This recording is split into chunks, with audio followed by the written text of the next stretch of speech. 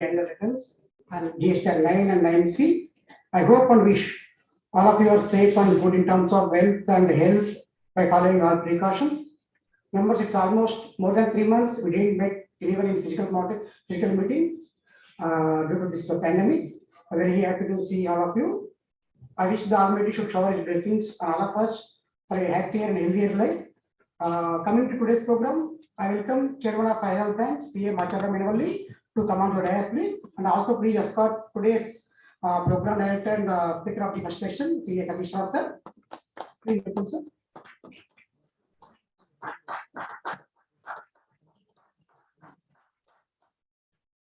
Thank you, Chairman. Thank you, Satish, sir. We get in the presence of Vice Chairman of Finance Branch, CA Deepak Lecter, Treasurer Sikasa Chairman, CA AP Karan Reddy Garu, and immediate past Chairman, CA Pankaj Kumar Trivedi, sir. Now I request all the dignitaries on the dais, all the panel of the today's program and the management committee members to join for lighting of the lamp, please.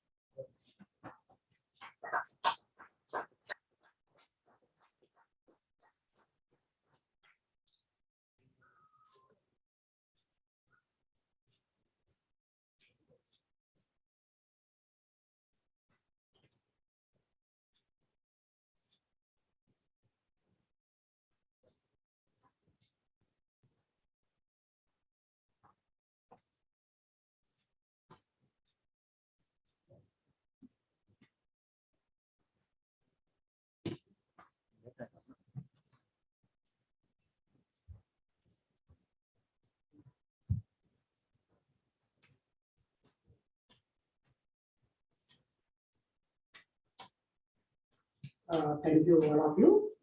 I request the dignitaries on the dais and other dais and members to rise for our issues. Motorcycle, please.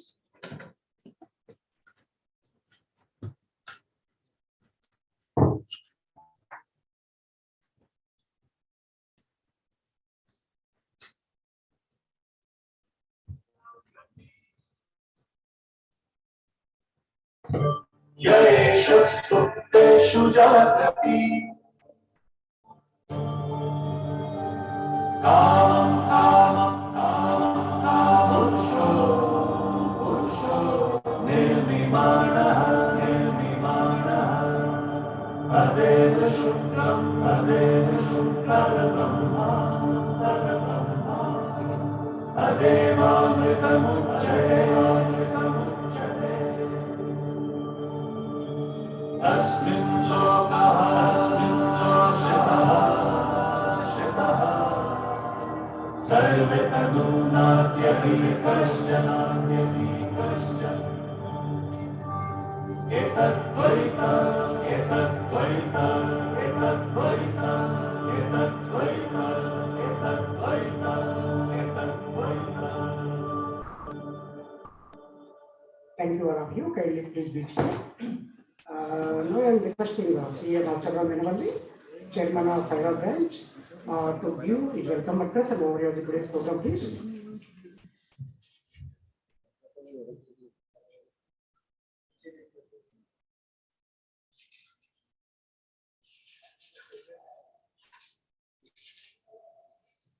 Respected senior members, dear delegates, very good morning and warm welcome to today's seminar on GST 990. So, I welcome senior member and architect and designer of so many GST webinars and seminars for the Hyderabad branch and members of the Hyderabad branch, and today's speaker is Satish Sharabji, and all the panel speakers today, we are Sudhir Garu and CA Rajendra Prasad, CA Harikishan, CA Vamsi Krishna, we're going to take a sessions today. Hari sir, welcome. So, first of all, my special thanks to entire GST team for taking a wonderful sessions from Hyderabad. Friends, we know GST is a dynamic law. Day in, day out, we're having a notification, circulars, etc., etc., etc. Everybody is saying, sir, GST is very difficult, very tough, and the handling is very pressure. Yes, it's a little bit pressure and very tough. When the law is sorted, Government of India, all the ministers said that one law, one nation, and the simplified law. Friends, if it is really simplified, is there any need of profession? Is there any need of profession? Like salary return. When we are in articles, salary return itself is a big task, and nobody knows about salary return. We are managing a lot and getting a good respect, at least not money. And GST also simplified. The same thing will happen. Wherever there is a complication, now the entire one tax, one law is become a complicated law. And lot of meetings, lot of webinars. In fact, one tax, one law leads to many seminars, many webinars, many conferences across the nation. So this complication leads to challenges. Friends, challenges creates an opportunity for the professionals. And I'm telling you, a lot of chartered accountants, young chartered accountants, they're simply surviving on the GST and GST returns. Yes, in fact, what is the time we are spending on the GST returns? Our GST is a little bit higher. Let us charge more fee from the client to compensate our efforts and our pleasure. That's one way. And second thing is, friends, every time we are depending for GST 9C chartered accountants by the business community. Last time there is no audit for a GST, and we have started huge crime. Then the government simply said, no, there is no audit for a GST except 5 crores. That is, sir, am I correct? I don't know any GST, sir, to be frank. I started learning, and after 6 months I stopped the GST learning, and I gave it to my partner, who is day in day out taking big books and contacting Satish sir, Sudhir sir, and all these people. Simply I escaped from the task. So friends, really, it's a very difficult task, and that's what as an Hyderabad branch is organizing. Yearly, we organize minimum 125 seminars and webinars, sir. On an average, minimum 125 seminars or webinars from Hyderabad branch. Believe me, 70% on GST. 70% in the last 3-4 years is on GST only. So that is an importance, that is a significance, and that is a difficulty of a GST. Friends, at the same time, society is having enormous expectations from chartered accountants, not only on GST, on all other our professional work. Let us gear up, let us give our best, and let us serve the society. And in fact, last 5-6 years is a thin line government and regulators, I'm sorry, I'm saying government, regulators, and even society missing that we are investigators, we are forensic auditors. Friends, we are an auditors only. We don't have any powers beyond our skills. We are an auditors, we are not a forensic auditors, we are not investigators. But society is simply blaming us for each and every mistake or default or whatever maybe in any audit. So that's what, there is no other way except upskilling ourselves and developing our skills and learning the things day in, day out, and give our best. With this, I thank every one of you for joining today, and I thank all the speakers, particularly Satish sir and team, for taking, for putting great efforts for giving the best to the Hyderabad members. Thank you so much.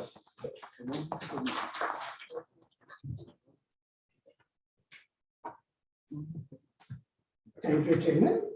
Now I'm requesting CA Satish Raghav, who is the program director and first technical session speaker, to briefly update about today's program, please.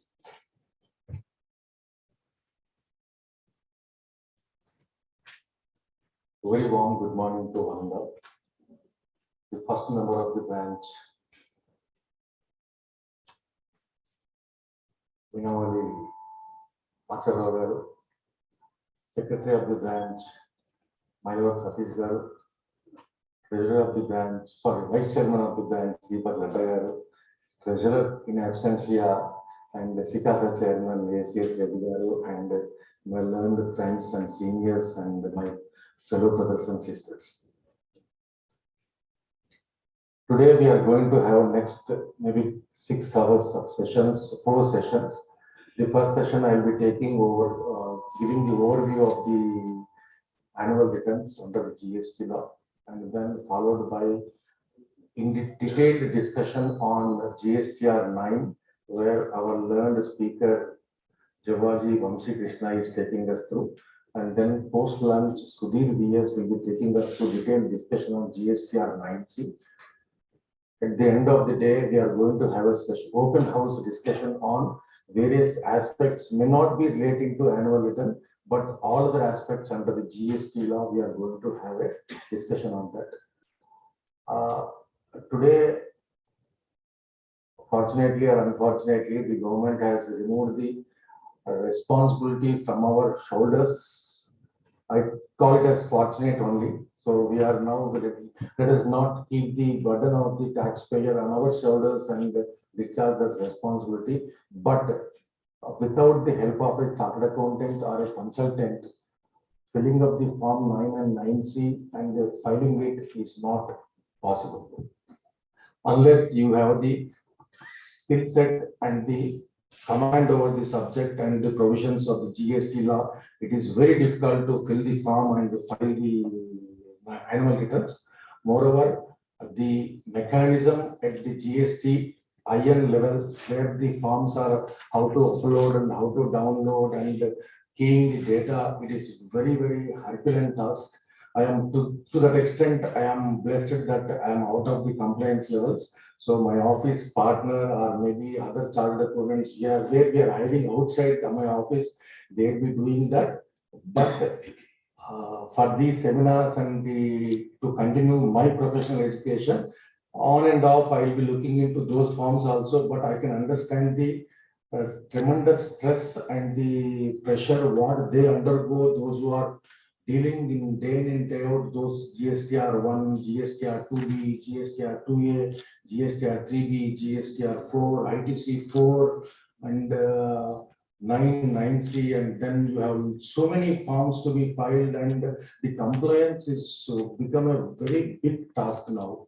If you look at the financial year 2021 itself, when I present my paper, next paper on overview, you can see how due dates have been designed for 2021 itself for filing GST at 3B.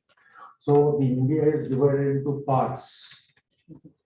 We say United India, but India is divided for compliance purpose, and even within the dealers also they have been divided based on the QRMP, based on the turnover criteria, based on the other parameters, and the due dates have been framed. For late filing fee, one due date, and for interest applicability, one due date, and for filing another due date. So keeping all these things in mind, and complying law is not a small task.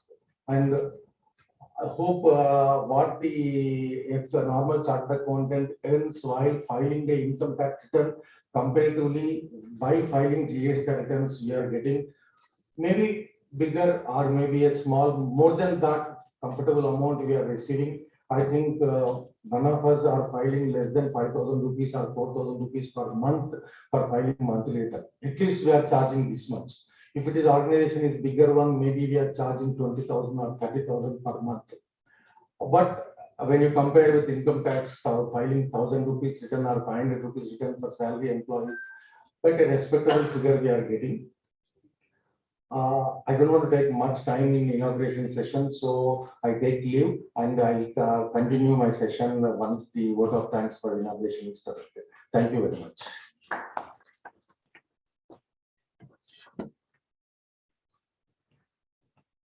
Thank you, Satish sir, for your overview of the today's program. It's our protocol and formality to give vote of thanks for the inaugural session. On behalf of fellow branch of ICA, we thank program director and speaker of the first technical session, Sri Satish Rao sir, who is instrumental in designing today's program. We thank all our speakers, Sri Sudhir Garu, Sri Harkishna Garu, Sri Vamsi Krishna Garu, and Sri Rajendra Prasad Sagre Garu for accepting our request to enlighten and enrich all of us by their seminar. We also thank all the delegates for registering this seminar. With this, we are concluding this inaugural session, and program will be started very shortly. Thanks to each and everyone once again. Before presenting to speaker for technical session, I would like to make a small announcement, dear members.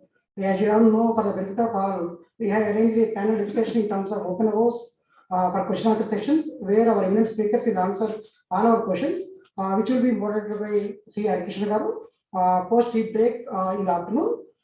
If anyone having any questions, please send by writing down your name and mobile number on a slip of paper to the panel, so that they can sort out and they will answer one by one post tea session in the evening. Because it will be very difficult if everyone asks the questions at the same time. So better send in advance itself, so that everybody will be getting clarified. Thank you. Now I am handing over the session to CA Deepak Ladda, Vice Chairman of IR Branch, to take forward the first technical session.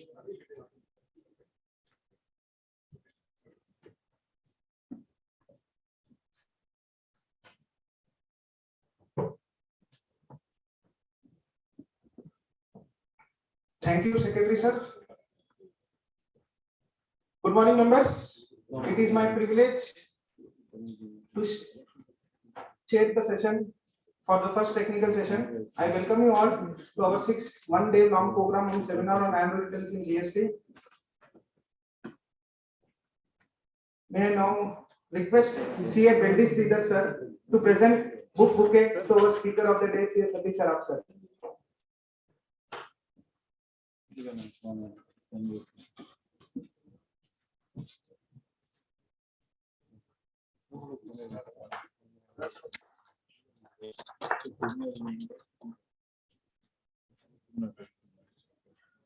Thank you, sir. Friends, I have been given the duty to introduce CA Satish Saraf Sir, the person who requires no introduction to the Hyderabad branch members. Our go-to man, whenever we need any services as regards GST is there, sir says no. But given an opportunity, I would not like to miss it. Satish Saraf Sir is a practicing chartered accountant since 1999 and have over experience of 2 decades in various specialization in value-added tax, CST and GST. Sir has completed Graduate of Commerce and Graduate of Law from Usmania University and the fellow member of our institute. He is also a director in H&S Tax Advisory Services Limited and also partner at Satish Saraf and Company Chartered Accountants. He was coordinator for technical guide on sales tax audit in the state of Andhra Pradesh, published by ICL in the year 2000. He was a convener of Hyderabad Study Group on GST, constituted by Indirect Tax Committee of ICI. The group has prepared part of the background material on GST law published by Institute of Chartered Accountants of India. Sir has also rendered his services by serving the managing committee member of Hyderabad branch of SIRC during the year 2017. Hyderabad, sir was awarded, the branch was awarded Sikasa Best Sikasa Award during his tenure as chairman Sikasa. He was involved in identification of GST faculties for the Indirect Tax Committee of ICAI. He has been entrusted the job at Hyderabad, New Delhi and Mumbai. Sir has presented more than 300 technical papers at various forums, including national conferences, mega conferences, corporate forums, and other seminars across the country. His article titled GST Tool for Development of Society, published in prestigious Chartered Accountant Journal of our institute in December 2021. He is a columnar on GST in Telugu Daily Inadu. He represents ICAI in Telangana State GST Grievance Redressal Committee for the year 2020 and 21. Sir is also a special invitee to the Indirect Tax Committee of FTCCI for the year 21-22. Sir has recently authored a book on GST for commerce graduates of Usmania University titled Theory and Practice of GST. With this introduction, I present CA Satish Saraf Sir before the august audience.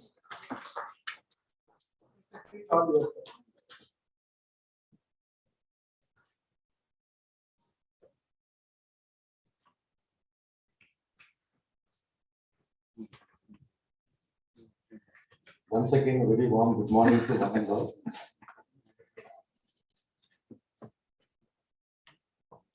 I recognize the presence of my good friend C.F. Sunil Kumar Appaji, and also I recognize the presence of my good friend Pankaj Kumar Jivedi. So friends, time given to me is 1 hour. Already 20 minutes is over out of that. So I'm left out with 40 minutes of time.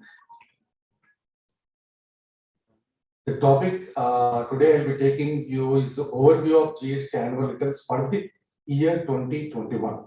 So I'm not talking the past and not the future. So I'll be dealing only with respect to, I'll be focusing only with respect to the 2021 aspects with respect to annual returns.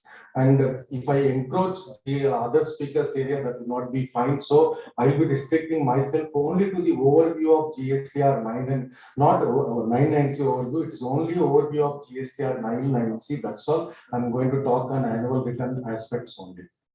So we have open house today at the end of the last session, fourth session, where everyone is welcome to ventilate your if anybody want their clarification or any doubt in their mind. My feel that none of my brothers and sisters should go from this hall without clarifying their doubts. So with that intention, maybe in the year 2018 or 2019 or 2020, whenever we plan for this annual return or annual audit, we made it a point that we keep a session for question answers. I think you remember in the past also it has happened, and it was more than the technical session, the question answer session was the highlight of those 3 sessions what we had in the past.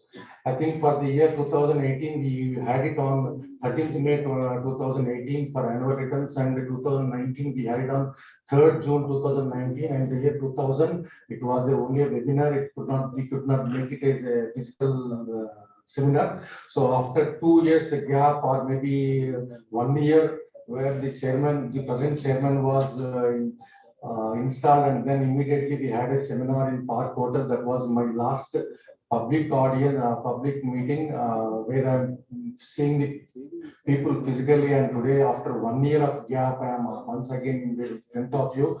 From that monotonous viewing at the camera, and whether people are watching or not, whether people are able to understand what we are talking or not, but it was becoming monotonous and very unhealthy practices of speaking on a camera. But now I feel I am amongst my brothers and sisters and happy to talk on the topic.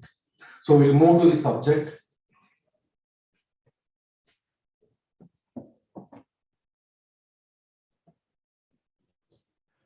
Today's session, the overall seminar objective is for familiarizing with the statutory provisions relating to annual returns and the formats and the content of the format. That is where more focus is put on. Then understanding the role and responsibility as a chartered accountant, what is our role and responsibility with respect to annual returns, and then conceptual clarity, whether what to do, what not to do, when to do, where to do, how to do, all these things let us understand in a day session.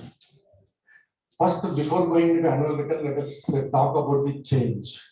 In the words of Swami Vivekananda, what is permanent is the change is the permanent. So even for the GST annual returns also, there is a sea change in the provisions. So for the year 1920, we have been attesting the certifying the annual returns, but for the year 2021, there is no such concept of attesting or certifying the records and the returns filed for the year. But for the there is a change. That change has various series of transactions which have been happened. So let us go into those changes. Section 35 subsection 5 has been omitted from the statute. Then section 44 totally substituted. Previous to substitution there were 2 subsections. Now it is only having subsection 44, and there are 2 provisos are there. And then the finance minister in budget 2021 made a proposal to remove omit section 35 subsection 1 and substitution of section 44, and it has been finalized in Finance Act 2021 on 28th March 21. In Finance Bill 21, section 101, 102 were the topics relating to section 35 subsection 5 and 44. But when it comes to Finance Act, it is section 110 and 111 of the Finance Act. There is a change in the number of the sections corresponding to these sections, and then there is a discussion on these provisions in the 43rd GST Council meeting, which was held on 28th May 2021, and accordingly, the government has issued Central Tax Notification 29/2019 dated 30th June. This is a brief about the what is the change and how the change has been made. If you remember your memories and go back to 2020 finance budget speech of the Nirmala Sitharaman ji, then she said, we got the revenue from GSTR 9 amounting to 125 crores, whereas for GSTR 9C we got only 5 crores of revenue. That is the basis where the government has thought to remove 9C certification by a chartered accountant. So this is our own mistake. In the year 2017, 18, 19, 18, 19 and 19, 20, we have made a mistake. And not only in Hyderabad, across India, every chartered accountant has made a mistake. Not to take the responsibility on our shoulders, we have advised the clients, or we have advised, maybe as a speaker, I advised every chartered accountant to mitigate all the issues in GSTR 9 itself. Then you give a plain and clean GSTR 9C. That we have adopted. That is the reason where the revenue from GSTR 9C is very little, and from 9 there was a good amount of revenue. That has made the government to think to remove certification by chartered accountant 9C. That is one reason. Another reason is All India Federation of Tax Practitioners, they have filed a writ petition before the Supreme Court asking the certification why not it should be given to the tax practitioners. So the Supreme Court said they have given some direction to the government. Basing on those directions and the reasons for the less revenue on account of GSTR 9C, the government has removed. This is the background for why a certification by chartered accountant is removed in GST. And we know the practicality, those chartered accountants or those consultants without having the knowledge of GST, they have certified various forms. And that also has created, let us introspect ourselves. I'm talking about the truth only. Because of these reasons, I think this is could be a reason for removal of GST 9C by chartered. And in memorandum explaining the provisions of Finance Bill 2020-21, it was said the reason for removal of section 35 subsection 5, it is said that being omitted to so as to remove the mandatory requirement of getting annual accounts audited and reconciliation statements submitted by a specialized professional. That is the reason is stated. If you look at section 44, the reason stated is Act is being substituted so as to remove the mandatory requirement of furnishing a reconciliation statement duly audited by specified professional and to provide for filing of the annual return on self-certification basis. It further provides for the commissioner to exempt a class of taxpayers from the requirements of filing the annual return. These are the reasons stated in the memorandum to Finance Bill, but this is not the real reason that we have understood. What is the real reason? Santosh, can anyone help here?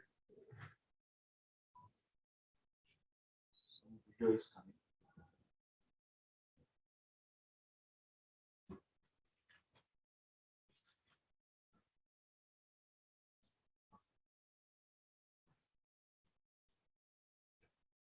Next, in GST Council, 43rd GST Council meeting minutes, there is some specific mentioning about the annual returns. Para number 13.24, there is said section 110 and 111 of the Finance Act, that means section 35 subsection 5 and section 44 relating to amendment in section 35 and 44 of the notified in the earliest time 1st August 21. So the council has recommended to implement these changes from 1st August 2021. And rule 80 corresponding rule, there should be amendment details in all these things are said. And the last bullet, you look at the existing form 9 and 9C notified for a 1920 to be notified for annual return for 2021 with minimal changes required to, the important point, implement these set amendments and to incorporate some tax rates in some tables. So this is giving us the understanding that the omission made in Finance Act 2021 to be notified from 1st August, and also they are saying that for 2021 there won't be any certification by chartered accountant. Next, let's move forward. And it is said the financial year 2021 is 21-22, a single revised form for annual grant to be designed by the merging GSTR 9 and 9C for facilitating the taxpayers and improving the complaints. So for 21-22, we are going to get a single form in place of 9 and 9C. We are going to get one form. I don't know the number what they are going to give it to that, but it is going to be a single form for next future. And then also the exemption from filing annual return for 21-22 may be continued as in the financial year 19-20 as below. That the threshold limits they have given this in the council meeting, they have discussed on this. Then followed by that, the government has given 29/2021 the central tax notification saying that section 110, 111 of the Finance Act 2021 will come into force on 1st August 21. So if you look at the interpretation of these transactions, till 31st of July 2021, the provisions were there in the statute. From 1st August 21, the provisions have been substituted or omitted. So if anyone with the line with the income tax interpretation, if you do it, then they, for 2021 there is a GST annual audit, because income tax is made for the purpose of each assessment year basis. So for that assessment year it is there. But coming to the GST interpretations, when you certify, the date on which you certify, say if it is, obviously it should be after 1st August 20, because in September 21 only the forms have been made available. Before that it is not made available. So the day on which you are signing, on that day the provisions were not there in the statute. So there are two kinds of arguments or interpretations are possible. But to clarify our thinking process and interpretation, the 43rd GST Council said that for 2021, the amendment proposed in Finance Act 21 should be implemented from 1st August 21, and there won't be any annual return for that year. That is what we can draw conclusions. And also, if you look at the Form 9 and 9C, what is uploaded in the site GST site, then it shows that the Part B of 9C is not appearing with it. So that means the government has an intention not to implement it from 2021 year onwards. Future, whether we are going to have this facility in future, it depends how we perform. It depends across India, all chartered accounts, how we perform and how we take the things forward. It depends on that. And the government should think that there is a necessity of giving this assignment once again to chartered accounts. It all depends on us. And Institute is actively considering this aspect before the ministry, and ministry for the budget 2022, they have not considered our request. Maybe future they may consider this. And the due date for 2021 is very near, and by 28th February 2022 we have to complete this assignment. But I feel personally this date may get extended till 31st March. Because on 15th February only the income tax due date is cut off, and even for till February 5th, March 15th, they have an option to file the income tax returns. So in light of that provisions, if any representation goes from the trade or from the trade association, the government may extend the due date. If no representation is sent, then the government thinks that they are happy with this date, it may not get extended.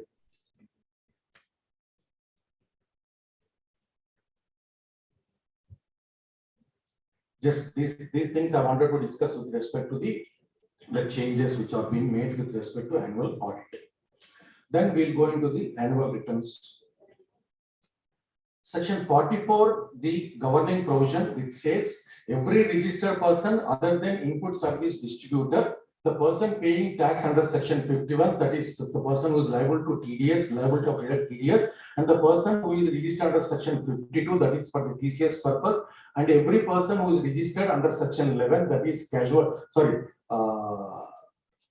every person who is taking registration as a casual taxable person, and any person who is a non-resident taxable person other than this category of 4 persons have to file annual return, and it has to be electronically it has to be filed, and such annual return which includes self-certification, self-certified reconciliation statement. So GSTR 9 is going to be a self-certification. It is not the certification by a chartered accountant or a cost accountant. And the self-certification reconciliation statement should contain the value of supplies declared in the returns furnished for the financial year 2021, and with the reconciliation should be the returns furnished under the GST law with the audited financial statements, and it has to be done for every year electronically. That is what section 44 says. And also at the end of the main section, it says it has to be done within such time, within such form, and within such manner as may be prescribed. So what is the time and that is form and that other things we are going to discuss in detail. And it has two provisos. The first proviso talks about the commissioner on the board has the empower to exempt any person or a class of person. It can exempt any person or class of person from the applicability of section 44. So with that power, the commissioner has given Central Tax Notification 31/2021 dated 30th July exempting any persons whose annual aggregate turnover is less than or up to 2 crores of rupees. They are exempt from doing that. That means for GSTR 9A, there is no requirement.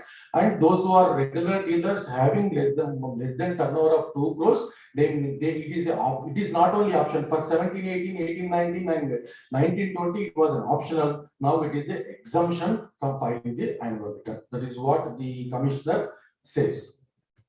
And this section 44 does not apply to government departments of central government, department of state government, and local authorities, where local authorities are audited by the C&AG or a specified a chartered account is appointed for purpose of audit of those accounts.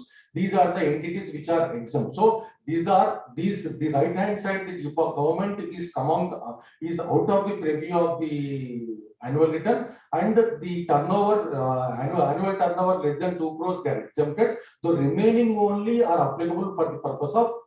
So there are three category of dealers for the purpose of annual return. So only the left out what is only those who are required to file the annual return. And if anyone does not file the annual return, what is the consequences? So there is a late fee prescribed for this purpose.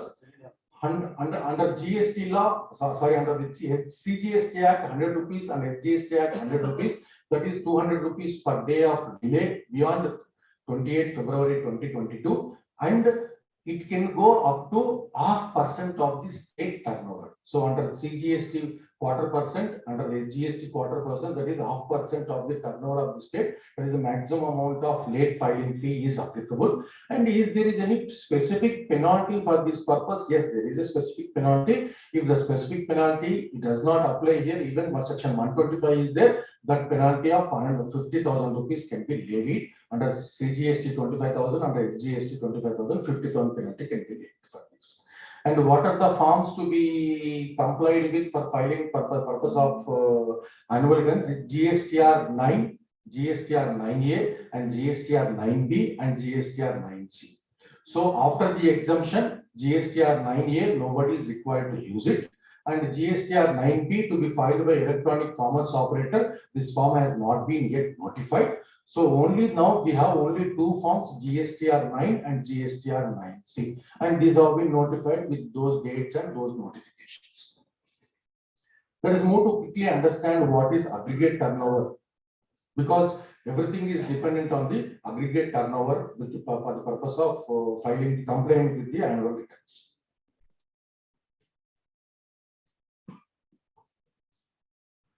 You all know well aware with this definition, but for my understanding, I have put as a slide for aggregate turnover. Aggregate turnover includes aggregate value of taxable supplies plus exempted supplies plus export of goods and services plus interstate supply of person having the same permanent account number branch transfers plus, and it has to be computed on all India basis, but it does not include two parameters, that is value of inward supplies on which reverse charge is paid, that is section 9 subsection 3 and 9 subsection 4 of CGST Act. Then section 5 subsection 3 and section 5 subsection 4 of the IGST Act. then the taxes levied under the GST law, this will be included. And for the purpose of clarity, what is exempt supply? This has been defined in section 2, subsection 47. Exempt supply means supply of any goods or services or both which attracts a nil rate of tax or which may be wholly exempted from tax under section 11 or under section 6 of the IGST Act and includes non-taxable supplies. So it says very clearly that unless the transaction qualify as a supply, it cannot be clubbed into the to arrive the aggregate turnover. Let us take an example of bank deposit. I have a bank deposit in savings bank account or maybe in the form of a fixed deposit where I am earning the interest from the bank. So that does not qualify as a supply. When it does not qualify as a supply, I should not include that interest earned as a part of aggregate turnover. Because in the defining the exempt supply, it says means supply of any goods or services, it says. So unless it is a supply, it cannot be included into the exempted category. Once it is not exempted category, it will not come and sit into the definition of aggregate turnover. Here, sale of a land, if you look at Schedule 2 of the CGST Act and Schedule 3 of the CGST Act, sale and construction of residential apartment or a building or superstructure that is qualified as a taxable levy under the GST law. At the same time, under Schedule 3, it is mentioned that subject to Schedule 2, sale of land is neither supply of goods nor supply of services. Then that sale of land should not be included to arrive at the aggregate turnover. But if you look at the exemption notification dated number 11/2017, sorry, 12/2017, it includes one entry, interest earned on deposits with the bank. When the interest income is out of the purview of GST law, but still government has included as a exempted turnover, where the mismatch between the provisions, what law says and what the government actually implementing, these kind of various provisions where we find inconsistency in the provisions. Just I wanted to bring it to your notice that there are certain provisions like that. And I have taken few practical issues, only few I have taken, not many. In calculating the aggregate turnover, income as per books are to be adopted or the supply value as per the GST to be adopted. My answer for this question would be the supply as per the GST law. Your balance sheet or your profit and loss account or your trading account or your manufacturing account may be having the credit showing maybe a number, but for the purpose of GST, it is the aggregate turnover to be taken, the GST values only, not the financial, what is shown in the financial statements. Next, whether interstate branch transfer constitute aggregate turnover. In income tax or maybe in the books of account, they are not part of turnover, but for the purpose of GST, they are considered as taxable transaction, taxable turnover, and it is forms part of aggregate turnover. My regular supply is 1 crore of rupees and sale of fixed asset is 1 crore of rupees, whether I have to comply with for section 44 or not. I say up to 2 crores by notification, it is exempted, so need not comply. But anyone, this is 1 crore, 1 rupee, or maybe that sale of fixed asset is 1 lakh, 1 crore, 1 lakh of rupees, or 1 lakh, 1,000 rupees, then it is crossing threshold of 2 crores, then you have to comply with the law. Maybe for the purpose of financial statements, it is not a sale transaction, but for the purpose of GST, it is a taxable transaction. It forms part of aggregate turnover. Then registration cancelled during the year 2021, whether I have to file the annual return or not. My answer to this particular issues, yes, you are required to comply with section 44, provided your aggregate annual turnover is more than 2 crores of rupees. Am I clear? Next, when a person is migrating from composition scheme to regular scheme, whether he has to comply with the annual returns or not. Here, composition, that means his turnover is maybe less than 1.5 crores or maybe 50 lakhs in case of services.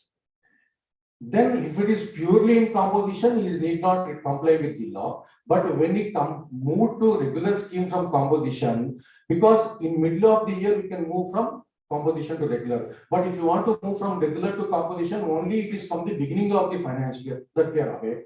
So in that case, the composition turnover plus regular turnover put together, if it is more than 2 crores of rupees, then one has to comply the section 44.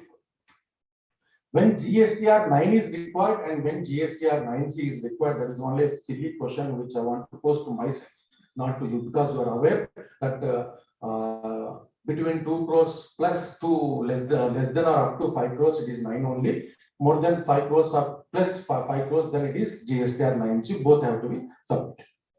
And I have beautiful 2 questions, and I thank Vamshi for giving these last 2 questions, for giving us the food for thought. The next session speaker. The registration applied in the month of March 21, but the registration is given in the month of April 21. Registration is applied in the month of March 21. The department has granted you registration in the month of April 2021. Whether annual return has to be filed for the year 2021. How many say yes? Yes. How many say no? Oh, both sides, very few people. Others are only spectators. Okay. I have those who said yes, they are correct. Those who said no, they are also correct. I'll give you the provision. Section 25 of the CGST law says that any person who applies for registration within 30 days from the date when he is required to apply, then the effective date of registration will be the date on which application is made. So even if I applied in the month of March 21, even after that month in April 21, I got the registration, but my effective date of registration will be from the March 21. So those who said yes, they are right.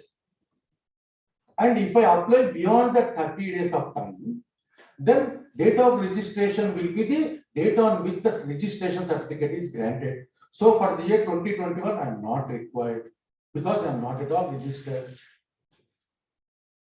Am I right? Let us take another example. Let us we'll stretch it further. A company having 28 registrations across India, their turnover is say more than 5 crores of rupees in India.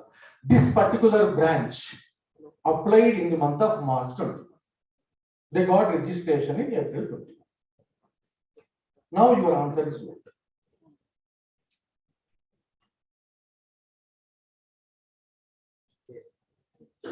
Yes, they have to comply for section 44. Because they have the requirement to apply for registration because already their aggregate turnover threshold is exceeded. Next, the registration cancellation applied in the month of March 2020, but the same is approved by the department in April 2020. Whether for the 2021 year, whether I have to comply the section 44 or not. I'm not asking for the question. I will straight away answer no. Because when you apply for cancellation of registration, the date of application is going to be the criteria. Not like registration where you have the 2 or 3 dates applicable, but with respect to cancellation, it is the date on which it is applied that is going to be the date. So once you applied for the month of March 2020, you will never file return for April 2020. And even the cancellation is after 1 year or 6 months or 7 months, it is March 20 only. So for 2021, you need not comply. So these are the few questions I thought of sharing with you.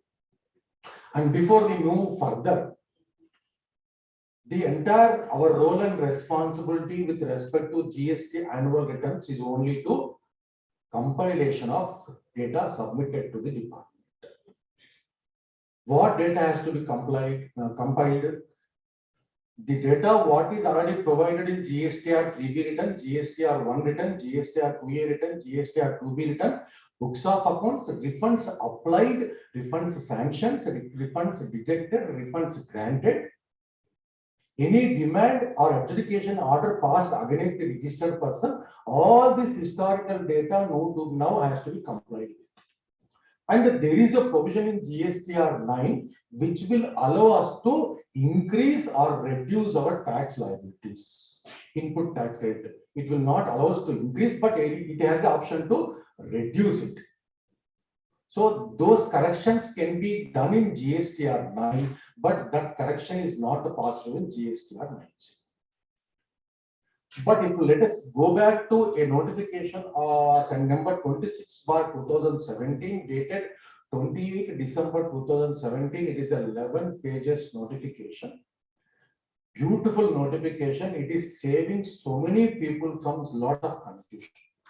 So once after filing a return, if there is a mistake or there is a omission, how to rectify that, how to correct it, all these things have been mentioned in that notification. If that notification is not there, then a lot of troubles or a lot of things which cannot be rectified in future. Only in the department audit with penalty it can be possible.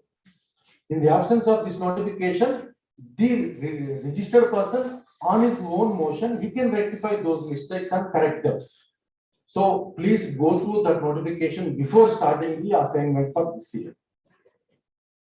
Then for doing the job, what is the source of information which I have discussed in the previous slides? The books of accounts, GSTR 1 return and GSTR 3B returns, and GSTR 2A return and GSTR 2B returns, and refunds and demands, etc. information. GSTR 2A is available for the entire financial year for 2021, but GSTR 2B data is not available only from the October 2020. July 2020 it is available. For April, May, June 2B data is not available. So whether while considering the input tax credit provisions, whether these two data in GSTR 2A and 2B to be considered or not. I think Vamshi is going to answer this in his next session. But before that, I cannot stop that in my tummy, and I wanted to share with you. As per the Supreme Court judgment in Bharti Airtel Limited case, you are eligible unless you qualify those 4 conditions specified in section 16 subsection 2. If you comply with those 4 conditions, then just forget about 2A and 2B. That is what I think, that is what I practice. And if you look at for 21-22, no one can override 2B from January 2022. Next year, we are going to have a different kind of music. Today, for 2021, we have a different kind of music. So I feel that that judgment, what it says that the procedure what is given by the government is only a facilitation for the registered person to self-assess his tax. If there is some other form, in that form you would have complied with. So now you are given GSTR 1 and GSTR 3B, we are complying with that. Whether that information is appearing in 2A or 2B or not, I am eligible to take that credit. So to nullify this impact of the Bharti Airtel judgment of Supreme Court, now from 1st January 2022, section 16 subsection 2 clause AA is brought into the statute.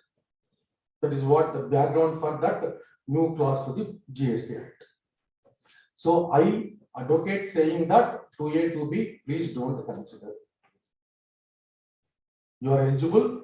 Bharti Airtel case is there to protect you, then that is fine. There is always litigation is possible. Department always says that no, you are not eligible. You are going governed by the Bhagavad Gita called 2A and 2B. They are always right. And we feel that we have understood the law in this way. Let court to decide or court to interpret that and do their findings.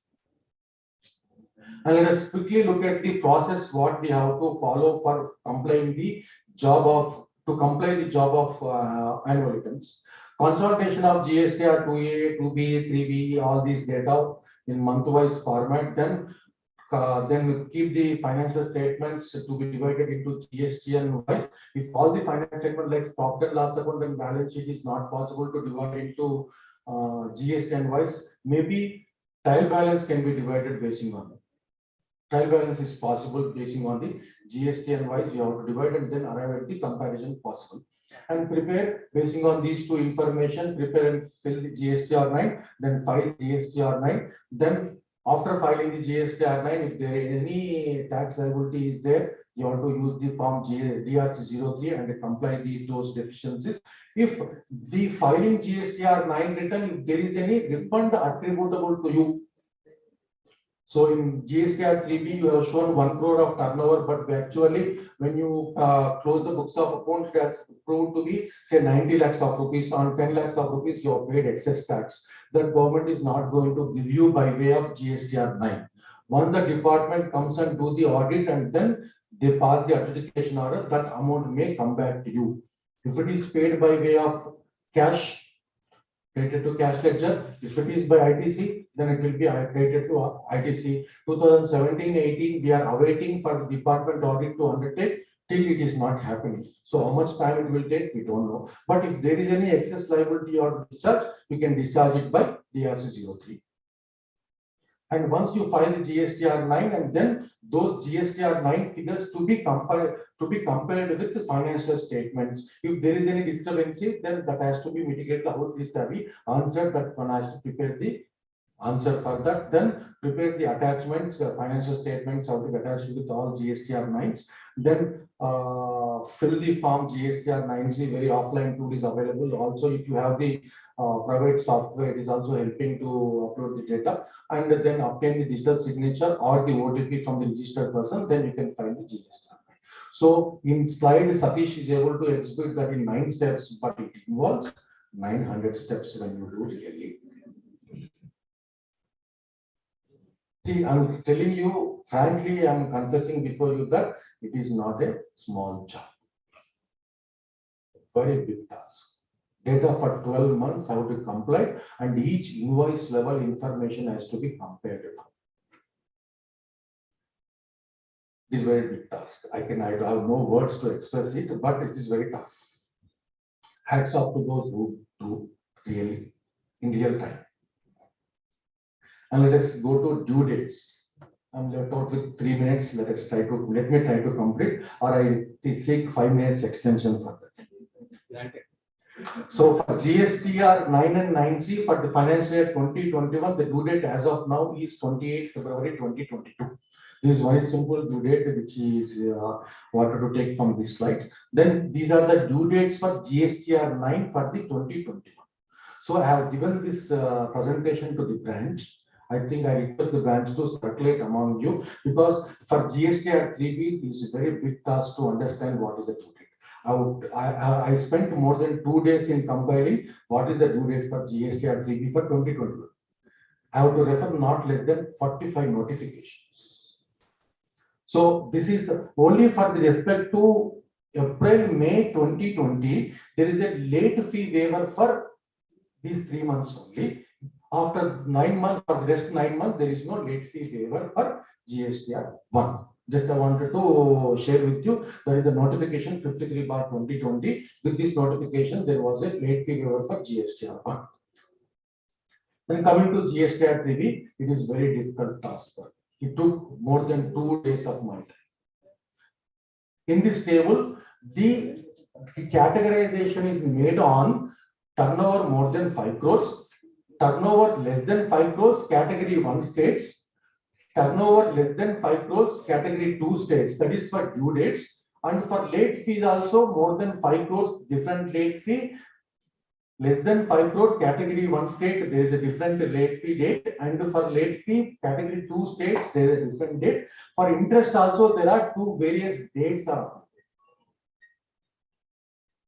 From April to February, they have followed the same procedure for giving this notification. When it comes to March, they have changed the entire scheme. Now they say that more than 5 crores is the what is due date, and less than 5 crores, no, those who are not under the QRMP, what is the due date? Those who are under the QRMP, the different due dates. And for late fee more than 5 crore, late fee no QRMP, no QRMP. For interest also, they have made a lot of changes in March. So these two slides, the previous slide, which talks about the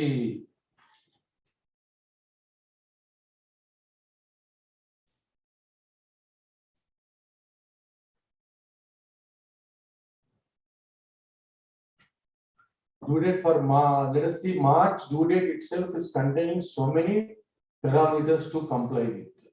If you give this chart to the Supreme Court of India for their comments, they say that we cannot comment on this. How the chartered accountants or the consultants are able to comply these many dates and these many parameters. For only 3B, this matrix we are getting for 9C, 3B, 1, 2A, 2B. For if you put a big, it become a maybe 100 by 100 column matrix, it will become all permutation and combinations. And I need your attention on these three notifications. Notification number 81, that is middle one, 81/2020, which has made one provision of Finance Act 19 applicable in 2021. And if you look at notification 49/2020, dated 24th June 2020, it has made 8 sections of the Finance Act 2020 applicable from that date. And if you look at notification 92/2020, which has made 6 sections of the Finance Act 2020 applicable from 1st January 2020. Sorry, 2021. 1st January 2021. So for the purpose of our responsibility, these 3 notifications one has to go through before starting the assignment. Because these are the notifications from Finance Act 19 and Finance Act 20, they have brought some changes.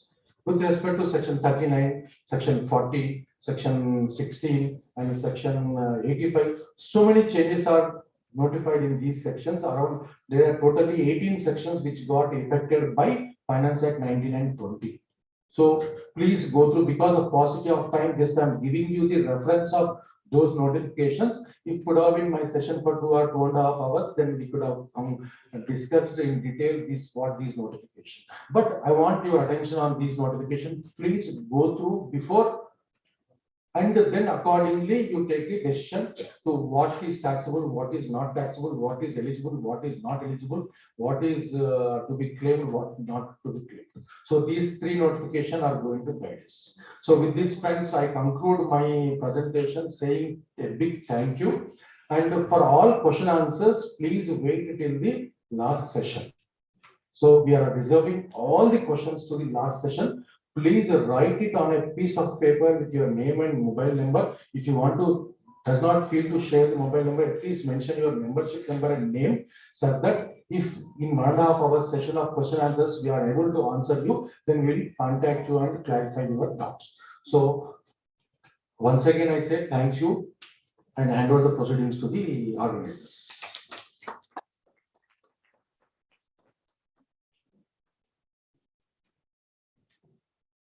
An excellent presentation. In fact, sir has covered the Finance Act, the provision, the legal provisions, notifications, everything lucidly in a matter of 40 minutes. It's excellent. Hats off to you, sir. We can understand the time and energy which you have put in covering them during the presentations. Sir has set the tone for the day, friends.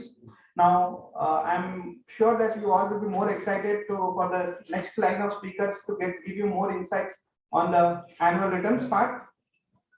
I really thank, on behalf of Managing Committee of Hyderabad branch of SIIC, the first speaker of the day of the technical session, C.S. Satish Sharaf sir, for addressing the audience with such knowledgeful presentation. This shows his command on the subject and the efforts which he has put in. Thank you, sir.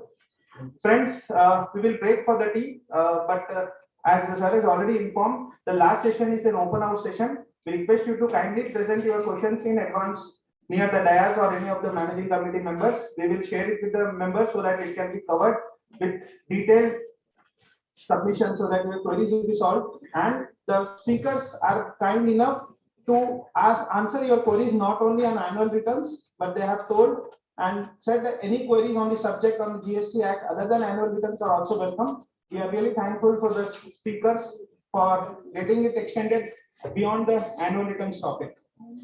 So we will break for the tea for now, and we will assemble again in 15 minutes time, and second session will be taken up. Thank you. Krishna sir is already here, so we'll get back to. Thank you.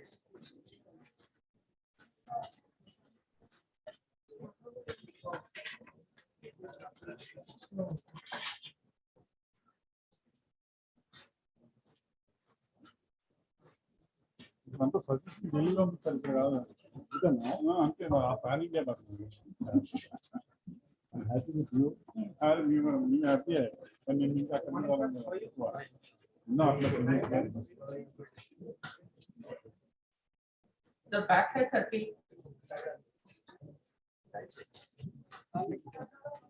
Morning, sir.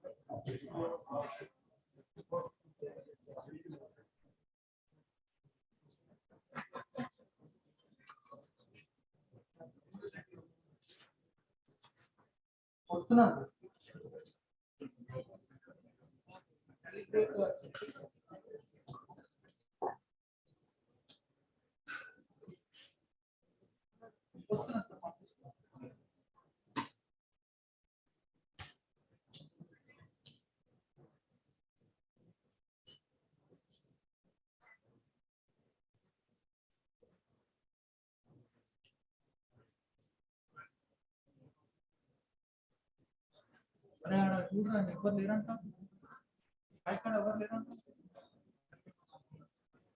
Biscuit వచ్చాయరా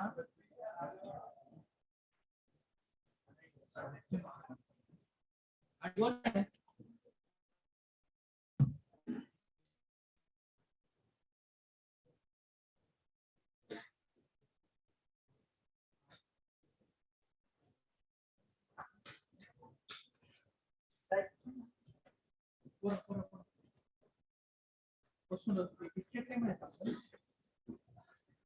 ఏడా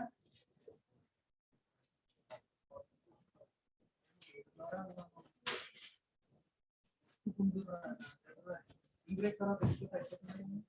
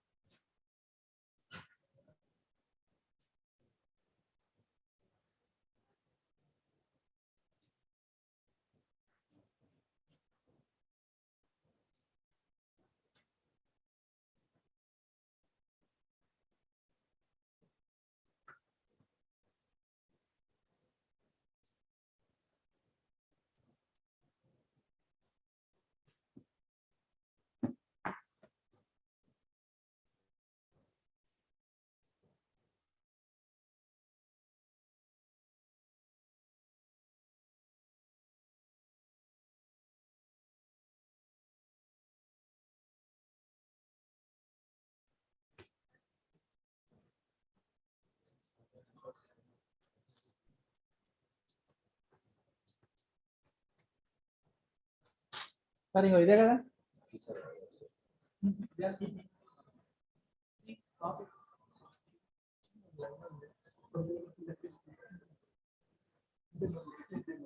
లేదు రండి అది ఉంది sir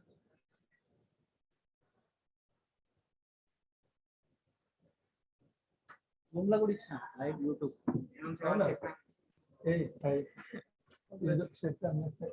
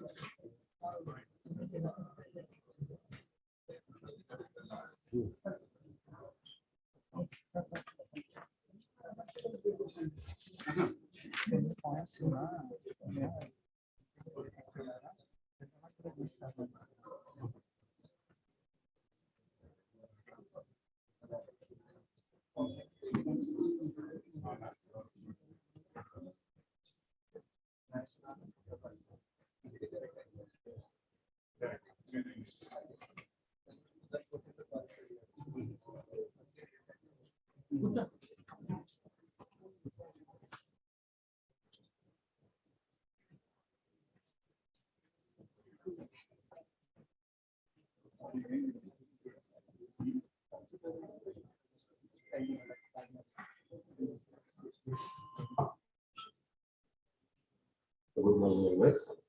I welcome all the members to the second technical session on detailed discussion on GSTR 9. May I request second technical session speaker CA Vamsi Krishna onto the dais.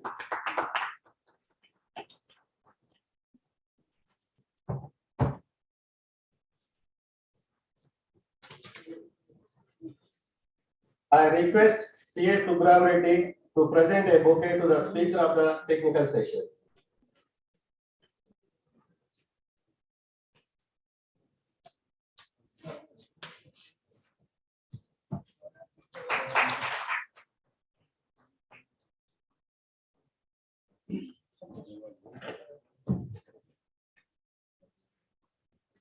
It is my privilege to introduce the speaker of the second technical session, Mr. C.A. Vamsi Krishna. He is a founder and partner of the firm JV and Associates. He is qualified in 2014, worked for 2 years in Infosys in financial planning and analysis team. After that, he left the employment and he started his own practice. And presently, exclusively working on GST and related aspects since February 2017 onwards, from the date of draft on GST laws. He had been involved in GST implementation studies, hand-holding on transition, training the staff of the entities, post-implementation reviews, refunds, and litigation. Also engaged in practicing various topics of GST at multiple forms like CTC, ICAI, CMA, Institute, CNAC, etc. This is the brief profile of today's young and dynamic speaker, CA Vamsi Krishna. Now I request CA Vamsi Krishna to continue the session. Yes.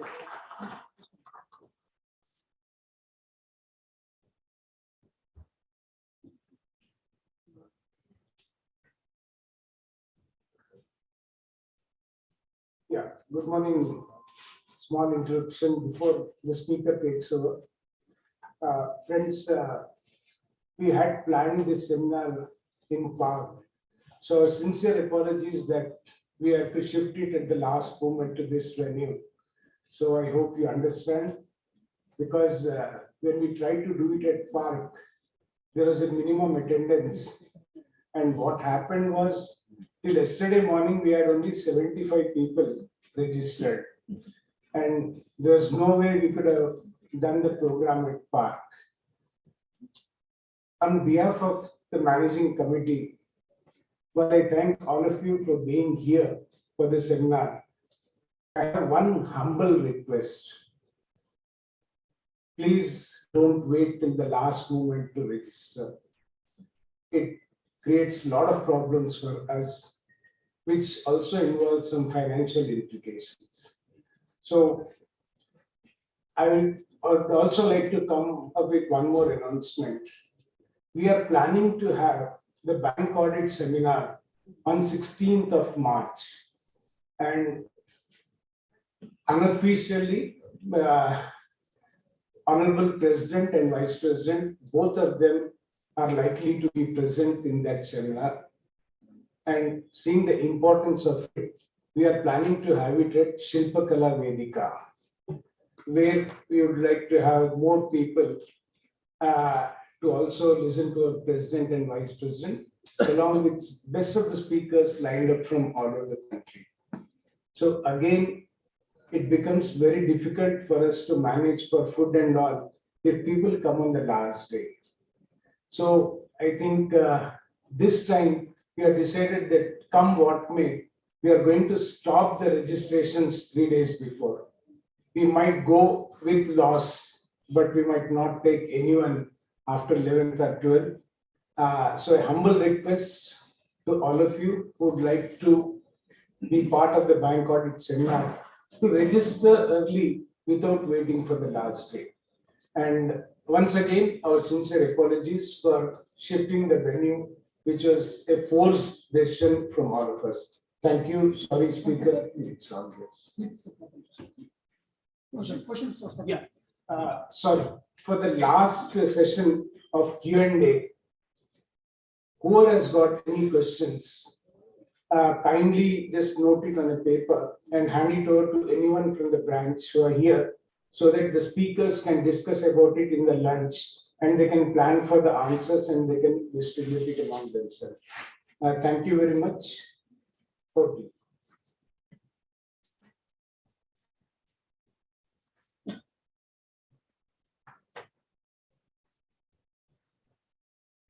Hi, good morning, everyone. I've been eagerly waiting to come on to the dais to address all of you. So it's been pretty long time seeing people physically and talking to them. So I think it was last session was also in the institute on refunds, maybe around 1.5 to 2 years ago. So now again I got the opportunity to be part of the fiscal session. And the topic is annual return, as you all know. Satish sir has given pretty good introduction about the legal background of it. So now my responsibility is to take you through the form.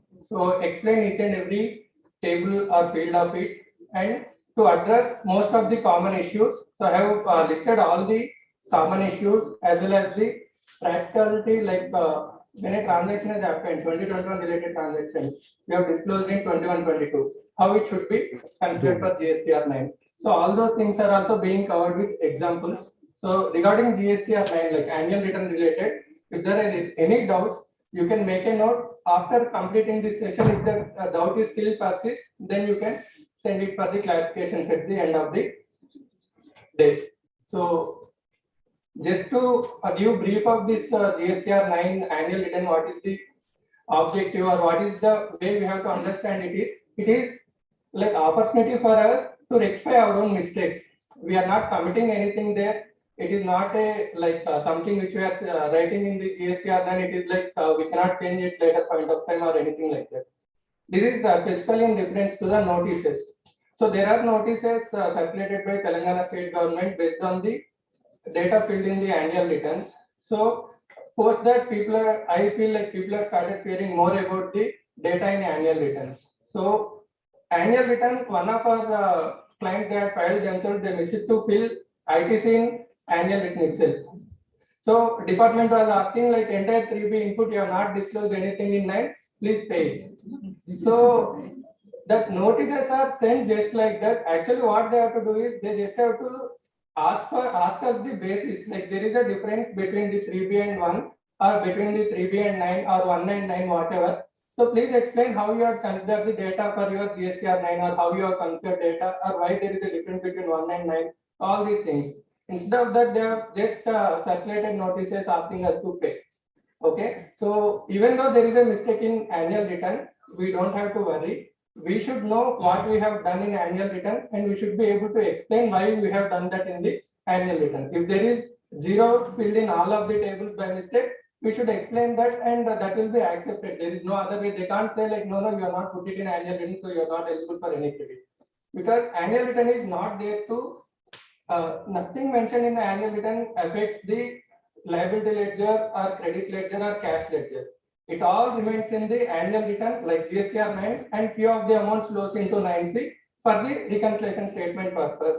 So even if there were any mistakes committed in 17, 18, 18, 19, 19, 20, we don't have to worry about the notices. We just have to explain what was mentioned there. And even for 2021, we should be satisfied about the numbers we are considering in the annual return. So we don't have to think like, okay, department may think in that way, department may think in this way. So I will try to avoid these zeros there. I will try to avoid these differences there. We don't have to do all those things. All that we have to do is we should have proper backup of the amounts considered in the annual return. Okay, so it is the opportunity for us to rectify the returns. We are not counting anything there. It is not the opportunity for the department to issue the notice. It is just opportunity for us only to rectify the mistakes. So keeping that in mind, we will continue to the return. With annual return also there is an option to file nil return. So if everything is nil, like there is no credit, there is no liability, nothing has happened over the year, you may have to like when there are 10 registration, one of the registrations may be inoperative. You are expecting some business there, but there is no business there. So such type of registrations, you may have to file annual return. So that can be filed as a nil return.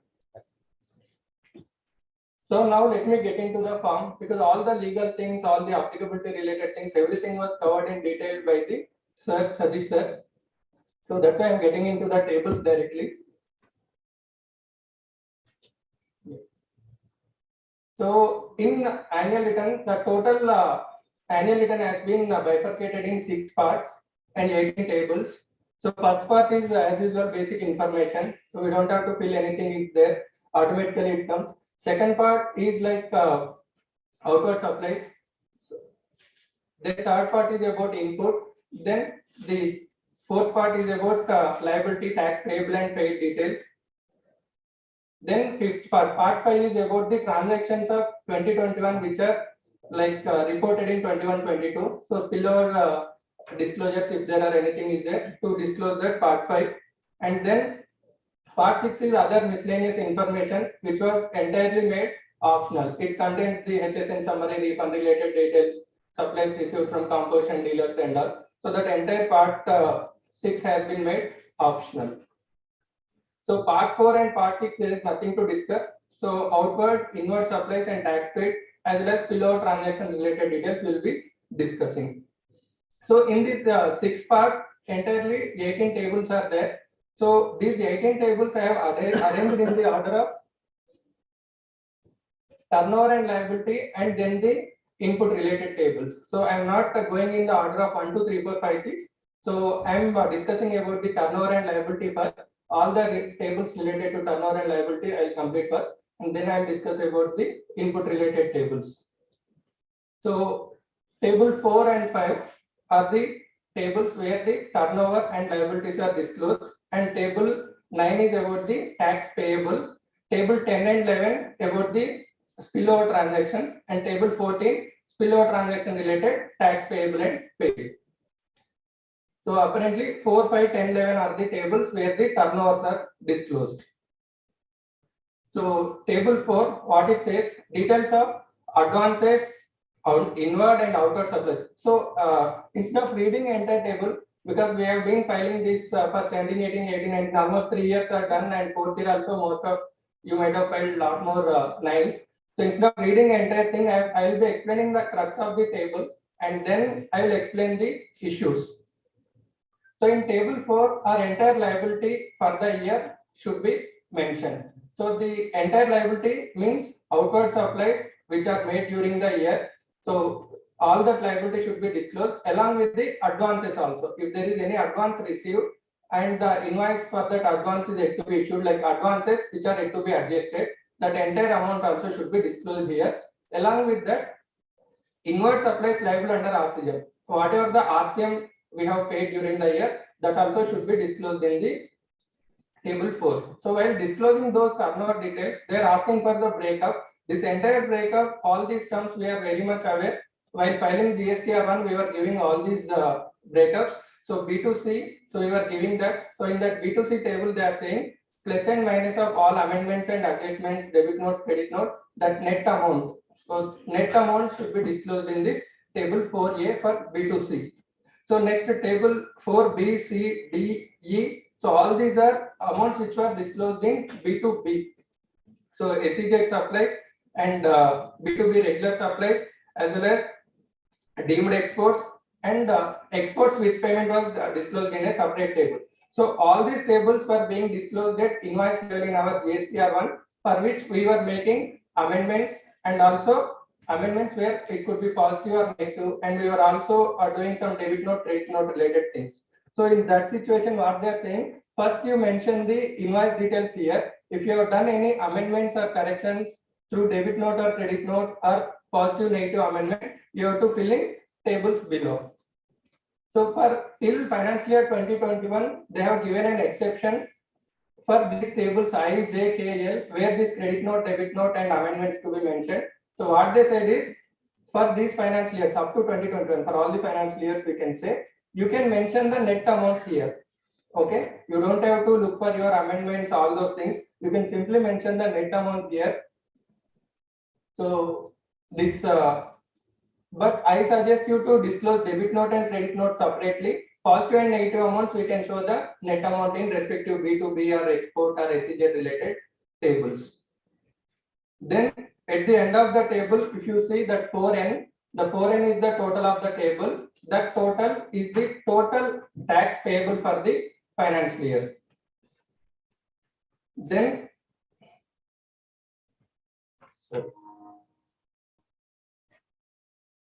table 5. So table 5 talks about the turnover where we don't have to pay any taxes. It is like zero rated supplies, export without payment of tax, or SEZ supplies without payment of tax, nil rated, exempted and non-GST related supplies. So all those to be mentioned from 5A to 5F, and then any amendments related to that or credit note, debit notes related to that should be mentioned in H to K. So in this table also similar type of exception was given. So exempted, nil rated, non-GST, entire amount we can total and we can specify in exempted table. You don't have to sit and bifurcate what is exempted, what is nil rated, what is non-GST. You don't have to analyze all those definitions and bifurcate. So entire amount can be specified in exempted. And all these debit note, credit note related things also you can club and adjust in the 5A to 5F tables only. So you don't have to analyze the debit note, credit note related to exempted supplies and all. So net amount you can mention. And the exempted supply related, there are no amendments allowed in the GSTR1 also. So you can just directly go and mention the net amount in 5A to 5F. So this is table 4 and 5 in short. So we know 4 is about the payables and 5 is about the exempted turnover. Then I am coming to table 9, where the total taxable payable, total tax payable for the current year to be disclosed. For financial year 2021, in table 4, we have disclosed the entire tax payable on our outward supplies and inward supplies liable to RCM. So the total of the table 4, which is populating in table 4N, that straightly we can consider for table 9 tax payable.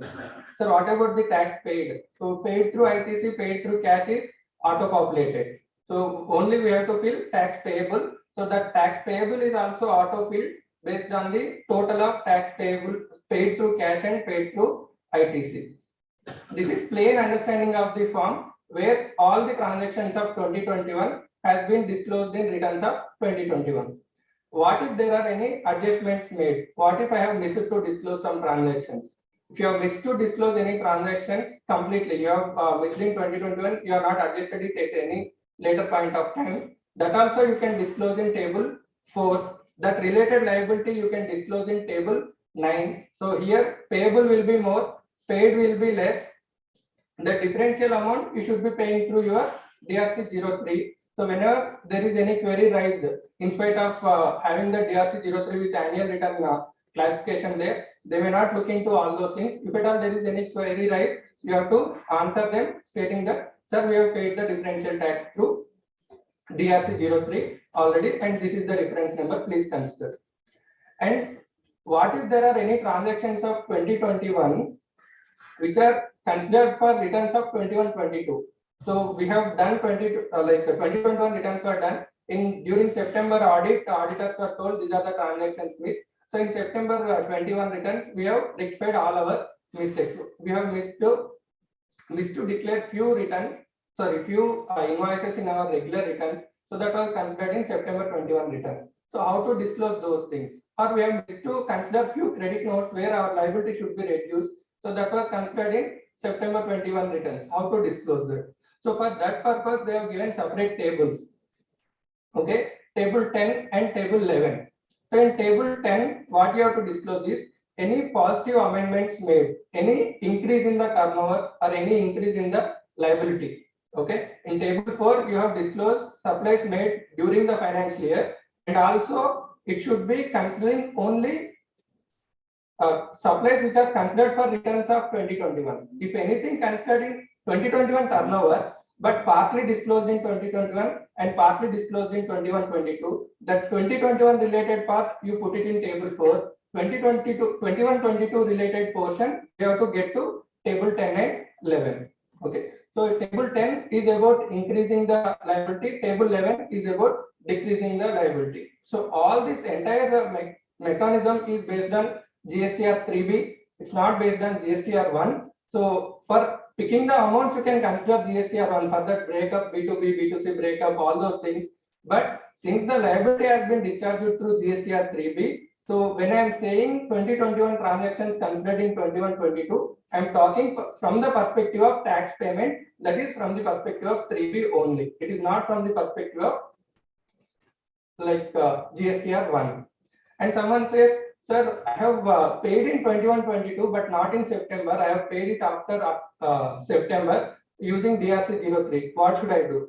So that turnover also you can include as a missed turnover in your table 4.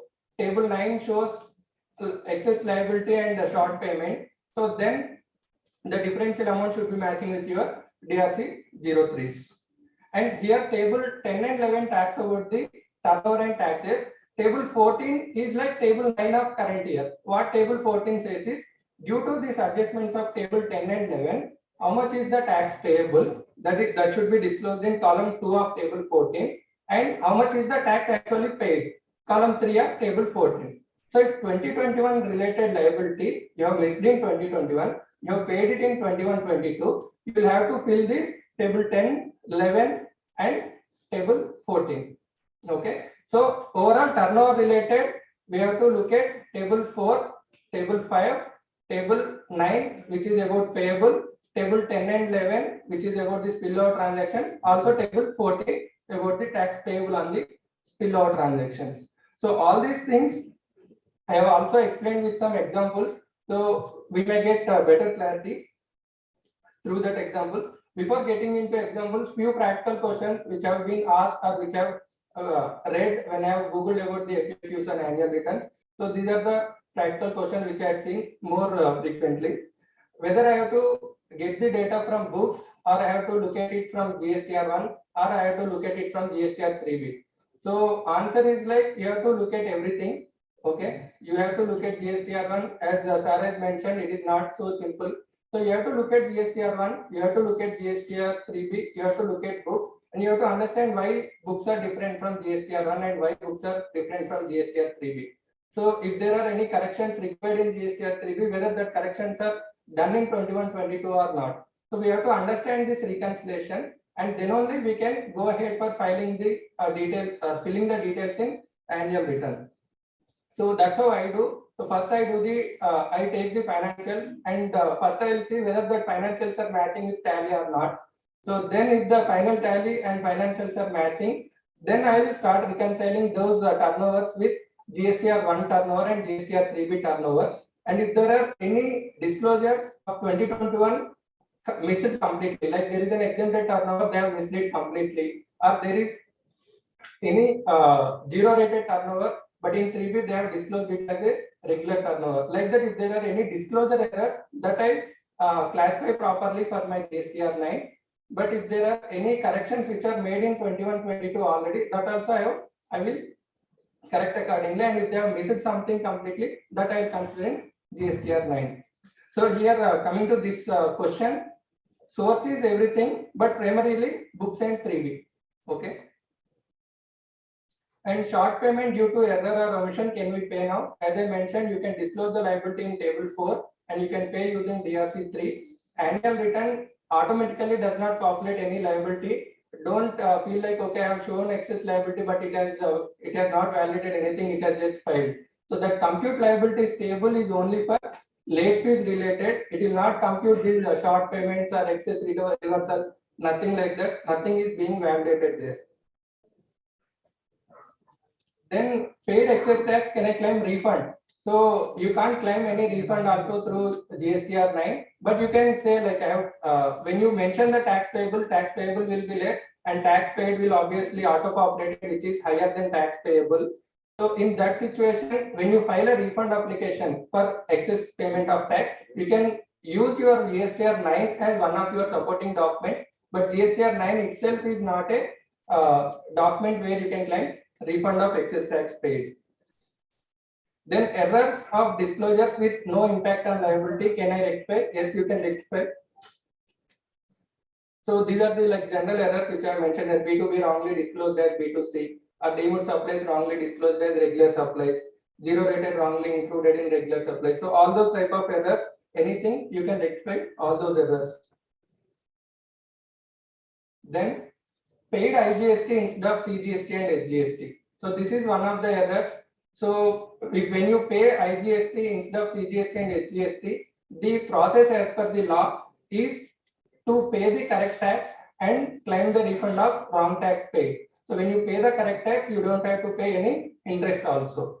So that is the procedure to be followed if you want to rectify your mistake in annual return. Because once you rectify your mistake in annual return, obviously the same thing reflects in your table 9, where IGST shows excess payment and CGST, SGST shows short payment. Although the net is 0, you may be questioned for the wrong payment. So you have to pay, if you are ready for that payment of wrong tax and claiming refund of incorrect tax. Sorry, you should be ready to do that. Not if you are ready. Then payment for some missed liability was already made through DRC 03. Should be considered the same for 9.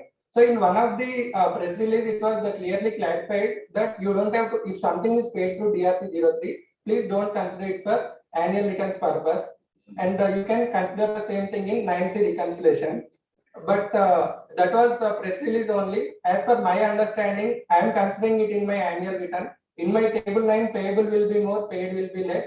So as I explained earlier, if there is a missed liability, I'll disclose it in GSTR 9 and I'll pay it through DRC 03. When it is questioned, I'll show DRC 03. So same thing here, DRC 03 is just already filed. That's it. There is no difference between the previous explanation and this. So if you have already filed DRC 03, those turnovers also you can consider in your annual return so that that form looks will complete for the respective financial years. And then debit note and credit notes for invoices of 2021 are issued in 21-22. So in those cases, what should be done? Whether those things should be considered in table 10-11 or not, or how it is. So then for that clarification from department was, if there are any credit notes or debit notes for which you have already made provision in your books of accounts, then you consider it in table 10 and 11 of GSTR 9. That means if it is already provided in books, then you consider it is as good as 2021 related debit note or credit note disclosed in 21-22. So then you consider, otherwise you don't consider. So that means any debit note, credit note related to 2021 issued and accounted in 21-22, that should be considered in 21-22 annual returns only. In 2021, we don't have to deal with it unless there is a provision made in 2021. Okay, so then I have taken some examples. I'm not sure if it is visible till back stage. Then there is a turnover of 2021 reported in 2021 only. So GSTR 1 and 3B both are 1000. As per books of account, 1000 taxable and 500 exempted. In GSTR 1, I have disclosed exempted, that is only 400. 100 I have missed. In GSTR 3B, I have missed it fully. I just disclosed the taxable turnovers. Then in my 9, how I should disclose? In 9, you can correct all your disclosure errors. So in table 4, taxable turnover, entire taxable turnover and related liabilities will come. In table 5, exempted turnover will come. So that 100 which you have missed in your GSTR 1 or 500 which you have completely missed in your GSTR 3B, you are disclosing here. Then turnover missed in 2021, I have reported in 21-22. So this also we have understood. Any turnover we have missed in 2021, disclosed in 21-22 should come to table 10. Okay. So total turnover as per books is 1000. In 3B of 2021, I have disclosed 800. And 3B of 21-22, I have disclosed 200. So in that case, how I should disclose in my annual return? So table 4 of annual return says 800 and table 10 of annual return says balance 200. And then I have excess reported in 2021, reversed in 21-22. What should be done? So table 10 I have said earlier. Now for reversals, it should be table 11.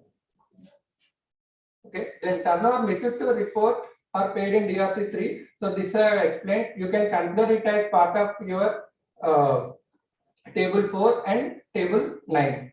Then adjustment of 1920 made in 2021. So if there is any turnover of 1920 for which I have paid tax during 2021, whether those turnovers I should consider in 2021 table 4 and 5 or not, because table 4 and 5, as I mentioned, table 4 related tax payable should be considered for table 9, which will be matched with tax paid through ITC and cash ledger. So if you are considering only 2021 related transactions, any 1920 related tax paid in 2021 shall come as tax payable will be less and tax paid will be more. So with this doubt many people are approaching. So regarding this, there is a clear clarification from the, like in the instructions only they have specifically mentioned, even the table number also suggests transactions of 2020, like supplies made during the financial year should be disclosed in table 4 and table 5.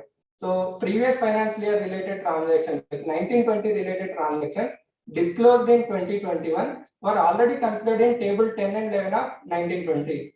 Don't get those turnovers again into table 4 and 5 of 2021. So table 4 and 5 of 2021 should have transactions of 2021 only, and in the table 9 where the payable amount is considered, in that payable amount you will consider only 2021 related payable, but in paid amount 1920 related adjustments also comes there. The difference you should be having that valid reason, and it should be backed up by the table 10, 11 and table 14 of the 1920 financial year. Okay. So that, and regarding RCM of 1920 paid in 2021, RCM perspective, whenever we have paid it in that financial year only, it should be reported. You don't have to consider when it is accounted. So it is paid basis only. That is also clearly described there. Then for that purpose only, I have shown you how this 1920-2021 data flows in GSTR 9, also along with the flow in GSTR 9C. Although that 9C session is not happened, with the background which you are already having with the filing of 9C, you should be able to understand this. In books, 2019-20, it is 1 lakh turnover is there. So in 1920, you have disclosed 75,000, and 2021, you have disclosed 20,000. So whatever is disclosed, reported in 2021, we must have disclosed it in table 10 and 11 of 1920. And not reported is 5,000. Similarly, for 2021, 1,95,000 is the total turnover, and reported in 2021, 1,80,000, and reported in 21-22, 15,000. So now we'll see how this data flows into GSTR 9. So in table 4 and 5, turnover of that financial year reported in the respective financial year is considered. So that is 75,000, and also turnover missed in that financial year, which is 5,000 for 1920. That is also considered in table 4 and 5. And then similarly for 2021. Next, coming to table 10, turnover of 1920 disclosed in 2021 is considered in table 10 of 1920, and similarly for 2021. There you can see the total turnover matching with the books of account when we take the net effect of table 4, 5 along with table 10 and 11. The total amount matches with books of accounts, and similarly the same data flows into GSTR 9C. 9C, they ask for the total turnover as per financial statements, and they compare with the turnover as per annual return. So when they compare the turnover as per annual return, they take total turnover in table 4 and table 5 along with table 10 and 11 adjustments. So at the end of table 5, there is a total table 5N. So in 5N column, there is a total. The table 5N plus table 10 minus table 11 is considered for comparison.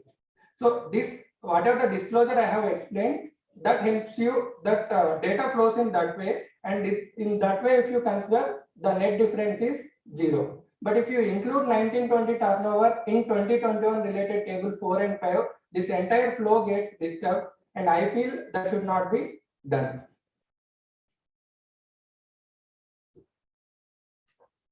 And a similar thing I have explained for the tax amounts also, table 9 and table 14. So this is also same thing. When you turnover as well as the taxes, turnover it is about table 4, 5, 10, 11. Taxes it is about table 9 and table 14. So taxes, tax payable which is disclosed in table 9 and table 14 of annual return is considered for reconciliation of table 9 in 9C. So which is again tax payable. You have to give like percentage wise the details in 9C. If you remember, for RCM percentage wise, turnover percentage wise, liabilities and all you have to give. So all that liability is compared with table 9 plus table 14 of GSTR 9. So if you follow this flow, even in that table, net amount will be 0. So considering this thing, so I suggest you to not to include 1920 related turnovers or taxes reported in 2021 in any of the 2021 annual returns. So please don't include 1920 in 2021. So that turnover part is done now. So we have discussed about table 4, 5, where 2021 related transactions should be disclosed, and table 10 and 11, 2021 adjustments made in 21-22, and table 9 and 14 about the tax payable. Okay. Then coming to the input tax credit. So input tax credit related tables are table 6, where credit avail should be given, details of credit avail, and table 7, credit reversals made, and table 12 and 13, adjustment of 1920 made in 2021 if there is anything. Then table 8, so which is about 2-year reconciliation. So first we will discuss about the regular input tax credit related table 6, 7, 12, 13, and then we will discuss about the 2-year related reconciliation. So table 6. So in table 6, first thing what they do is they auto populate the turnover from our GSTR 3B. So total credit availed in GSTR 3B in table 4A. Okay. So generally we put everything in table 4A, 5, all other ITC. So few people they like clearly specify what is credit on import of goods, what is import of service, and what is credit on RCM. So for them this will be easy to fill. So where we have already identified what is the breakup. So here they are asking for the breakup again. In that breakup, they are asking further breakup of inputs, input services, and capital goods. Okay, you might have like availed credit on your regular supplies, which are like put into common pool of your input tax credit ledger. That entire amount should be bifurcated into inputs, like which is goods, capital goods, which are physically capitalized in your books of account, that should be considered as capital goods, and then input services. This entire breakup was mandatory, not mandatory for up to 1920 finance, up to 1819 financial year. In 1920 and 2021, what they said is, you give the capital goods bifurcation, balance amount you can put in inputs. Okay, so earlier they were like entire amount you can put in inputs table, you don't have to give any bifurcation of inputs, capital goods, services and all. So later from 1920-2021, they have amended the instructions and they are asking for the breakup of capital goods and balancing amount you can put in your inputs. That is about table 4B, and 4C, 4D is about RCM related credit. Whatever the credit available in RCM, you have to bifurcate whether your supplier was registered or unregistered, and in that further you have to give breakup of inputs, capital goods and services. So this also has been relaxed. This entire amount you can include in table 4D. So there you can give this capital goods bifurcation, and other than this entire thing mostly will come under services only. So in table 4D, input services table, you can mention your entire RCM tax paid. So if there are any goods, you can bifurcate that. Otherwise, you can put it in input services. Then import of goods. So that a credit should be bifurcated, and you can provide that because there is only inputs and capital goods. And then import of service, credit received, ITC received from ISD, input service distributed related invoices. If at all your entity is having that ISD registration, so any credit received from that ISD should be disclosed separately. This entire breakup is actually already being asked in GSTR 3B. Only this inputs and capital goods related bifurcation was not being asked. So that thing we have to do now. We'll take the fixed assets ledger where credit was available, that will put it in capital goods. Balancing amount will come into inputs and inputs table.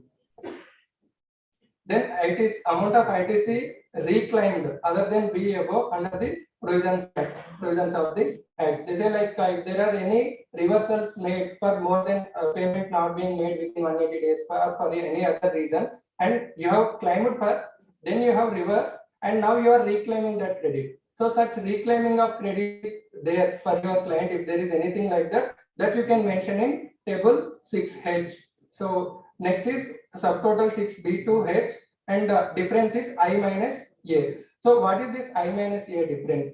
This difference is credit availed, which is already populated by the GSTR 9, which is through GSTR 3B, which we have already availed, that is being populated, and that data is compared with the total of breakup given by us.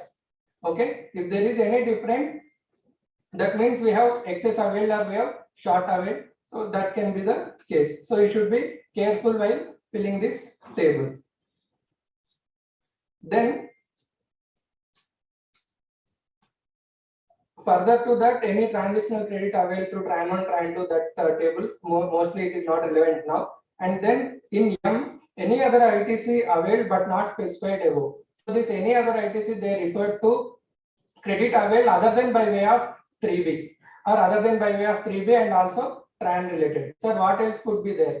So there are like a few section 18 if you refer. So there are situations where we are eligible for credit, and that credit we have to claim through ITC 1 and ITC 2 forms. Those are like your goods were exempted, suddenly those goods became taxable. So whatever the input related to your closing stock, you can avail by way of filing ITC 1, or your entity is being merged into another entity. So for that you have to file ITC 02 to transfer this credit to that credit. So those are the cases where ITC ledger gets affected other than by way of this 3B, or gets added other than by way of 3B. That should be disclosed in table 6M. Then table 7. So table 7 is all about the reversals.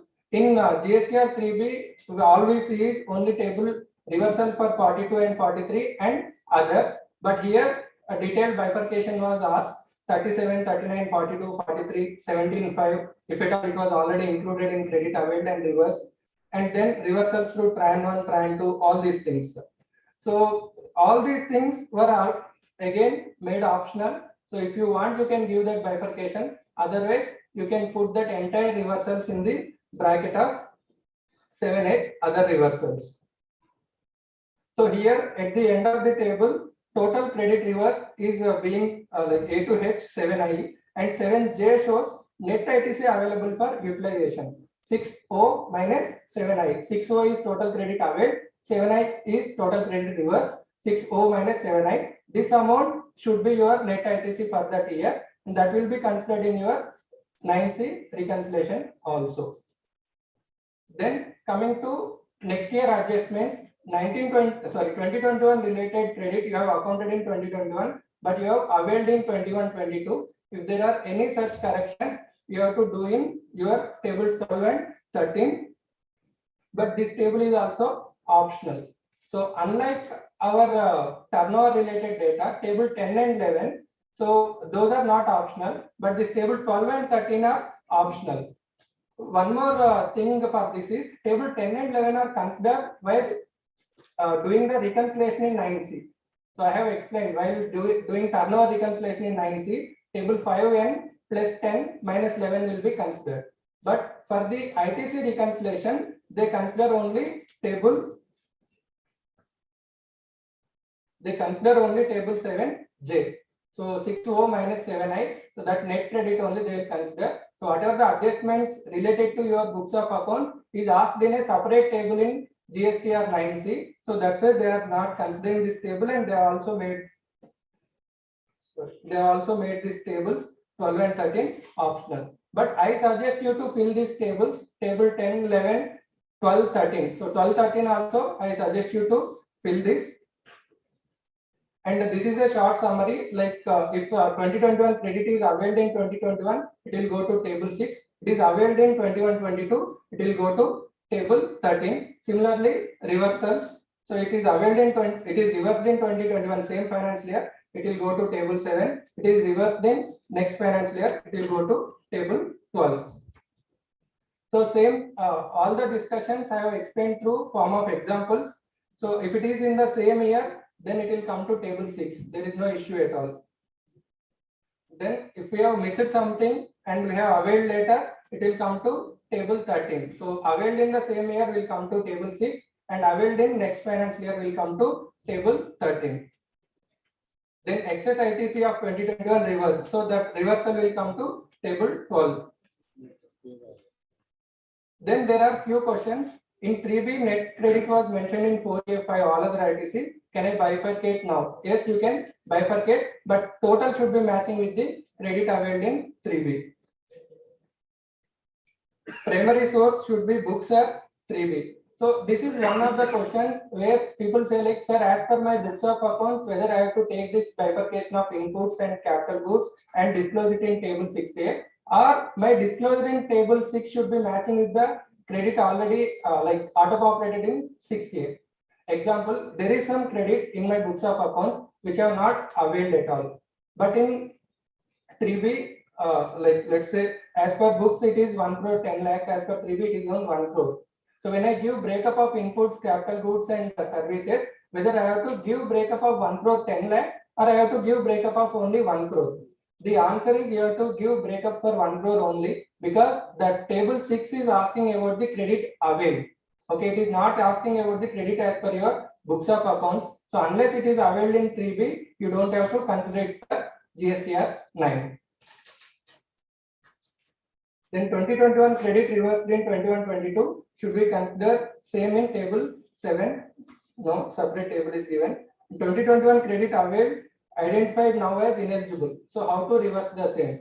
So if there is any credit which was availed, let's say example on any life insurance of directors or some health insurance or some car insurance related things or car purchase related things, any 17.5 related credit, now it is identified as ineligible. How to reverse that? So like tax payments through DRC3, credit reversals also should be done through DRC3 only. In 9 you cannot do any reversals. If you want, you can make the disclosure, but you can't like there is no reversal happens through this 9. It is credit ledger is not affected. So it should be done through DRC 3 only.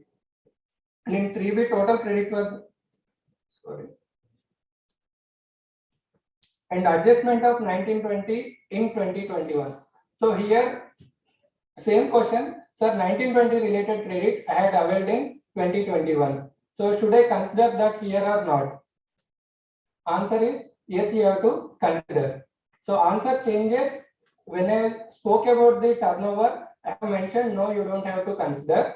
So 1920 related should not be considered in 2021. But when I am talking about the turnover, I am specifically mentioning 1920 related credit. If you have, so when I am talking about input, I am specifically mentioning when if you have availed 1920 credit in 2021, please consider it for table 6 or 9. Because when it comes to credit, they are talking about the credit availed. So when it comes to turnover, they are talking about the supplies made. So for turnover, it is about the time of supply. If it is during that period, that should be considered. But for credit, it is date of availment. So unless you file it in your returns, the date of availment will not come. So it should, like if it is availed in 2021, you have to consider it in 2021 returns. So again, the flow of the returns also, which I had shown, table 9, sorry, GSTR 9 and 9C related reconciliation. If you look at the turnover, table 10 and 11, next year adjustments and all, they were considering for reconciliation purpose. But for input, table 12 and 13, they are not considering for the reconciliation purpose. That is being separately asked in 9C again. So when you consider input related things, you consider date of availment as the basis. 1920 credit availed in 2021 should be considered for table 6, even though it was already declared in table 12 and 13 of previous financial year. So RCM paid in March 20, credit availed in April 20. So 1920 related credit availed in 2021. You availed in 2021, so disclose it in 2021. So the same thing I have explained through a example here. So 1920 related credit you have availed in 2021. So let us see how the data flows in GSTR 9 and also how it gets reconciled in GSTR 9C. So in GSTR 9, you mentioned 2021 related total credit availed is 2,20,000. So if you see credit claim of 1920 is 25,000 and 2021 is 1,95,000. Total 2,20,000 which is claimed in 2021. This entire amount should come in table 6 of your GSTR 9. So then only that will match with your table 6A which is auto populated. Otherwise it will be showing as excess claimed or short claims. And then any reversals are there, you will mention the reversals and credit reversals in the next financial year, table 12, 13 and all you disclose. And then how this data flows into 9C, that also we'll see. GSTR 9C in table 12A, it will ask what is the total credit as per your books of accounts. So total credit as per our books of accounts in 2021 is 2 lakhs. Then it will ask you previous year credit disclosed in current year. So how much is the previous year credit disclosed in current year? It is 25,000. Okay, so 25,000 credit which is related to 1920 I have disclosed in 2021. The same amount comes here. And what is the current year credit disclosed in next financial year? That is 5,000. Sorry, that is current year credit. Sorry, here it is net of credit claimed in next year and reversed in next year. 15,000 minus 10,000. Net credit claimed in next financial year is 5,000. Then what is the net ITC after adjustments? So A plus B minus C, net amount is 2,20,000. And what is the credit as per GSTR 9? As I had mentioned, they will take 7J of GSTR 9. They are not taking 7J minus 12 plus 13. They are not taking this amount. They take 7J of GSTR 9 for the reconciliation. So this net amount is 0. So understanding this flow, so I am suggesting you to consider 1920 credit availed in 2021 in 2021 table 6. For turnover it is different. For input tax credit it is different. So we have to understand the flow of the returns also. So accordingly we have to see.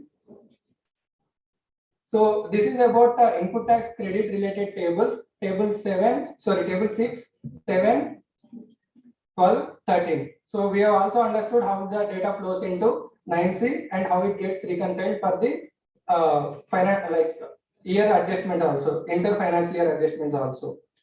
Then coming to the table 8, 2A reconciliation. I think I'm going little fast. So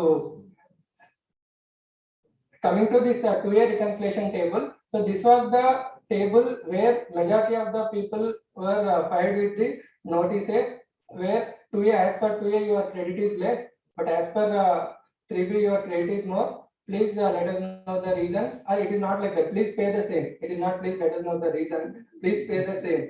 So we'll see how can we mitigate this particular part. So ITC as per 2A, table 3 and 5, it is actually auto-populated. We cannot do anything about it. So most of you might have seen credit as per actual 2A is much higher, but here whatever is reflecting in table 8A is less. So you can download the details of crediting 8A. So where they have put some restrictions in your 2A, everything is visible, but in table 8A, if the return is filed after the September month return, that they will not consider. If place of supply of any of the invoices is in different financial year, that they will not consider. And for table 8A, they are not updating it as frequent as updation in the table 2A. So Gstr 2A. Gstr 2A gets updated in real-time basis, but 8A is not updated in real-time basis. So there could be some timing gap also. So if you want to check what is missing in Gstr 8A, you can download the details in Excel format. It is available. So you can download the details and you can cross check with your Gstr 2A by putting a VLOOKUP for your combination of GST and invoice number. Then that is about table 8A, which is auto-populated, which we cannot do anything. Then table 8B, ITC as per sum total of 6B and 6H of above. So we have seen table 6. So in table 6, they are considering the all other ITC and also this another residual thing here, amount of ITC reclaimed. So these two things, total of 6B and 6H only they are considering. They are not considering any RCM related, imports related things. They are just considering 6B and 6H. So this they are comparing with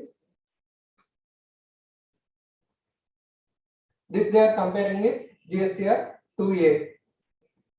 So 6A, 6B auto-populated, we cannot do anything with it. Then what is 6C? So 6C is saying ITC and inward supplies received during the financial year, but availed in the next financial year up to specified period. So it is like 2021 credit availed in 21-22. So because your 2A is only about 2021. So when if you are availing credit of 2021 in 21-22, that amount should not be considered here. So that they will be reducing. So after reducing that, they will compare what is availed in 3B. That difference is given in table 6D, difference A minus B plus C. So credit of 2021 availed in 2021 and credit of 2021 availed in 21-22. So 6B and 6C are reduced from GSTR 2A total, like 8A. So then whatever the difference is coming, if it is positive, that means your 2A is more. But if it is negative, that means whatever the credit you had availed is more than 2A. So what could be the reasons? So there could be reason that 1920 related credit I have availed in 2021. So for that I am not giving any effect here. Okay, that could be one of the reasons. And there could be genuine reason where most of your suppliers have not filed the returns. And there could be one more reason, you have disclosed, you have availed the credit and also reversed the credit. Here it is taking only availed credit related details. It is not taking any information about the reversed credit. So only availed credit is taken, table 6B and 6H. I have reversal credits and that credit reversal I have disclosed in table 7. That reversals are not being considered here. So this could be some reasons. So all these reasons we have to accumulate and see how can we present the return in a better way to avoid this type of reasons that I will explain.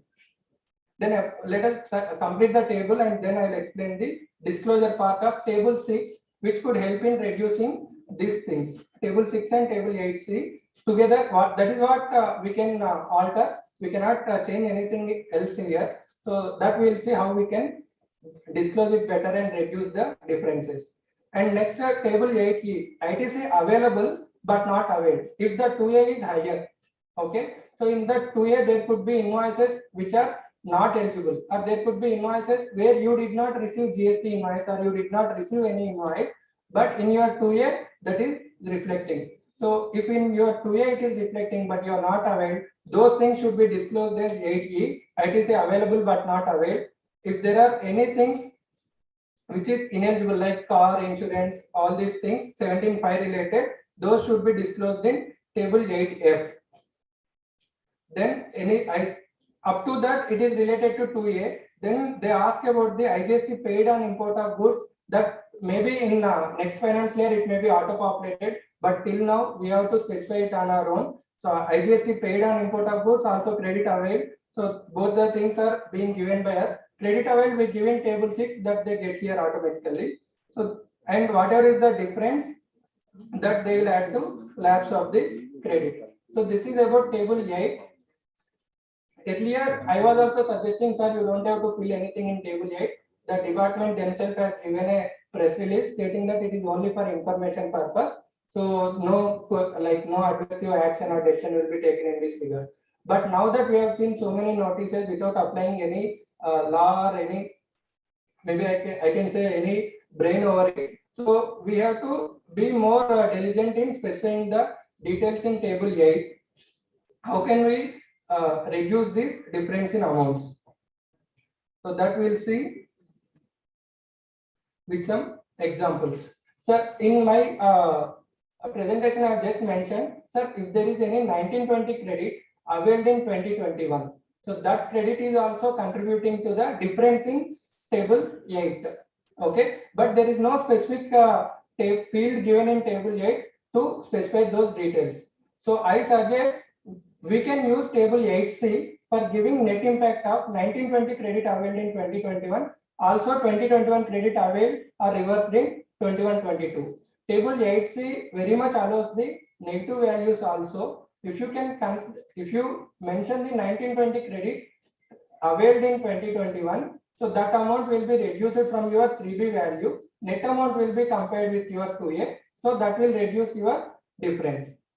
Similarly, if there is any credit of 2021 which you have already reversed in 21-22, so that also you can mention as negative amount in 8C, that will be reduced from your 3B and net amount will be compared with your 8A. So in that way, you can reduce the difference appearing in table 8D. So this entire table is to summarize that data only.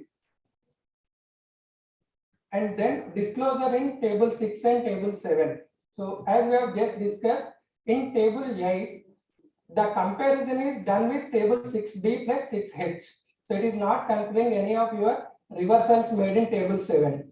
Why it is not considering? The form is correct in my view, because table 7 is asking about the credit which is availed and then reversed. Okay, the credit which was already availed should be there in your 2A. So if there is any clerical error due to which you have availed excess credit and which you have reversed later, table 7 is not for that purpose. Table 7 has given specific list of sections and rules. Anything done in that accordance should be given in table 7. If there is any excess availment and then later reverse, that should be reduced in your table 6 only. So in that way, in 2021, in April 20, you have by mistake instead of 1 lakh, you have specified it as 10 lakhs. In next financial year, in next month return, you observed that and you reduce it 9 lakhs. So you reverse 9 lakhs in your 3B of May 20 itself. But if you disclose that 10 lakhs in table 6A and 9 lakhs in table 7, that entire 10 lakhs will be considered for 2A comparison. So that's why when you specify the details in your table 6, you give the net credit if at all there are any reversals for clerical errors. If at all there is any reversal for rule 42, 43 related things or section 37 or 39 related things, then you can specify those reversals in table 7. That will not affect our 2A reconciliation also, because that is credit availed on invoices which is again reversed at a later point of time. So by following that flow also you can reduce the difference shown in table 8D. So apart from these things, you can always mention that it is not there in the law, all those things, whatever we write, and this press release also we can say table table 8 of GSTR 9 is for just MIS purpose, it will not be considered for any any decisions of the department or any actions of the department. So that also we can consider. And one more thing in table 8, in 1718 and 1819, they have given an option like if there are any additional reasons other than which you have given there, there are any additional reasons for the difference in table 8 that you can give through an attachment in your 9C. For 1920, 2021, they are not given that option. 1718, 1819 instruction says if there are any additional disclosures you want to make with respect to table 8, that you can make as a attachment in table 8, sorry, attachment in 9C, and that attachment will not be considered as certified by chartered accountant, because at that point of time 9C certification was mandatory. But now in 2021 that option is not there, although they are not mentioned physically. In 9C we can add some 2 additional documents other than balance sheet and profit and loss account. If we want to explain any reasons for, or if we have done reconciliation and we want to put that summary there, or we want to upload entire 2A and tell this is actual 2A, what you are giving in table 8A is not correct. So whatever we want to explain, that we can explain through the attachment there, so that it means that we have already done the disclosure to you. So you please check that. So whenever there is an inquiry made, same thing we can submit to other people also. That is about the table 8. So with this we have covered all the tables of GSTR 9. So this table 8, whether it has been made optional, answer is no, it is not optional. We have to fill the table, and we should now we should be more careful in filling the details in table 6, so that the table 8 also gets better. And why GST 2A not matching, this I have explained. I have multiple reasons for difference what to do. So as I mentioned, you can give it as an attachment in your 9C. Although it is not specifically given, you can give it as an attachment. Then IGST paid on imports during 1920, but part of the credit availed in 2021. So how to disclose the same? So whatever the credit availed on imports, only to that extent you specify it as tax paid, because IGST paid on imports should be given by us only. So otherwise it will be directly added to credit lab. So you can mention only tax paid on imports to the extent of credit availed. If the credit of 1920 IGST on imports is availed in 2021, you consider it for 2021 only. Then in table 8K there is a the column heading says credit to be lapsed. So that doesn't mean the department will ask us to reverse that credit. It is anyway, it is auto populated and it is actually lapsed. That is like ineligible credit not availed.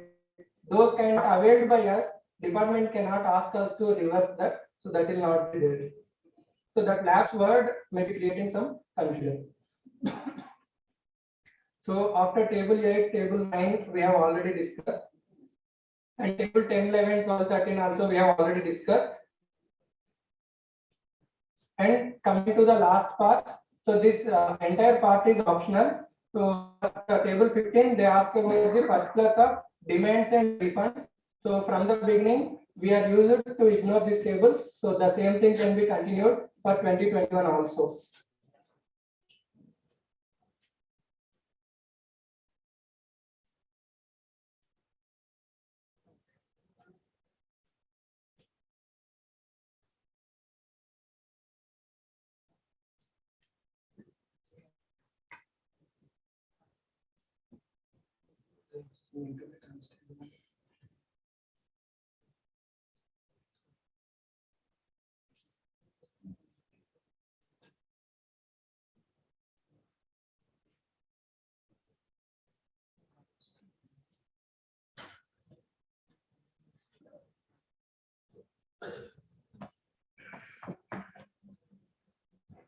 So table 15, as I mentioned, is optional. And then table 16, information on supplies received from composition of taxpayer premium supply under section 143 job work related and goods sent on upload basis. So this table as well as the HSN summary related tables are also optional for financial year 2021. So not sure why, but many people are asking about the HSN summary on outward supplies, whether it is optional or not. So it is optional. And if you download the notified forms, there itself it is clearly mentioned in the instructions. Same thing, whatever is applicable for 17, 18, 18, 19, 19, 20. Besides that, they have added 2021. This table is optional. So I'm not sure why that confusion was created. Many people are specifically asking, do you have any notification reference? Do you have any like specific thing which was given by the department as a clarification and all? It is there in the instructions itself. Notification reference is 31/2021.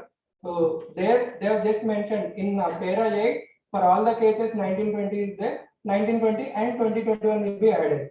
So that will result in this exclusion. So you can look at the form and instructions. In the instructions it is clearly specified. All these tables are optional for 2021 year also. Then after filing this annual return, immediately they will show us a link to proceed to GSTR 9C or to also to pay any additional liability if we want to disclose in DRC 3. So DRC 3 also earlier it was new, now most of us are aware where to go, like in user services my application, you intimate that voluntary payment. So there you have, whenever you file a DRC 3, please give proper reasons of the payment. If you are making the payment for missed liability, better you give a proper explanation there. And if there is any attachment required, any particular invoice you want to mention, please attach that invoice or please attach a statement showing those invoices or your, if you are paying any interest, please attach a statement showing your interest calculation and all, because this is an application which is to be acknowledged and accepted by the officer. Okay, so we have been filing DRC 3s. No one was accepting or no one was approving these things. But nowadays we are getting inquiries to provide an additional documentation or some explanation why this payment has been made, so that we can acknowledge and close. So I got this from some CGST related things. I'm not sure GST they are looking into this, but central tax officers, I think there is a like tracker for them again to close all the pending DRC 3s or something like that. Even though there is an attachment, they are asking the data again. So we should keep our data ready along with your DRC 3s. Please save the like workings also, how the data has been arrived. So in annual return, you might have seen multiple things. There is an additional liability, there is a short payment of interest or late payment of tax for which you have calculated interest. There is an excess credit which you are availed. So all those things together you might have paid through DRC 3. But later when the explanation is being asked, you should be ready to arrive those amounts, and that amounts also should be like clearly specified. If it is related to specific month, better you mention that specific month than selecting the entire year for each and every payment. Okay, that is related to DRC 3 part. Be careful, give as much of information as possible so that they will close on their own. They won't come back to us for additional information in DRC 3. Then coming to the practical perspective, how we have to go through like while filing these returns. As I mentioned in the beginning, first we have to finalize the data. First we have to take the books of accounts related data.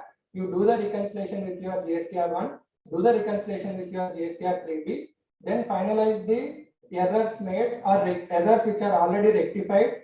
So, because each thing should be disclosed in different table, and if an error is rectified, separate disclosure is there. If error is not rectified, you have to disclose it separately. So first you have to do the reconciliations. So then you can proceed for GSTR 99C, and this 99C also, I suggest you to put it in your own format first, like in Excel format, 99Cs with that 9 amounts linked to 9C, and you prepare 99C both in your both in your Excel sheets. If that is finalized, then only you get to the portal and fill the data.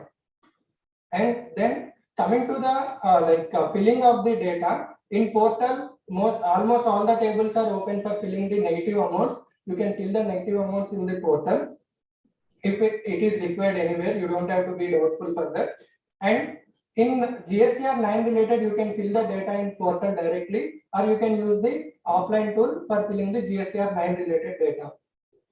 And GSTR 9C, it will be activated only after filling GSTR 9, and it should be prepared in offline tool, and you have to create a JSON and upload, and then you can file that GSTR 9C.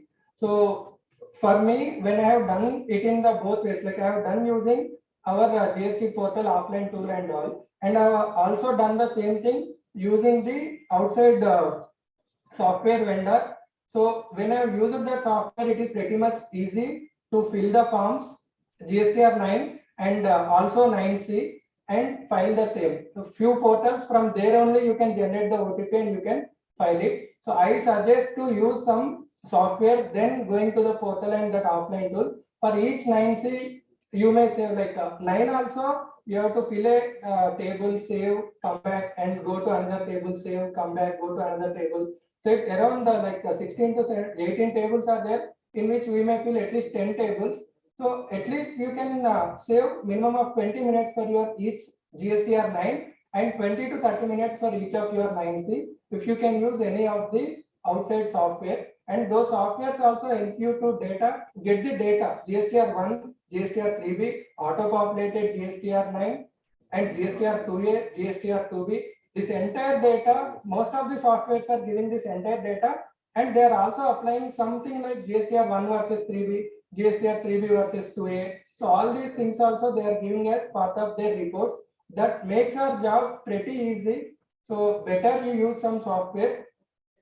So to mention, I am using this GST Gen. I'm not sure if any of you are aware of it. It gives a better report and it reduces the efforts. That doesn't mean I'm endorsing it, but it is helping me. So if it helps you, that would be a great thing. So 990, both are pretty, like both can be filed in, if your Excel is ready, maximum of 15 minutes, you can fill 9 and 9C both and file from there using your OTPs only. So better to use a software. And when you fill the data or at the end of your filing of annual return, please cross check all these numbers. Table 4N, that is about the total tax payable. Table 5N, total tax payable other than RCM. So turnover and tax payable other than RCM is in table 5N. So that you have to cross check if it is matching with your workings or not. Then table 6O, total credit availed. Then 7J, credit availed minus reversed, that net ITC should be matching with your books or your workings which are there. And each and every amount should be supported by your workings.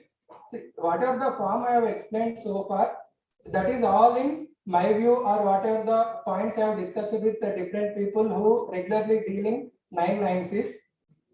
But when it comes to department perspective, or when it comes to like Satish sir may be having some different view, or someone else may be having some different view related to each of the tables which I have explained now. So some like 1920 related 2021 disclosures. So some people are saying no, you have to consider it. Some people are saying no, you should not consider it. So all that we have to do is whatever we are considering there, we should be able to explain. We should have proper workings and backup for the numbers considered there. And whenever there is a question raised, we should be able to explain. And also, most of the data is being auto-populated from GSTR related to turnover and all. So when they auto-populate the data, but when we compare the information, if the amounts are different, better to understand why there is a difference.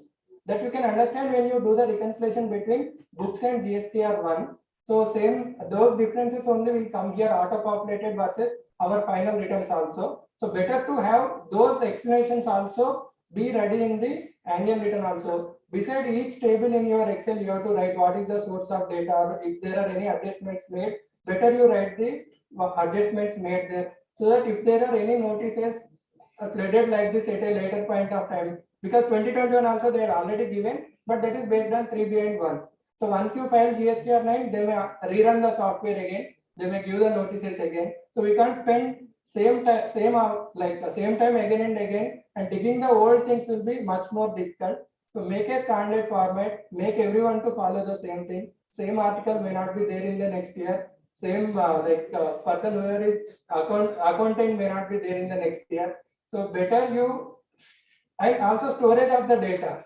So it should be some centralized cell. There should not be one folder with Vamshi under some XYZ company, one folder with Vamshi, one folder with Satish sir, one folder with XYZ. So those many folders should not be there. Those many final workings should not be there.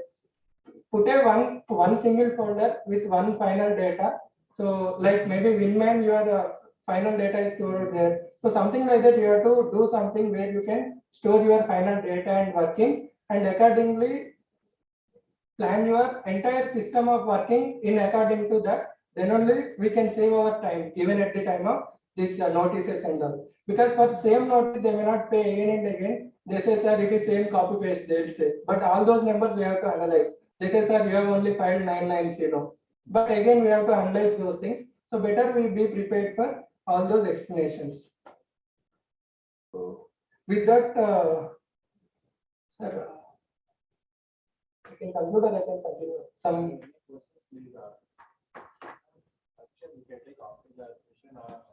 If you few. have time, if you can take up some questions also, okay. Then if you can take up some questions also. Yes. Okay, I think is it- So meanwhile, maybe for 10 more minutes, just to see how the notices are being given. So I have just taken up this extract of notices.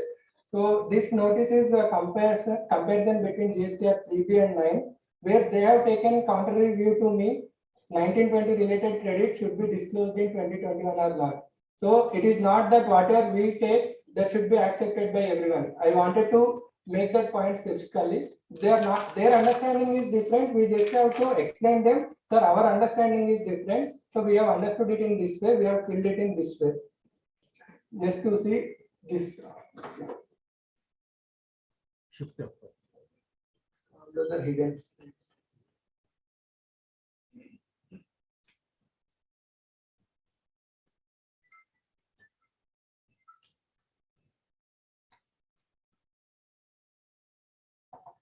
So ITC claimed comparison between 3B and GSTR 9. So here they are taking credit as per 3B, which is in table 6A of GSTR 9, auto-populated thing in 9. And then ITC pertaining to previous year, but availed in current year. So previous year related table 12 and 13 they are taking, and they are reducing that amount here. Okay. Then net ITC available in the current year is this much. ITC availed in 9 is this much, and ITC excess availed should be reversed. So if this was all, this could be due to some disclosure errors in our table 6. Okay. So if they say ITC excess avail, that doesn't mean it is excess avail. Okay. So you have to, they should have asked us for the reason instead of directly judging. You have claimed excess or whatever, please pay the same, all those things. So you can just explain the reasons. You should have the backup, like if 3B credit is 74 lakhs, then why table 6A is having only 58 lakhs? So you should have the breakup for this first, then you can give it right away to the department as a reply. Then reconciliation of GSTR 1 and GSTR 9.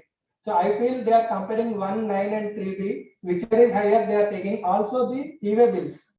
We should also be careful about the e-way bills also. Sometimes that e-way bill turnover also they are taking, like earlier, if we see CST related with that type of software only, they were able to pull so much of data in the CST regime. So many e-way bills were made, but you have not declared the turnover in your VAT returns and all. So now it is very much possible, easily they can pull all the data, e-way bill versus GSTR 1 or e-way bill versus 3B. So total turnover as per e-way bill. So those things also something which we have to check if the client is paying. Then, so this total outward supplies as per GSTR 1 is something around 45 lakhs 39,000, but tax on outward supplies in GSTR 9 is only 43 lakhs. So why the difference is there? So that difference could be for the reason of previous year adjustments in current year, or how what the turnover we have disclosed in GSTR 1, we should GSTR 9 we should be clear, and the difference also we should have written in our workings. Same thing we can just give to them right away. If you had already done this GSTR 1 books 3B reconciliation earlier. Then notice on table 7. So this is one thing which is actually logical. Actually, everything is logical. So this exempt supply related turnover. So which are the exempt supply we disclose in table 5. So that total exempt supply they are taking. That exempt supply turnover in proportion to the total turnover they are considering. So they are saying, see, your net ITC is 1000 rupees. Your exempted turnover is 10%. So 1000 into 10%, you should have reduced 100 rupees. You should have reversed your 100 rupees credit, but you have not reversed anything, or you have reversed only 10 rupees, reverse the balance credit.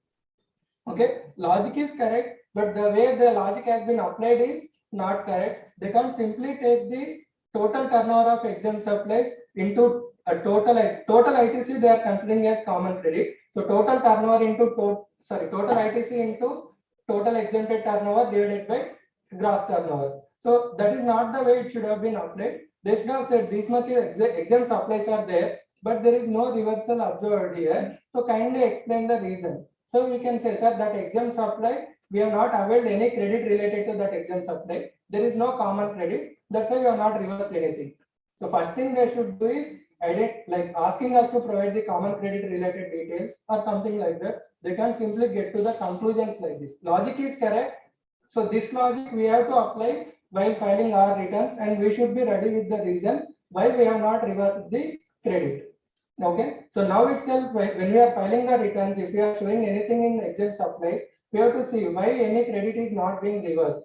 So if we are not avail that credit at all, or it is like there is no common credit, so some reason should be there for not reversing that. So that should be clearly noted down somewhere in the respective table, like 42, 43 related in table 7. So you will have 42, 43 related credit reversal table. If that exempt supplies are there, but if table 7 is 0, so you have to mention it that beside at 42 and 43. For this reason, we have not made any reversals, so that it will help ourselves in future. Then under declaration of ineligible ITC. So here also logic is fine because they have taken the GSTR 2A. So our GSTR 2A they have taken. So in GSTR 2A there are multiple vendors. So when that vendor has registered, they might have given their HSNs. So that vendor's HSN they have taken. So with that HSN they have taken the type of supplies there. Based on that, they came to conclusion this car related, insurance related, or some hardware items related. All these are ineligible. So this should be reversed. But in your table 7E, which is related to 17.5 reversal, you have mentioned 0. So this much of ITC is excess claim. So here also again logic is fine, but you can't apply it blindly. So you have to understand the supplier, the type of business, and why it could be eligible, why it could be ineligible. They can say, as per list, this could be part of 17.5. Kindly explain if you have availed or not availed or what. And one more thing, comparing to table 7E. In table 7E, we will mention the ineligible credit which is already claimed and reversed. If it is claimed, you mention in table 6. If it is claimed and then reversed, you mention in table 7. But they are simply like comparing with 7E, which is always 0, and they are giving this notice. This is the major amount in almost all the notices. So where they are giving some big list of invoices or vendor wise monthly totals, and that they are asking us to pay. So first thing we can mention is this comparison with 7E is wrong. But one more thing what we have to think over is in table 8 there is a field for mentioning the ineligible credit. Okay. So in table 8F. So there we should have, if we have made the proper disclosure, ineligible credit of GSTR 2A is this much. The amount we can tell him here is like, sir, this much is the ineligible credit of our 2A, which we have already disclosed in table 8. Comparison with table E is not a correct thing because table 7E shall be applicable only if the same has been already availed in table 6. Okay, so this I felt all these notice related discussion is also relevant for the annual return related disclosure, but I wasn't sure about the time, so initially I have not included this. Then notice on GSTR, notice on table 8. This we are very much aware. So in 2A, credit is less, excess claim of ITC declared in GSTR 9 as per table 8D and excess claim of IGST on imports in table GSTR 9. So IGST related, they are not bothered at all. So they have not included IGST anywhere. Simply this row has come, but always these amounts will be zero IGST related. So they are concerned about this SGST part, and sometimes officers are asking, sir, you deposit SGST only, you don't have to deposit this CGST also. That type of things are also there. So total excess claim as per table 8, which is like compared to 2A excess claim, so that is to be reversed. So this is also one of the major amounts in all the notices with respect to annual return. So to mitigate this amount also, we have discussed how can we make the corrections of disclosures in table 6 and also table 8C, so that this 8D difference will be reduced. Okay, so with that, I conclude my session. I'm like thankful to Satish Sharaf sir and branch for giving this opportunity, and thank you all for the patient listening. If there are any questions left out in GSTR 9 annual return related thing, you can make a note and send it for the next session post lunch. Or now we can take it. Okay, so post lunch session we can take up. If there are any other questions left out, please make it. Yes. So in panel discussion we will take up. Thank you.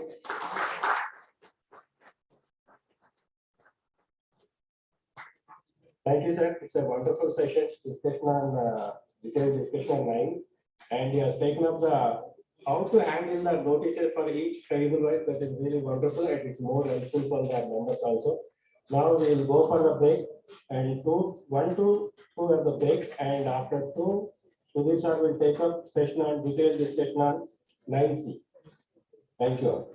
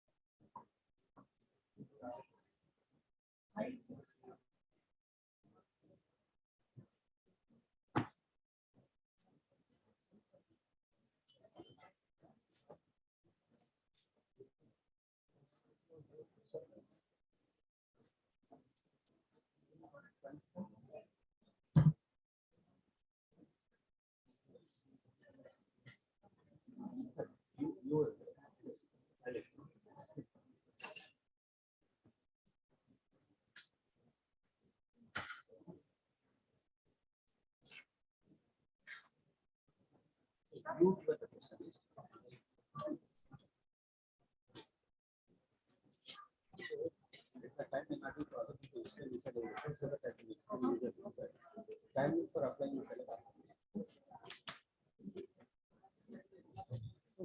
refund can be claimed based on or based on quarter, based on year. Aggregate will be paid by from that date to you have to process.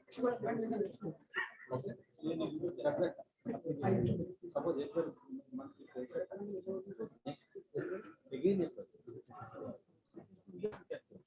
Either you can pay monthly basis or quarterly basis, depends upon your requirement. That's the first question. Necessary. This I will give to my partner. I don't know. I don't do filing. In case of you are asking about right? So yeah, there are multiple options. What the limited purpose of ICC is a capital. You are selling.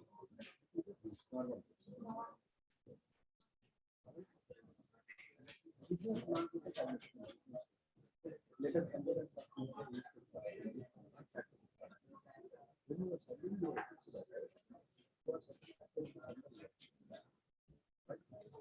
coming back to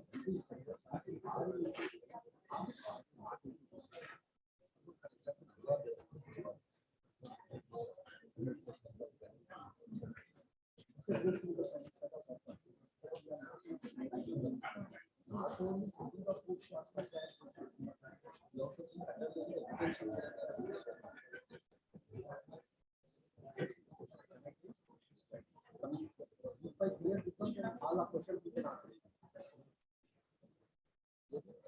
Assuming this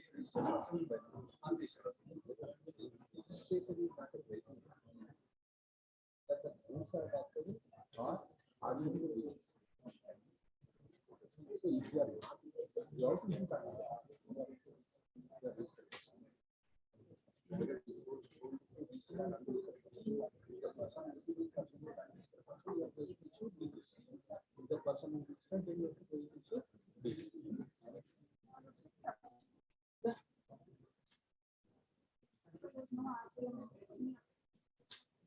not nature of it. You don't have to go for 90 and 90.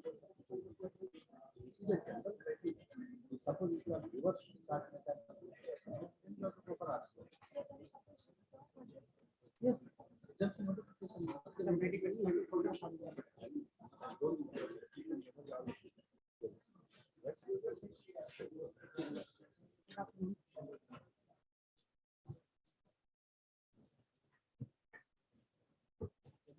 Good afternoon, everyone. Request everyone to kindly please be seated. We're starting in next 5 minutes. One more announcement, somebody lost their bike keys. Whoever lost it, yeah, somebody lost their keys. Whoever lost, can you please correct?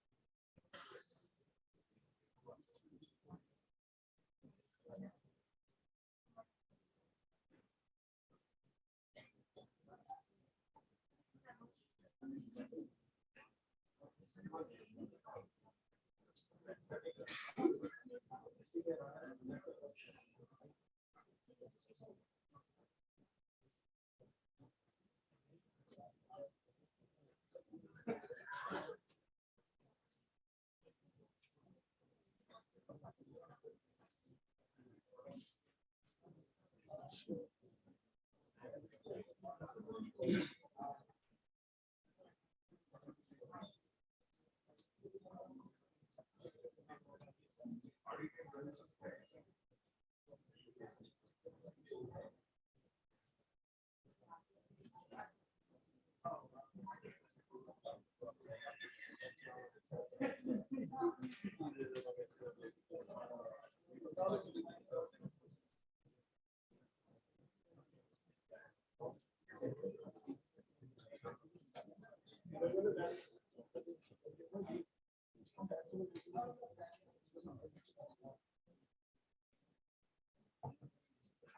afternoon, welcome back, everyone. Now we are starting the third technical session on Gstr 9C, detailed discussion on Gstr 9C. I request the speaker of the session, GST, to come on the dais, please.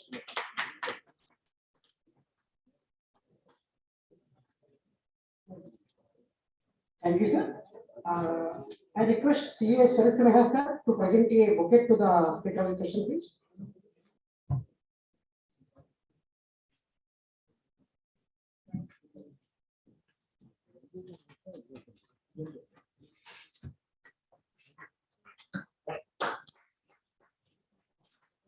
Thank you, Sharon sir.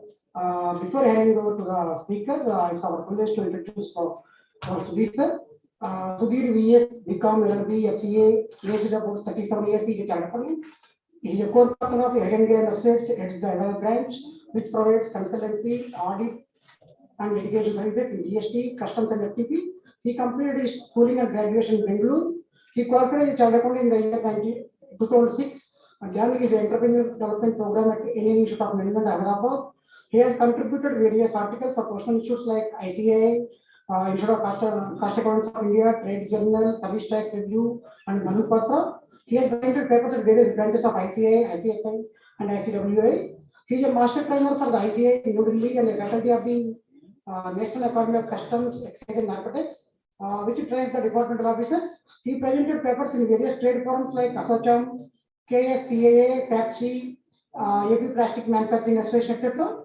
He has been a visiting faculty at Vauxhall Business School, BITS Pilani, etc. He also a joint author of the Practical Guide to Service Tax and jointly compiled GST Tariff, which is published by Bharat House, and How to Tackle Service Tax Problems, published by Bharat House. He has also been co-author of the book on GST and real estate. He was part of the Hyderabad study group on GST partnered by ICAI and contributed for the preparation of background material and GST for training the CBEC officers. He has presented papers on GST in various forums. He is a member and co-chairman of India Tax Committee of FTCCI and a past member of the Rating Advisory Committee of Central Exchange Service and Service Department, Hyderabad. With this small brief introduction, I am presenting Sudhir sir. Thank you, Sudhir sir. Just with your permission, I would like to sit on the chair. Thank you, Satish Garu, for my wonderful introduction. So, good afternoon, everybody.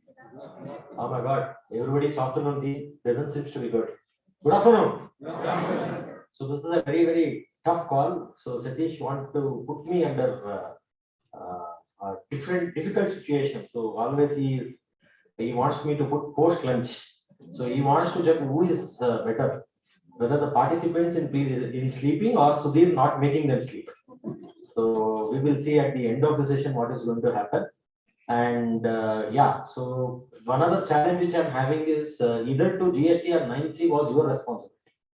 Yeah, anything which went wrong or you have given something in 5.0, which is favorite for everybody. It's not reconciling, 5.0 you put it, right? So we were doing all those things, but end of the day, we were supposed to give an explanation what we did, reconciliation. So now we are in a much relaxed state. Now, anyway, we are going to do, but we are not attesting it. It is self-attested by the management. So anyway, we are answerable only, but we don't have the sword on our head. So that is something which is a difference here. So don't think that it is very, very relaxed and go to a sleep. But I cannot hold you not sleeping, right? So if you are sleeping, only ensure the person next to you will not get to know that you are sleeping. That is the only request which I want to do. Okay. So challenge for you. Yeah, both of us. Right. So the topic which has been given to me is giving a detailed analysis of GSTR 9C. So I have made a presentation where it gives me more of our tables and all. But because GSTR 9C we have been doing for a couple of years now already, it's been done. So I'm not going to take you through each of those tables and explain what exactly it is. In maximum possible, I will try and cover some practical issues which is going to come under each table and how are we going to deal with this. So at the same time, I'm also not very conversant with the table numbers and all, like what Mamshi, I got a good feedback that all the numbers was in this tips, right? So I'm not a person where I know all the table numbers, but I'll give you a logic, which I think you have to find the appropriate table to put it, right? So before me getting into the sessions which has been there given to me, so GSTR 9C is not an auditor's responsibility this year. This is the first year which is happening, which is the financial year 2021. So do you think it is good or bad for us? So how many of you feel it is good for us? Okay, so house is divided 50-50. The others, I'm assuming it is bad. Again, I'm not asking. Otherwise, we'll have a time, right? So initially, there was a lot of panic. GSTR 9C has been removed. What our institute is doing, and things like that. A lot of challenges, questions were being asked that we are losing a professional opportunity. I have always seen the GSTR returns, the GSTR 1 or 3B, as the case may be, GSTR 1 and 9C was never an advantage for a professional, because that is not the value for the professional service what we are doing. It is a very time consuming process.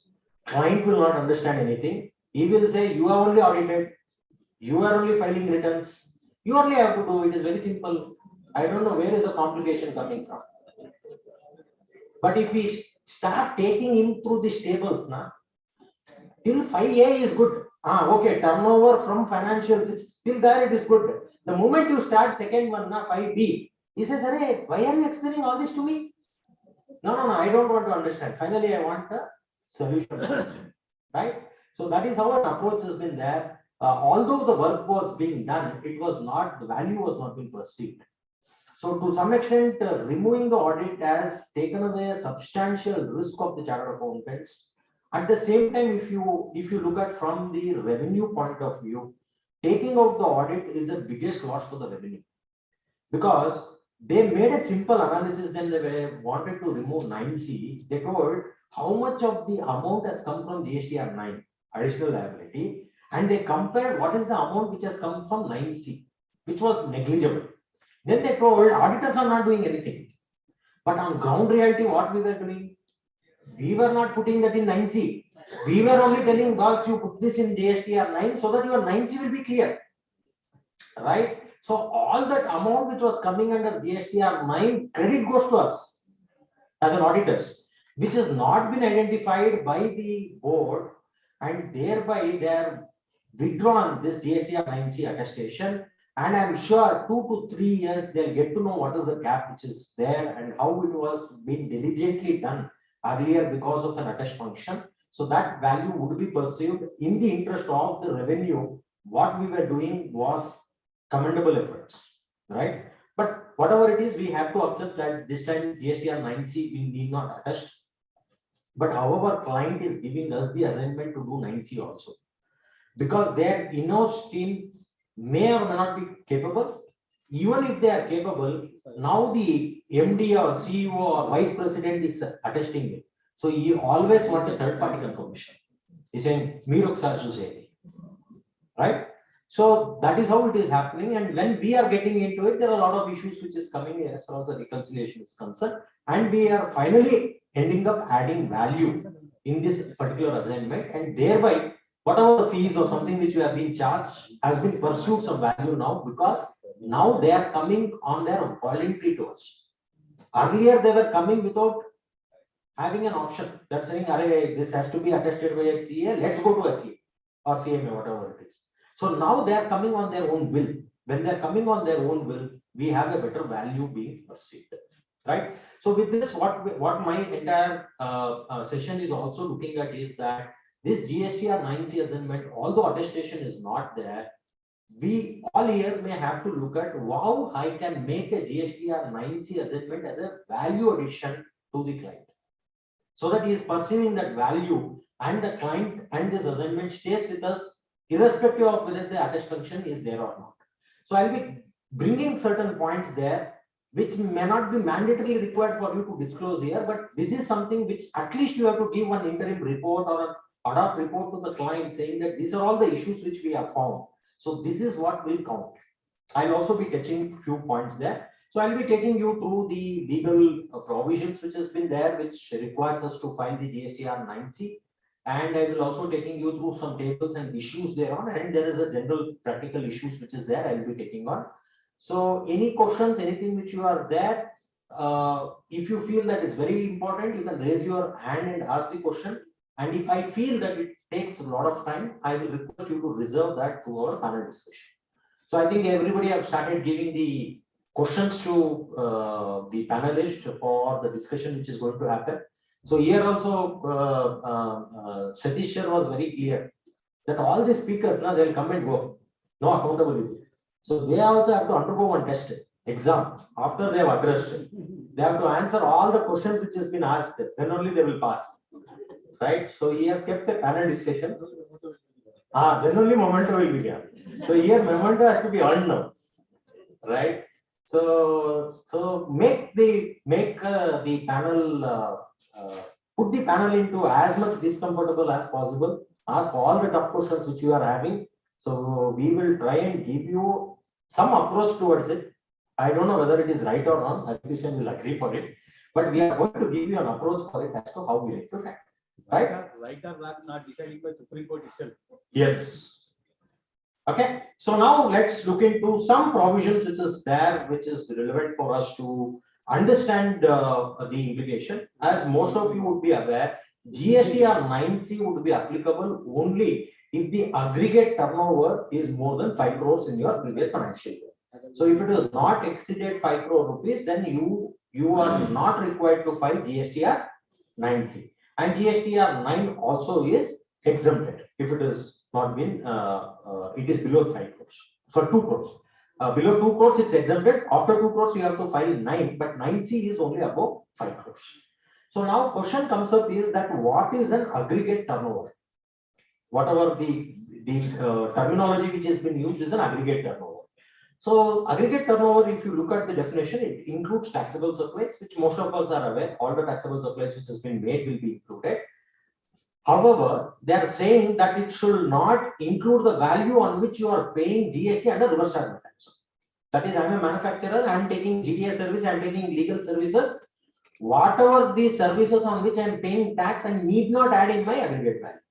Okay. On the other hand, if I am a GTA, I have two divisions of business. One is a direct charge, another is a reverse charge mechanism.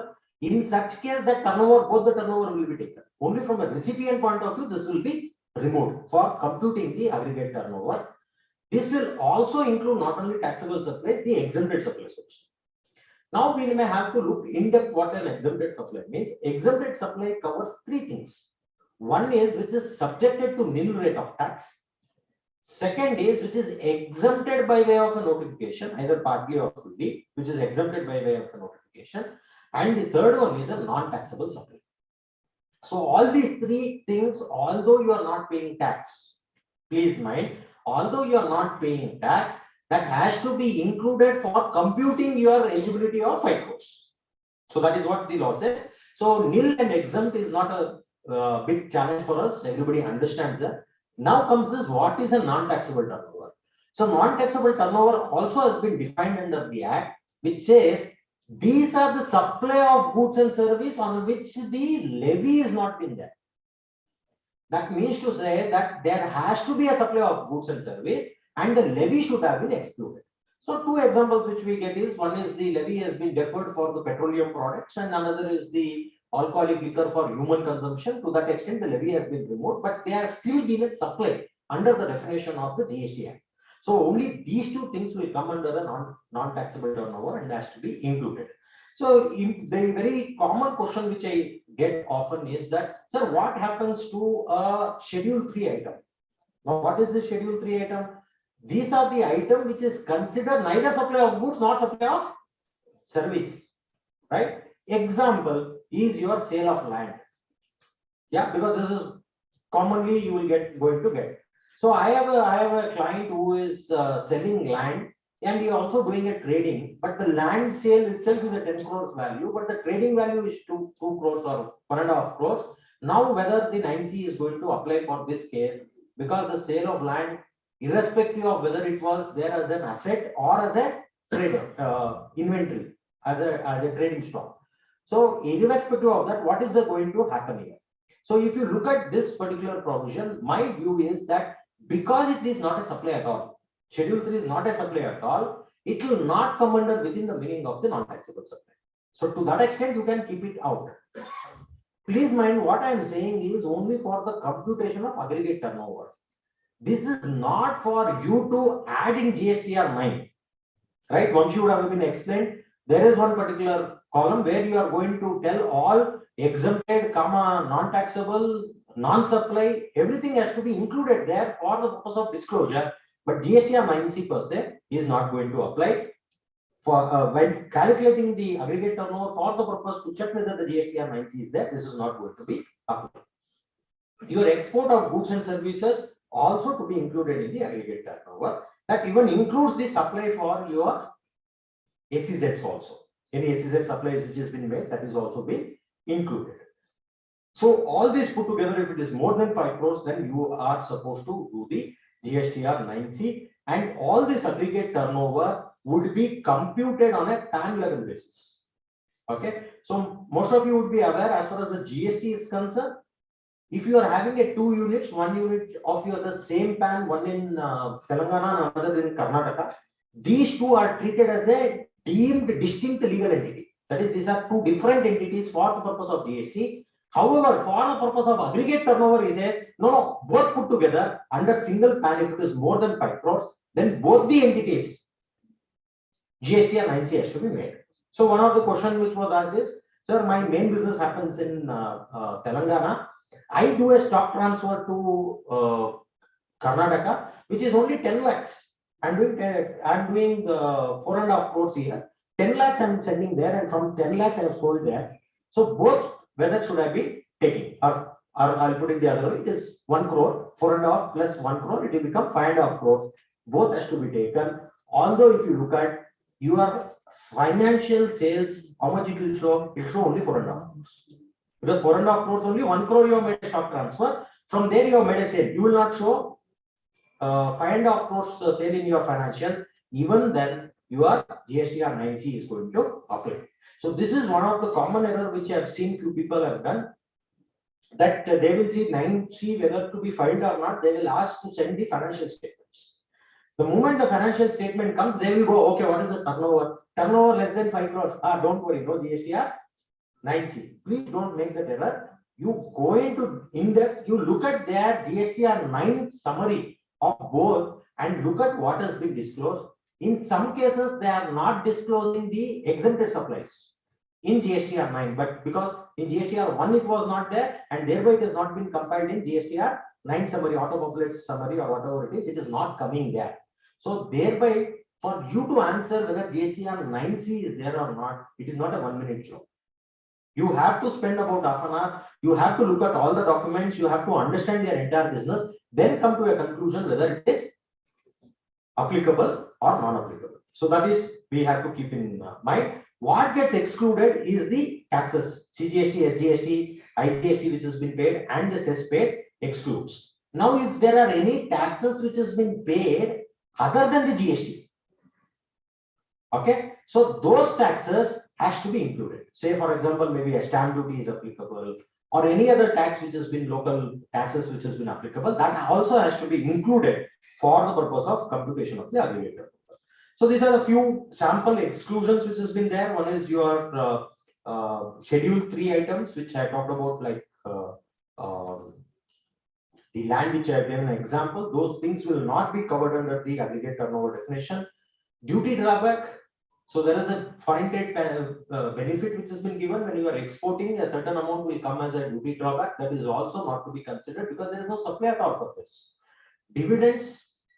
It is again a profit which you are arising out of your investment, not to be considered. Profit from joint venture or other investment or partnership firms, whatever the profit you are arriving, there also there is no supply, not to be considered. Insurance claim received. Whenever there is an insurance claim which is there, that is also taken as another income. Don't add all these things for computing your aggregate turnover, right? And maybe another examples could be is your creditors return back. Okay, so those are the things where there is no actually supply. You are supposed to pay somebody, you are not paid, and that you are taking it as another income. That also will not be subjected to added to the aggregate turnover. Then there are certain inclusions. If you look at related party transaction, that is the schedule 1 item, whether or not for consideration, those things has to be included. And very important you have to look at is that the valuation for this purpose has to be taken as per the valuation given under the GST law. So for related party transaction, whatever the transaction which has happened between you and me being a related party, that transaction is not considered for the purpose of GST. It has to be the open market value. So for computation of aggregate turnover also, you have to take the open market value. For your books of accounts, whatever you are recording, that is okay, accepted. I don't know about income tax, but that is accepted here. For the purpose of my aggregate turnover computation, I have to take the open market value, then only I have to do it. Then any sale of fixed asset. So this is also again another challenge which comes as far as the financials is concerned. In financial, we only recognize profit or sale, profit on sale of fixed asset or loss on sale of fixed asset only will come to my P&L, right? For the purpose of GST, the value on which you have made a sale, that value has to be considered a fixed asset. Now, if you are selling say a car on which you did not take a credit, okay, so what is the valuation for that? What they say is what is the sale price minus your book value after depreciation. Whatever the value is there, if it is positive, on that you have to pay GST. For aggregate turnover also, that value has to be there. So in sum and substance, what I am saying is these are the things which will not be available in your financials, because in the financials only profit will come and sit there. Okay, if it is a profit, it matches here. If it is a loss, then it is not getting matched there, right? But you have to get into the detailing of this particular transaction and you have to come to this conclusion. Then you have a supplies creditor, supplies credited to the expenses ledger. So this also has to be considered. So sometimes what happens is that there will be a pass-through arrangement. Okay, so I make a payment on behalf of somebody, maybe a group company or something. I incur the group expenses, which is say 1 lakh rupees, and one of my subsidiary has to bear 20% of it. So what I do, that 20% I'll not treat it as a sale. What I'm going to do, I'm going to reduce my expenses of 1 lakh and make a net expenses of 80,000 rupees.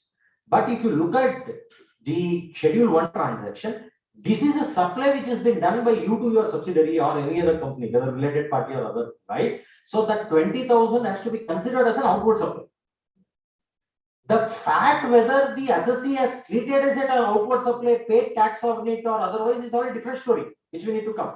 But for the purpose of computation of aggregate turnover, you have to look at this transaction also and look at whether there is any credits to your expenses, which is because of a recovery, not because of rejections or discount which has been given, but because of a recovery. So that is also something you have to look at.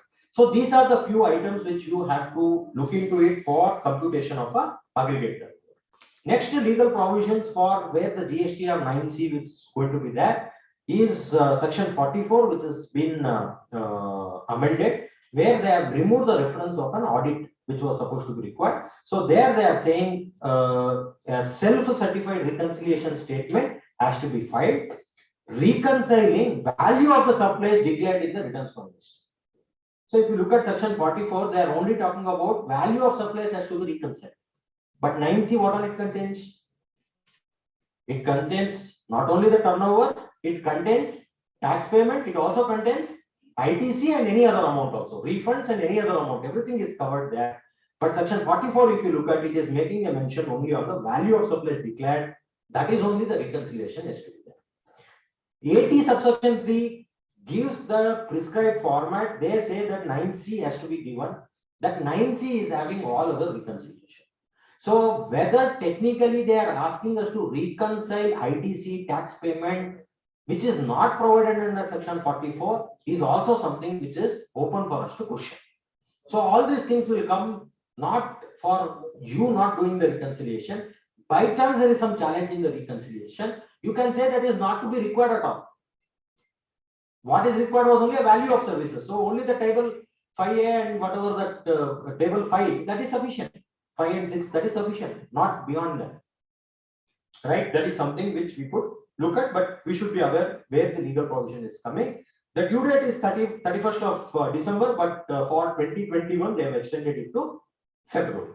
So now again, every time this is the same challenge which coming, whenever the due date is approaching, common question I get is, will there be an extension? Yeah. So this time, because we are not signing it, first, that pressure of extension should not be there on us. But the way I see the department, they will not give an extension because they will only prescribe a late fee. To pay it along with the late fee, late fees are not that costlier. So thereby, I don't think so. There is going to be a challenge there in terms of even if it has not been extended, it's only about 200 rupees per day, and it will be maximum of 0.5% of the turnover. That will be the late filing fee, which is going to be there. Now let's look at what are the parts of the reconciliation statements which has been there. One is the part one gives the basic taxpayer details, which mostly gets auto-populated. Then you have a reconciliation of gross turnover and analysis of the unreconciled turnover, which is there as 5 and 6. Then you will go for taxable turnover. Then you are going to go for a rate-wise reconciliation, and you are also going to do an analysis of the unreconciled amount of the tax, input tax credit, and additional liability. So these are the 5 points which is going to be there. One is your general information, turnover, tax, your ITC, and any other liability and your refunds. So that is the parts of the reconciliation statement.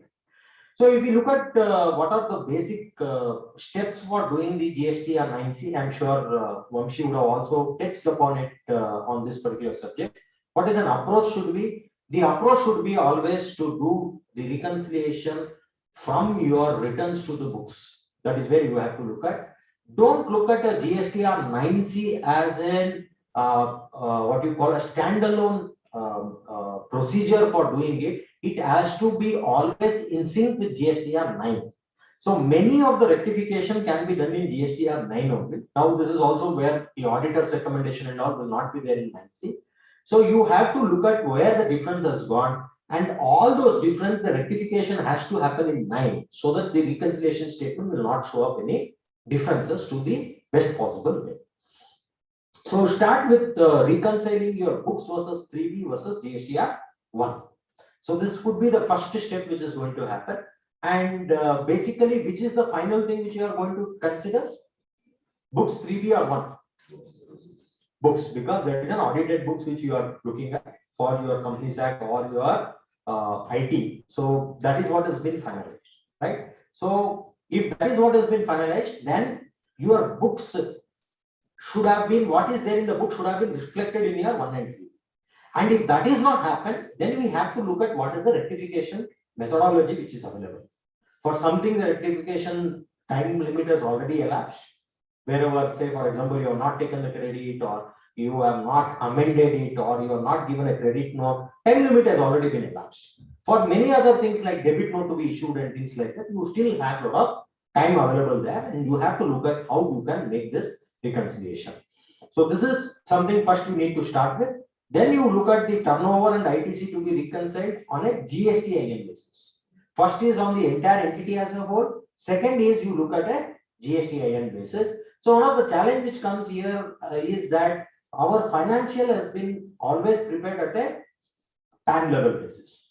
But GST or 9C has to be done on a GST-IN basis. So this reconciliation is also very, very important. So that can be done by your trial balance breakup or your cost center wise breakup, which you could take. And there has to be a reconciliation between GSTNs and the consolidation also. That should match first. Okay, then you are going to look at other reconciliation on 3B and 1. Ascertain the reasons of difference in turnover, tax paid, and ITC. What is the difference? If you have over declared, under declared. If you have over declared, what is going to happen? If you have over declared, there can be a chance that you have paid the tax also, but turnover only over declared, tax not paid. Not a problem, we will rectify in GST or 9. In some cases, I have over declared turnover also, paid more tax also. What is the option available? You cannot issue credit note, you cannot do amendment. So thereby you have to go for a refund. And that refund cannot happen through 9 or 9C. You have to make a separate application RFP 01. Right? You will be subjected to refund only in case if you prove there is no unjust enrichment. And it is within the 2 years from the date of payment. Now we are identifying for 2021, time limit is there, we are within the time limit. However, if you have excess collected, then you will not be able to do anything. You have to pay, don't go for a refund. If excess is there, show the excess in GST or 9C and give a comment saying that this is the excess which we are going to look at. What could be the other way? I have short paid the tax. Again, no brainer. You paid through DRC 03 in GST or 9. That also can be, in my view, you can pay paid by credit also, because there is no specific restriction. The credit restriction says that it can be used for payment of self-assessment tax. GST or 9 is also a self-assessment. You are paying there. It can be done. Although there is a circular which says that whatever the amount which you are paying for while doing GST or 9C, you cannot use the credit. My view is that circular has not been backed up anything with the provision. So thereby you can go ahead and use the ITC also. So that is what is going to happen as far as the additional liability which is there. You can discharge through cash, through credit also. Cash to anyway you can do, no problem. So second question comes up here is whether interest is liable. Interest is liable. Sir, first you tell me whether we are paying in cash or credit, then after that I'll answer. Right? So if I am paying by cash, no brainer, interest is going to come. Sir, interest is from when to when, sir? From the date on which you are supposed to pay. Say for example, this short payment pertains to April 2020. Then the due date was 20th of April, sorry, 20th of May 2020 till today. If you are uploading your GST DRC 03, then the interest has to be paid at 18% simple interest for each day of delay. Right? This is clear. Now, that amount which I am paying, I had a credit to that extent. There was a short payment of 10,000 rupees. My closing balance of credit is 1 lakh rupees from April till date. Even now, 1 lakh rupees minimum credit is there. Anytime it is more than 1 lakh only, not less than 1 lakh. In this case, whether I should pay interest? Section 50 was being amended where they told if you are filing the returns delayedly and whatever the amount which has been delayedly to the extent what you paid in cash, only to that extent the interest should be applicable. So that is not covering the scenario which I told in a strict interpretation of section 50. Thereby, on a strict interpretation, you may have to pay interest for that also because it was not been assessed in your 3B. However, judicially, if you look at, is there any revenue loss to the government? It was there in my books of accounts. If I would have paid, I would have debited. Government did not get even a single rupee more. So because there is no revenue loss to the government, you can judicially argue saying that the interest shall not pay because the sufficient credit was eligible. So this ground will apply not only for GST or 9, this will apply even if department is coming for an audit and asking me to pay. Department comes for an audit, he will identify, no, sir, this supply which you are treating it as an exempted supply, one condition is not satisfied, and you have to strictly interpret the exemption notification, thereby you have to pay the tax. Then you will say yes. Then if you recompute, if a sufficient credit was there, there also you can take this particular argument. There are certain decisions which is there under the central excise regime, not under the GST regime, but that is something which is possible. Wherever there is a substantial interest, this is what something you could consider. Then you have additional liabilities I have talked about. Extra taxes, if any, you have to go for a refund. I have talked about ITC claimed extra. What will happen? Very easy. Anything extra you have claimed, they are very, very open, welcoming. DRC 03 kar do, reverse kar do.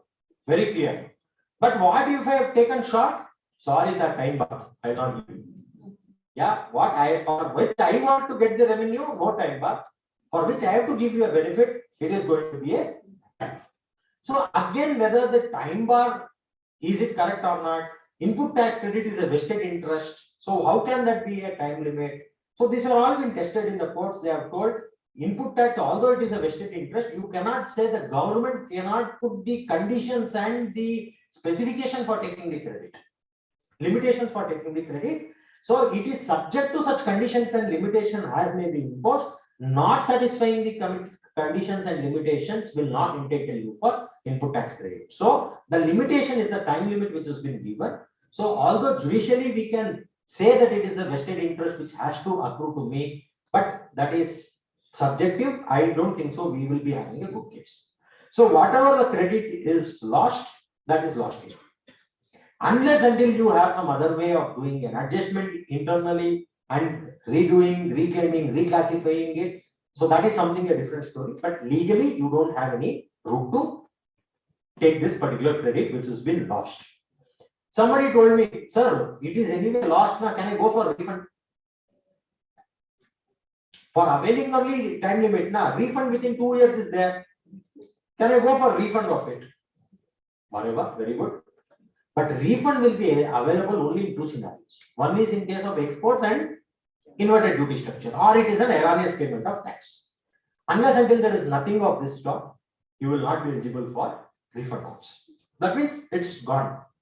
So that is as far as ITC becomes a cost. Then what happens to excess 2A compared to GSTR 3? I think Vamshi would have covered this. So that get lapsed. Vamshi, you did this covered, right? So that get lapsed. I'm not getting into it.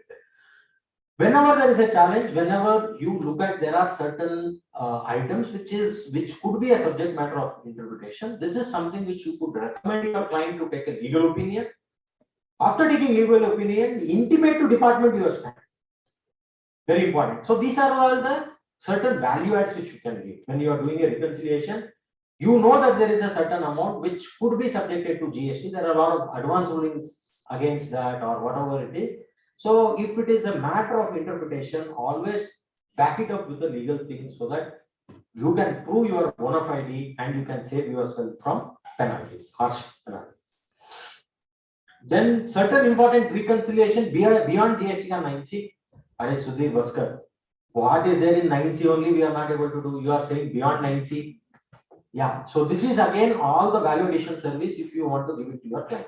You can say, sir, 9C is what, sir? I'll put anything in O. Other things are exempted. I'll put everything in O and upload and give it to you. Your work is done. But if you want a proper value addition, that this 9C should withstand the audit which is going to happen with the department tomorrow, all these reconciliations should be in place. That is your outward supplies as per book versus returns, reconciliation between 1 and 3B, e-invoicing versus your outward summary, e-way bill versus your outward summary, your ITC accounted in 3B, what has been availed, accounted in books availed, utilized, and what has been accounted in the books of accounts, 2A versus or 2A or 2B versus 3B. Now 2A and 2B is one and the same or different? So everybody, we are all aware it is different, so nothing to worry about it. So 2B is something which we need to take for the purpose of ITC from January 22. Prior to that, no 2A, no 2B. If you have a valid invoice, go ahead and take the credit. Because the section 16, the condition was being made effective only from 1st of January 2022. So that reconciliation you have to look at. ITC reverse reconciliation. So how much ITC you have reversed in terms of 42, 43 or 37 for non-paying within 180 days, again retaking the credit. So you have to have a proper reconciliation between what you have disclosed in your GSTR 3B returns, whatever you are disclosed there vis-a-vis your books of accounts. There will be a 2 levels of reconciliation here because you are doing the reversal on a month-on-month basis, and again on an annual basis on 30th of June of the next financial year, you have to do it on an annualized basis. So both reconciliation has to be there. One month-on-month you have done, and on an annual basis how it has been made good. So these are the summaries which you should be having handy. Then you have a rate-wise breakup of tax, outward and inward, which anyway is required for 9C also. Export and imports reconciliation with the shipping bills and your bill of entry, summary of that vis-a-vis what you have been accounted and what is been disclosed in 3B. So these are the few reconciliations which you have to look at in addition to the job work, refunds and things like that. So issues with 9C, I've already talked about audited financials, which is available at the PAN level, but not on the ITC. That is which already been clear. So major differences why the 9 and 9C difference is going to be there is ITC reversed is more than the ITC availed in any 3B.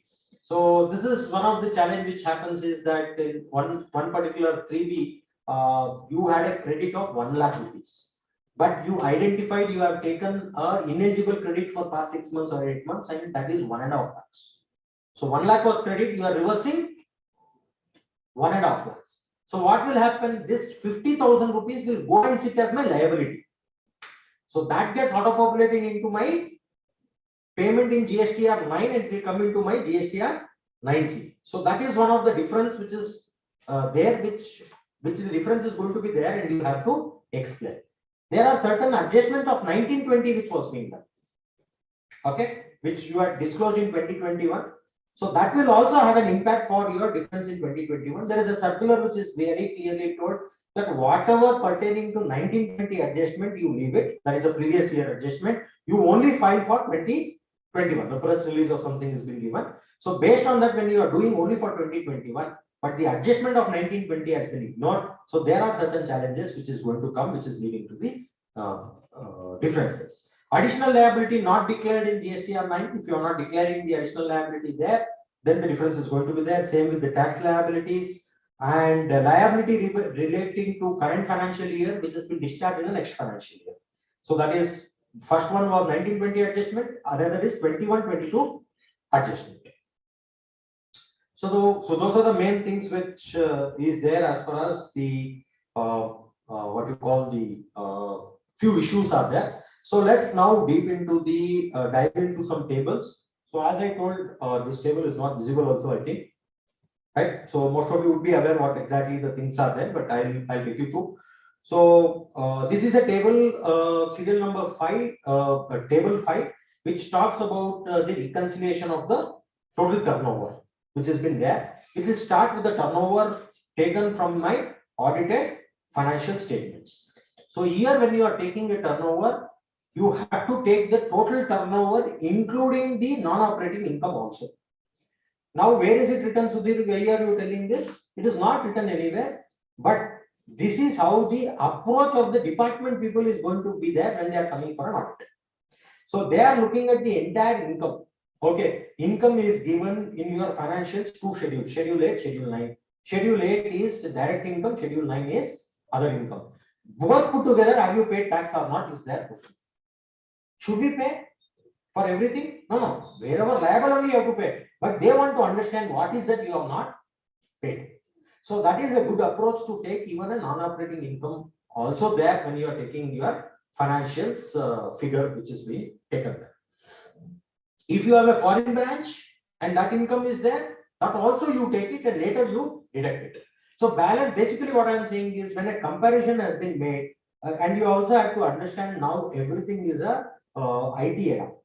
Okay, there is the departments are putting less efforts by themselves. Everything is system generated notice. So somebody, an IITian, they will give a good fat amount of fees to an IITian. He will come, he will not understand your business. He will not understand your GST. He will understand how to write a program. He will just write a program saying that in income tax returns, these financials which is to be taken here in one table, from GSTR 9 it has to be taken in one table, and you have to check if there is a difference. Straight away generate show cause notice, issue show cause notice. Unfortunate affair. If you look at government of Telangana has given such what's up 40-50,000 notices. 6,000. Huh? 6,000. 6,000 notices this season. Cumulatively, they would have given more than 20,000 now, right? So they have given just an auto-generated notice without even considering Facts of the case. basic facts of the case. If they have gone to such an extent where they have given a show cause notice where there is an ineligible crediting by 2A.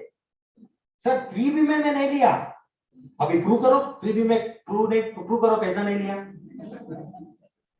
Okay, sir. ये मेरा statement है. How will I realize this statement is correct?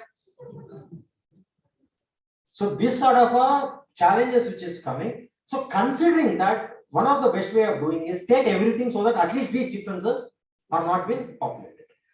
Even if there is, it will give you a more pressure on your GSTR 9C because you have to reconcile everything.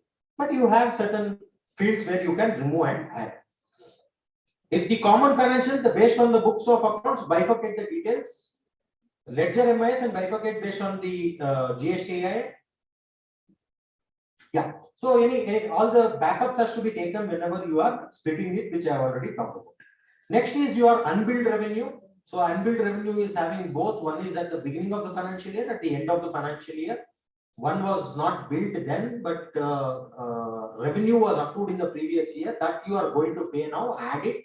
What is been accrued now, you deduct it because you are going to pay the tax in the next financial year. So it is simple, and this is all to do more with the accounting standard compliance, and most of the cases this happens in the construction contract where it has been certified not billed or work done not certified cases. They will keep it in WIP because they want to show based on the matching concept, they want to show the income and expenditure.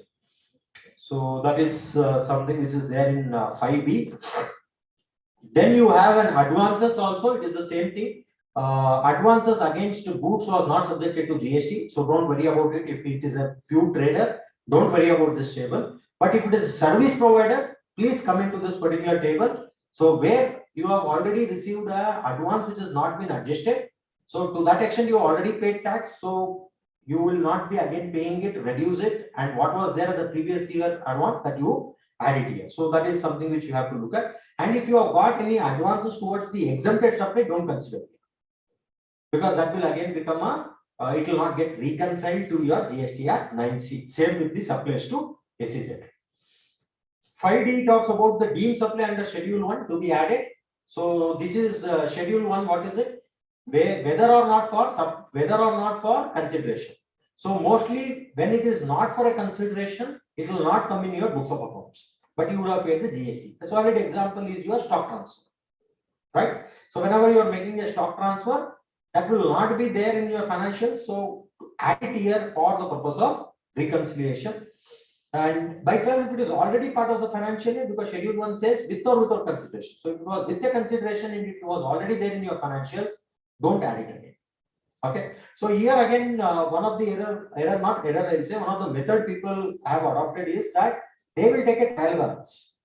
Okay. Hyderabad trial balance, Karnataka trial balance will say. When Hyderabad trial balance is there, they are showing a sales to Karnataka, stock transfer. Karnataka, they are showing purchases. When a consolidated financial statement, purchase and sales and purchase is offset and the net amount is shown there. So because it is at the PAN level, we wanted at a GSTN number, 5A, they are directly taking the turnover as per tally. So if you look at this 5A turnover, both if you add, it is not going to match with your consolidated financial statement. So that will have an impact, and per se you are not showing this particular item which has been added specifically. So always ensure that whatever the 5A is there, what you are taking, the first one, that gets added and it will get reconciled with your audited financial statements. So if you are considering that, you cannot add that there, you have to add it separately here. So here you have to look at, if at all you are not merely closing your eyes and doing a reconciliation. If you are more open, you look at whether there is any difference when there is an e-way bill or an e-invoice generated, but the invoice is not accounted in the books of accounts. So look at what is the reason. Not that I am saying every e-way bill, whatever has been generated, you have to pay GST on it. There could be a supplies which has been given for your job work, on which you have issued an e-way bill, which is going to come back. But that difference has to be reconciled. By chance, something has been missed.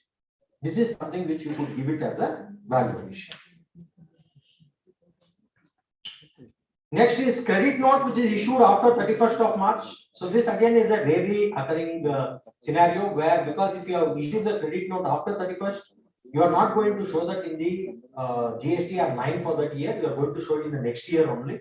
But if at all they have shown, this is something which you have to consider that and reducing it from this turnover.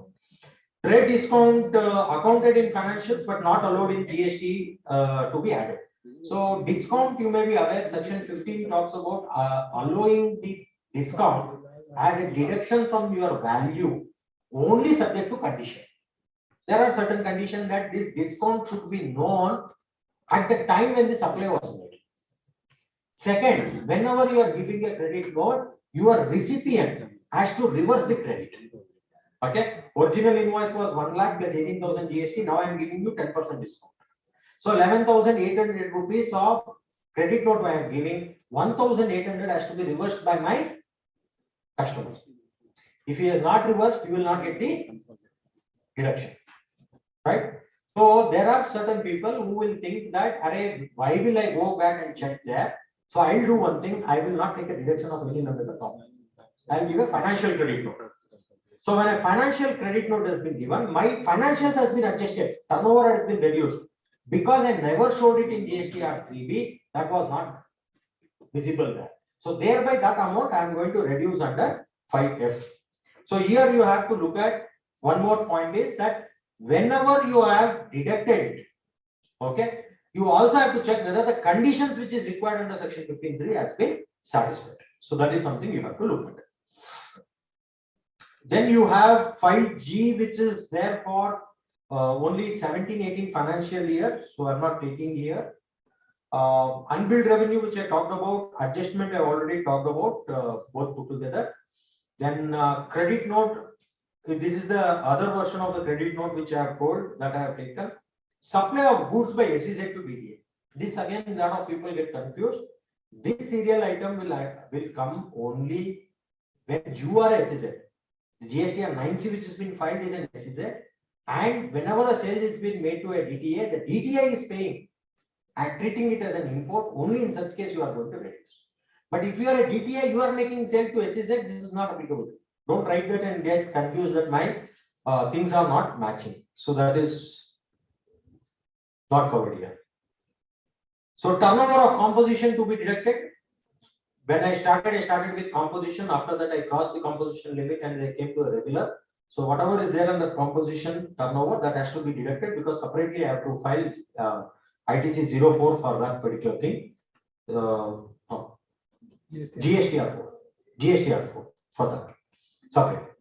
So now coming to 5M, the adjustment on account of 5M is again a valuation adjustment. This valuation again has a link with the credit note, but this you have to take it the valuation adjustment other than the credit note. Okay.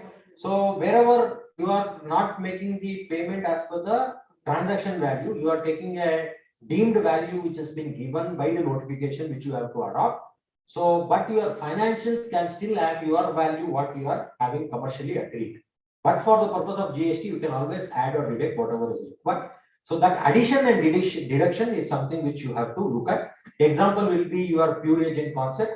If you have not satisfied the condition of pure agent, then the recovery also should be added. But if you have satisfied, it will be part of your revenue. But because you have satisfied the condition of pure agent concept, you can deduct it. Specifically, you will deduct it.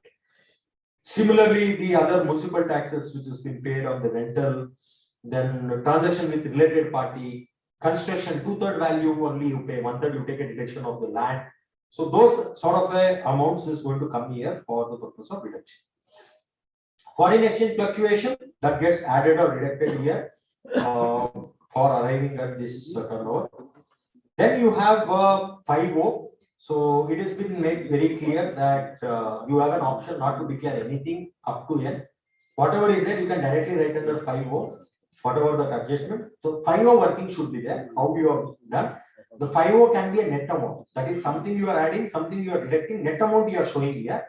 But that what all you have added, what all you have deducted, that summary, if it is available, ignore everything, put it under 5O and close it. So that is the other way of doing it. So, but whatever is there in 5O will be an eraser. The first thing where they'll ask is, okay, what is there in 5O? You give me a computation. So whatever you put in 5O, you ensure that it has been backed up by the computation.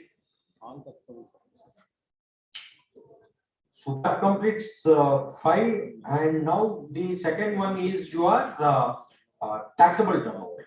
What that was a reconciliation of total turnover. Whatever it has been reconciled there in total turnover basis will come here. Here you are going to reduce your value of exempted, nil-rated, non-taxable turnover, non-subject turnover. Everything will be deducted. So most of the cases, what we see as a challenge is that this non-taxable turnover, exempted turnover was not at all disclosed in one. Thereby it did not come in 9. So thereby it will be showing a difference here because you will not be able to detect it because 9 is already a net amount. So that reconciliation will always be there. So the best way of doing is that you incorporate that even if you have missed under GSTR 1, you incorporate that in your GSTR 9. I'm sure in the previous session you would have gone through that. Then you have a zero rated supply without payment of tax. If it is zero rated supply with payment of tax, it will be already covered above, but if it is without payment of tax, it has to be there. And here again, supplies on which the tax has to be paid by the recipient on reverse charge basis. So here again, please don't confuse. When you are discharging on reverse charge, it will not come. I am a manufacturer. I am taking a GTA service. Should I deduct this service which I have taken from GTA here? Answer is no. I am a GTA and I am having two. One is a warehousing and another is GTA. So GTA, I am asking you to pay under reverse charge. That is part of my turnover. That only I have to deduct. I am an advocate. I am asking you to pay. That only I have to deduct. So that is something which you should not be confusing. Then you will get an adjustment, and that is part of your GSTR 9. Next is your reconciliation of the taxes which is been paid.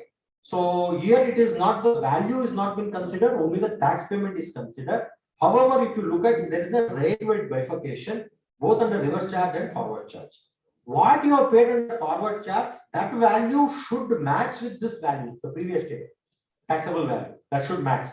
Although it is not been there, that is one of the internal controls which you are matching here. Then on a tax payable, what has been paid, and whatever, if at all there is a difference, has to be looked at. Here there are certain challenges practically which may come up, is that I was supposed to pay IGST, but I paid CGST, SGST.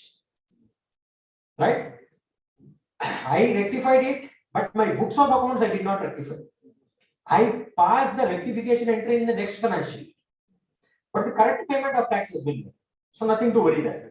If a correct payment of tax has been made, nothing to worry. You pay, you leave it at that. The difference is going to come. CGST, SGST will be in minus, IGST will be in plus, or vice versa, whatever it is. It's going to be there. You give an explanation saying the rectification entry is done in the next position.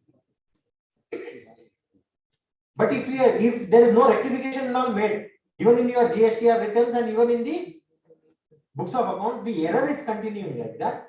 Then you have to take a call under GSTR 9 whether you have to voluntarily pay the wrong tax which you have other tax, right tax voluntarily you have to pay and go for a refund of the wrong tax.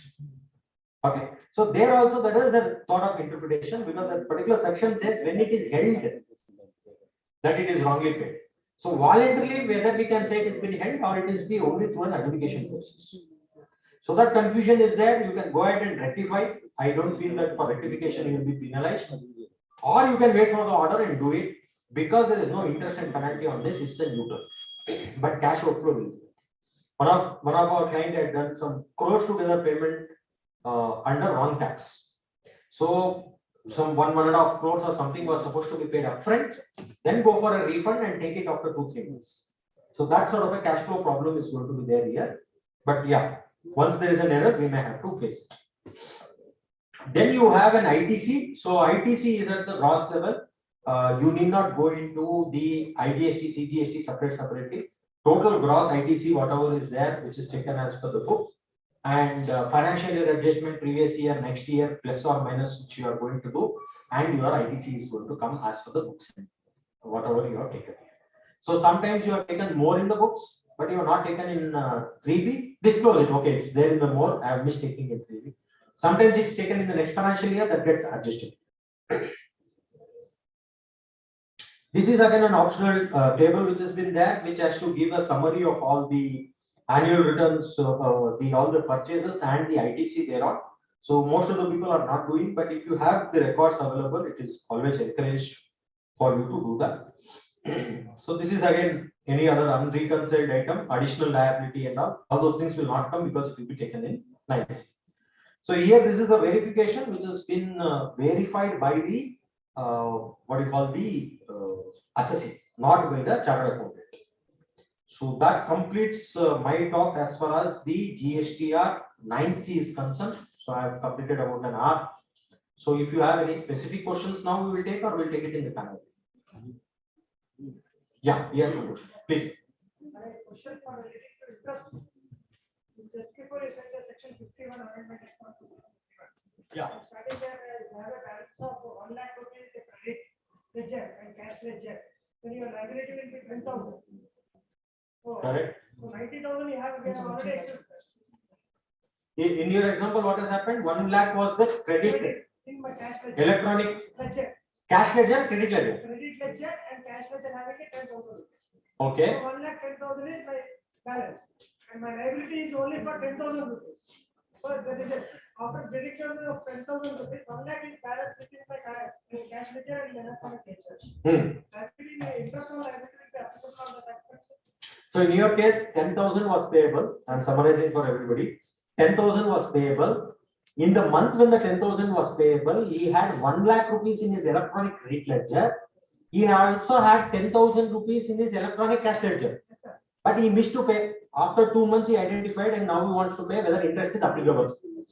Strict interpretation, yes, interest is applicable on this of section 50. However, judicially, because there was no loss to the revenue, you can always contest paying the interest. Okay, sir? Because we have already paid balance more. Yeah, that is a judicial point. But if you look at section 50, your case is not covered. Because unless until you have offsetted the liability, as far as the GST is concerned, it is unpaid. But if I already paid the DRC, Yes. that will be liability already discharged to the department. Then okay, if in DRC you have paid till the date of DRC only the interest, not here. Yes. Pardon, sir? Yeah, you have to, there will be a notice issued, you have to contest the notice and go for an appeal. Or you can pay under protection, go for an appeal. See, one interesting thought process about interest is, there is no interest on interest. Right. So if you pay that 10,000 rupees interest either today, or you fight it for 15 years and pay, you'll end up paying 10,000 rupees. So there are few smart business people, they have put that in FD. That 10,000 rupees, they are fighting it. They say there are fees, mere FD interest will come. Okay, so we will fight it. If we get, well and good. If you are not getting anywhere FPA, you can't get it. And interest is from it. In the department, the time department questioning you are paid to DRC. So then the department asking the question to pay the interest. Sir, I already paid voluntarily to come to the benefit of GST. So there is no question of the tax on interest. Because first or tax. No, even voluntary payment, if it is delayed paid, you have to pay. Huh? So but we have access the excess credit in the That is what I told you, sir. That is a judicial point. That is a judicial point, you have to fight. Yes, sir, then I think we can go for panel or some more time. Yeah, another 5 minutes we can take the questions. So we are having a tea break, then the panel discussion. Okay.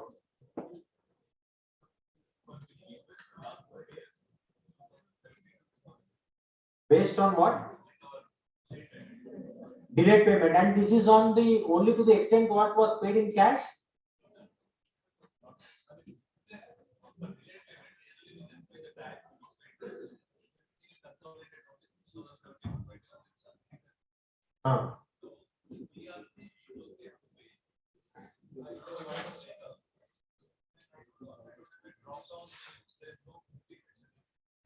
Okay. Others is there, others, and there will be a text column which comes specified. You say others and interest. No, you cannot give a breakup of year there. You have to go for a multiple DRC 03. You have to make an year-wise DRC 03, and in the remarks column you mention, or you make a consolidation and write a letter to them saying that this is the multiple year. In the DRC, we paid the excess. Unfortunately, so the portion of the interest will not be applicable. Against the liability. No, I did not understand. Shall I repeat it? No, he is saying that DRC, we paid for DRC. Correct. I have paid it through DRC 150 rupees. You have paid excess. Excess. Then interest will be not be applicable. Yeah. Yes, sir.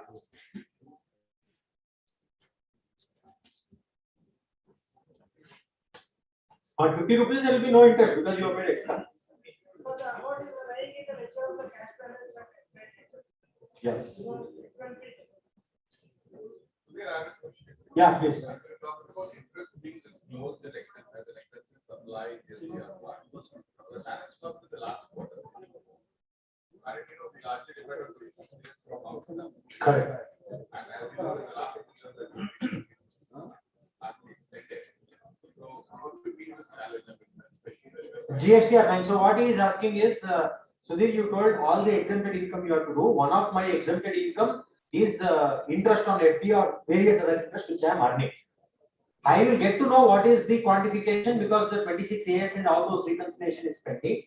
So last quarter I will not be able to recognize it. Say thereby I will be showing this in my GSTR 1. What to do? So you leave it at that, and while you are making GSTR 9 in December, you know this. You show it in GSTR. You know that in case of credit notes, the recipient has to reverse. Correct.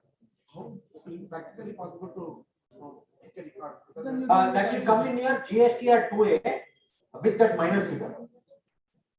But the moment you are no sorry. When you file GST the credit note, that will go to your recipient in minus. So whether he has actually reversed or not, we don't know. Maximum you can take a declaration. Declaration. So practically through GST it is possible. No, not possible. Done? We can break for tea? Yeah.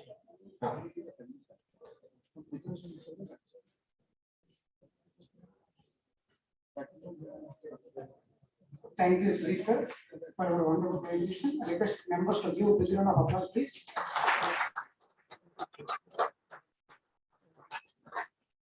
Sir, we are breaking for tea for 15 minutes.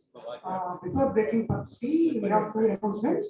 One is on 16th March, we have Bankai seminar at Shilpakala Vedika. The fee is 1120 rupees, 1125, including GST. There is the first announcement. Regarding question answers, if anybody having any questions still, you please write down on the slip and please forward here, so that all the panel let us everything one by one. The third announcement is, we initially collected 1,200 plus GST per quarter initially. So those who paid extra amount, they can take refund while going after the seminar. మీరు వెళ్ళేటప్పుడు కొద్దిగా difference amount తీసుకుని వెళ్ళొచ్చండి. అందరికి వాపస్ చేస్తాం. ఎవరైతే 1,200 పెట్టారో వాళ్ళు. మనం ఒక 15 minutes టీకి బ్రేక్ అవుతున్నాము. 3:20 we'll reassemble again and we'll start with panel discussions. Thank you.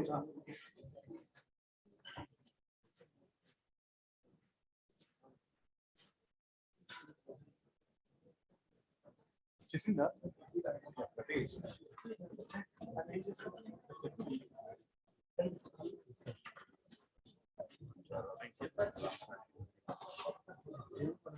ప్రశ్న అడిగాను కూడా.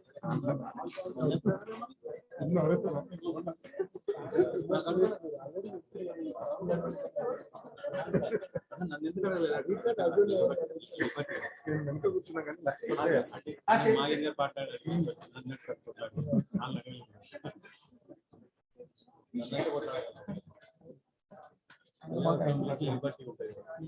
ఎందుకంటే తనకు దీపం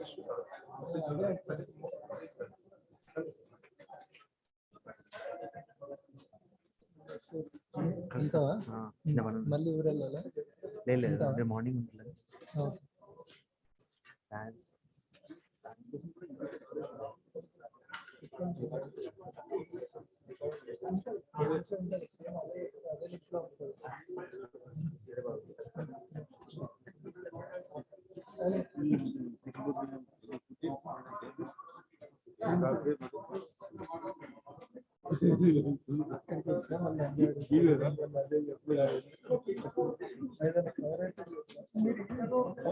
అర్థమైతే అంటే కొంచెం అర్థమయ్యే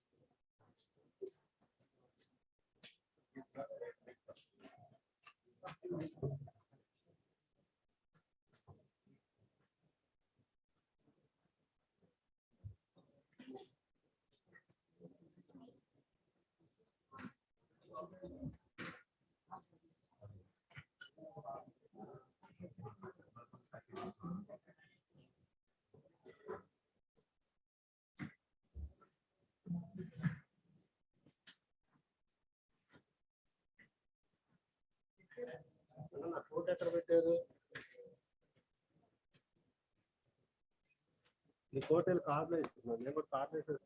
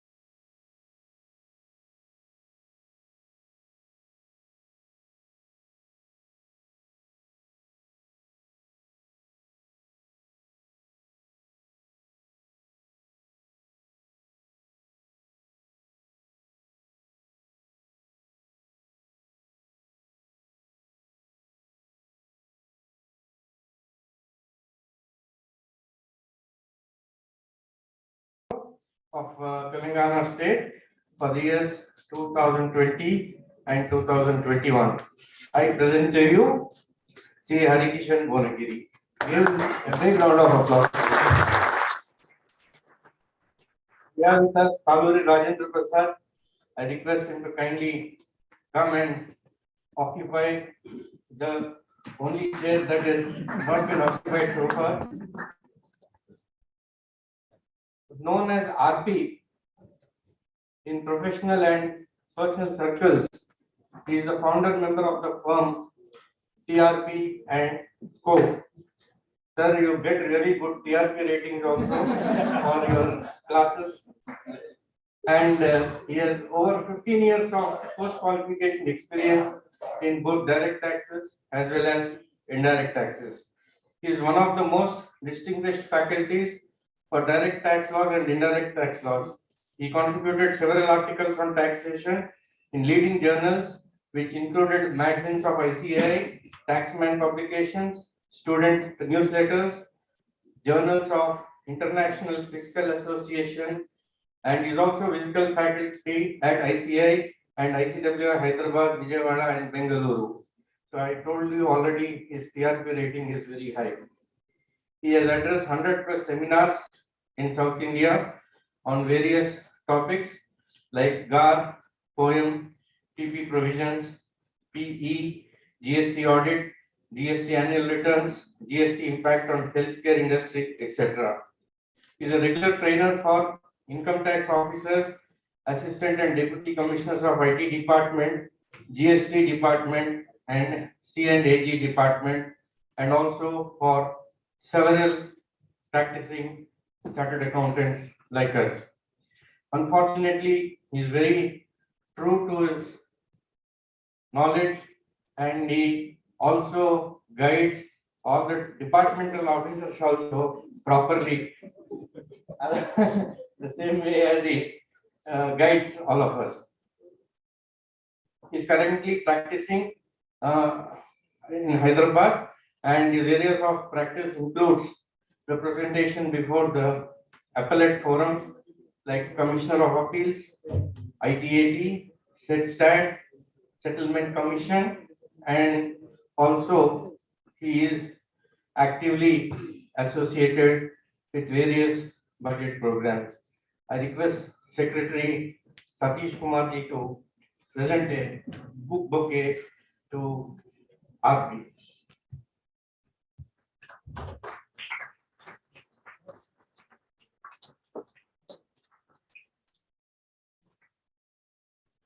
Over to you, Harikishan ji, and the team of experts.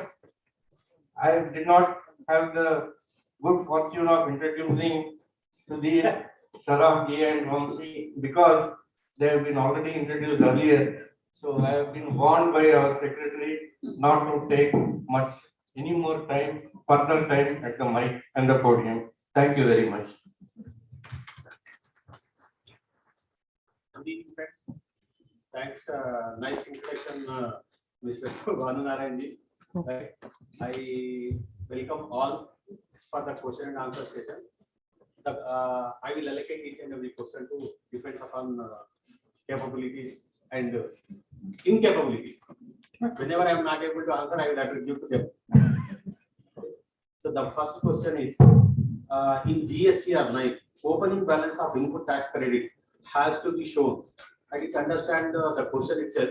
It means where it is showing like that, probably the question may be.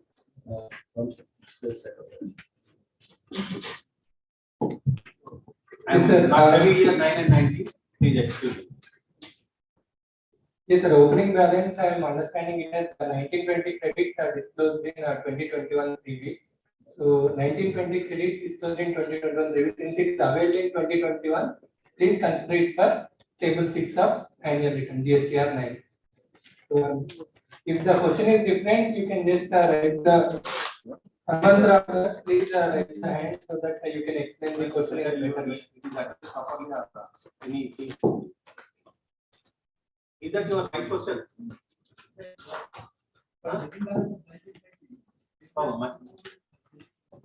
Yes, sir. So it is answered. Now it is addressed or still some doubt is there, sir?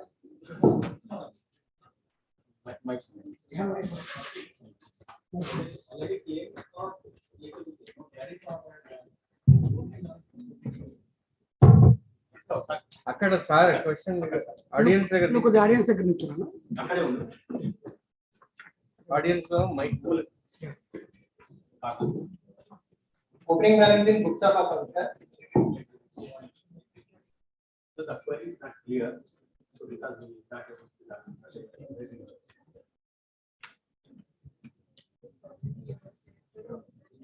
ITC, closing balance of 1920, date has been reported in 9 of 2020. Opening balance, you mean to say in your books of accounts? No, carry forward balance 19.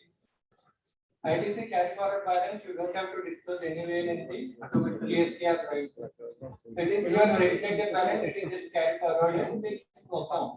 It will show you negative balance in annual return, right? So you are talking about opening balance in books of accounts or opening balance in credit ledger, like credit ledger, GST credit ledger. In the annual return, there are appear in the opening balance of those 30 years. Sir, no, with balance in your books of accounts or balance in GST portal. Some amount and it is there in the annual return of 1920. Excel. It will not be there in annual return for 1927. Because the annual return 9 and 9C is not going to affect your cash ledger, credit ledger or liability register unless you file GRC 03 for the purpose of annual return. Unless without GRC 03, your all these electronic credit ledgers are not going to be affected. This is only a information which will help the department to pass further processing, or maybe the department will take up the audit basing on these annual returns. But this information in these annual returns is not going to impact your credit ledgers. So 1920 annual return will not contain the closing balance of your electronic credit ledger. So that need not be reflected in 2021 9C also. Okay, is it clear, sir? Yeah, let me add to it. As far as the GSTR 9 is concerned, what you are going to show is the summary of the credit await and what is utilized. So there is no column for opening and closing balance. So it's a total summary of the credit which has been taken, which get reconciled in 9C. And what is been utilized that get reconciled. That's all. So there is no closing balance per se in GSTR 9. There could be a scenario where your 2A is been auto-populated in the GSTR 9 and that has been compared in 3B. Thereby there is a plus or minus compared to your 3B and 2A. So if your 2A is more than 3B, there is a column where it gets lapsed. But if your 2A is less, your 3B is more, it will show minus, and there is the story. So that is not having link with the next financial year. When department comes for an audit, they will always give you a notice saying that CC, you have taken a credit more than 2A, you are not eligible for it. Which I explained in my talk that don't worry about up to January 2022. As long as you have a valid invoice, you can go ahead and argue saying that you are eligible for the credit. I hope this answers your query. So the next query is a sales figure that was originally reported as B2C sales in GSTR 1 was later corrected to B2B sales. How should the reporting to be done? Please.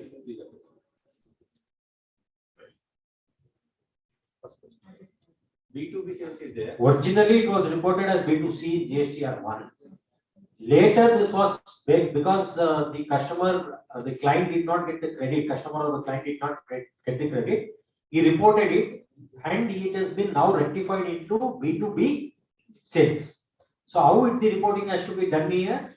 I am assuming the reporting you are talking about GSTR 9. So that will get classified as your B2B because it has been rectified. Now there could be a rectification done in the same financial year and the rectification done in the subsequent financial year also. If it is the same financial year, no problem at all because it's got rectified, it will come there. If it is there rectified under the subsequent financial year, Before September, after September. no, before after September, no possible. So after, Vamshi, you. So once you know that with certainty that it is a B2B transaction, so classify if it has tax impact under 4B or classify if it is not having tax impact 5B. So either 4 or 5. So in B2B, the suitable table is 4B. So when you are populating the numbers, take the correct stand. Yes, you know that with certainty that it is a B2B, you populate there. It is automatic. So it is it will reflect the true state of the transaction. As simple as that. We are done.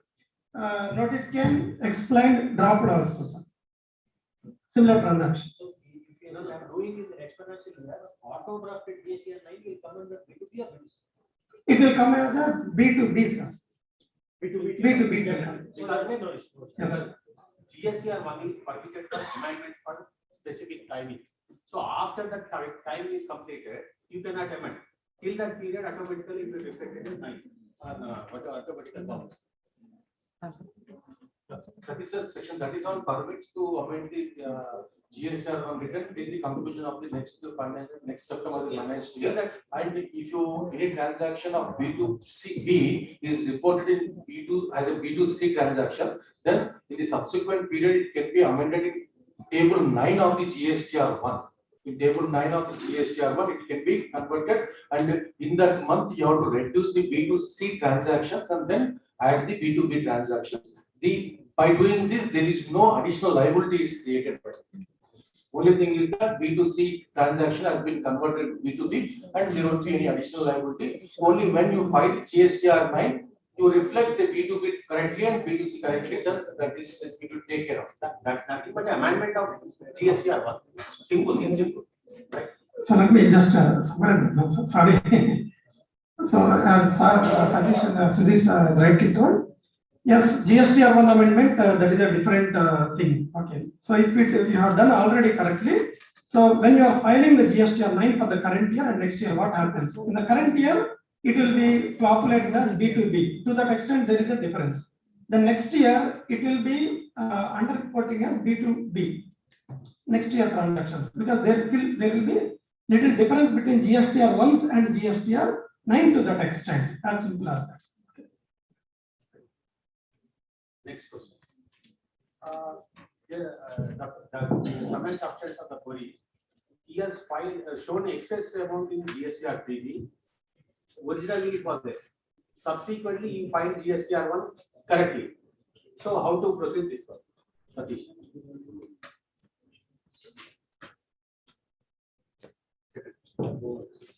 Excess turnover shown in 3B and correct turnover shown in GSTR 1. How to address this? As per Central Tax Notification 26/2017, which I was referred in my presentation, with the help of that notification, one can reduce the next month supplies in his GSTR 3B, because in GSTR 3B he has reported excess compared to the GSTR 1, and let us assume that GSTR 1 figure is correct. Let us assume GSTR 1 figure is correct. Then in the subsequent month, you can reduce your outward supplies in 3B to the extent of what is excess reported in subsequent previous months. I think in this way it can be addressed.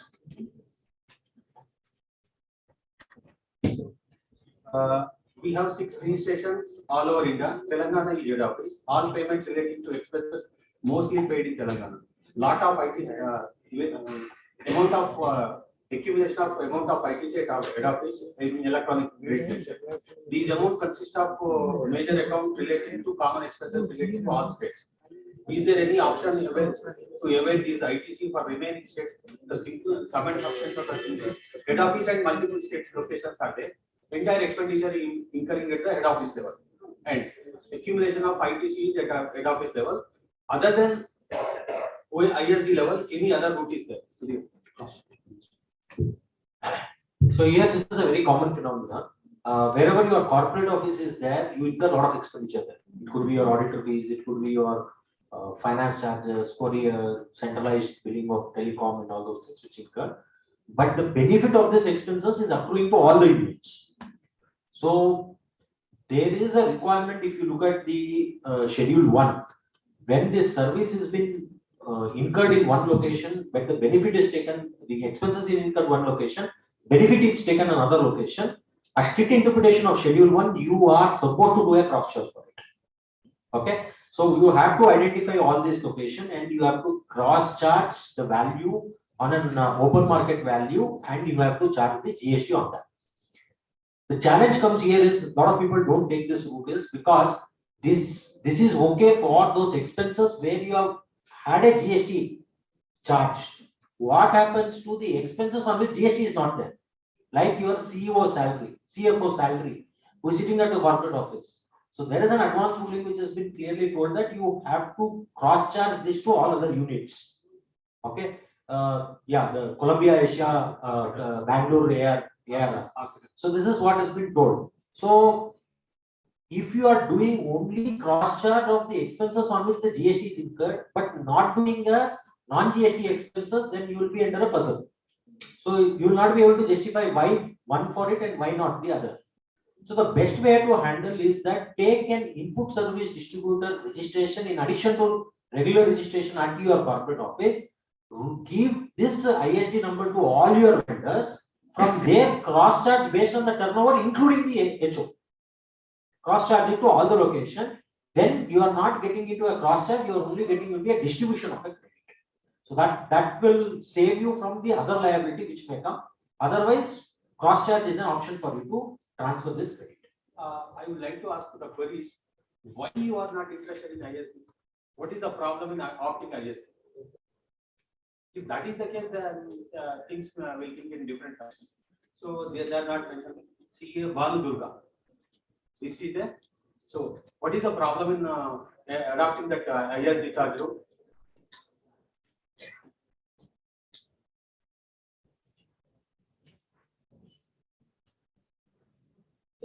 Let us understand so that we can do better.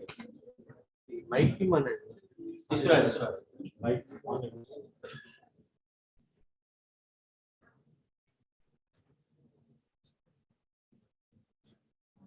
Battery with that.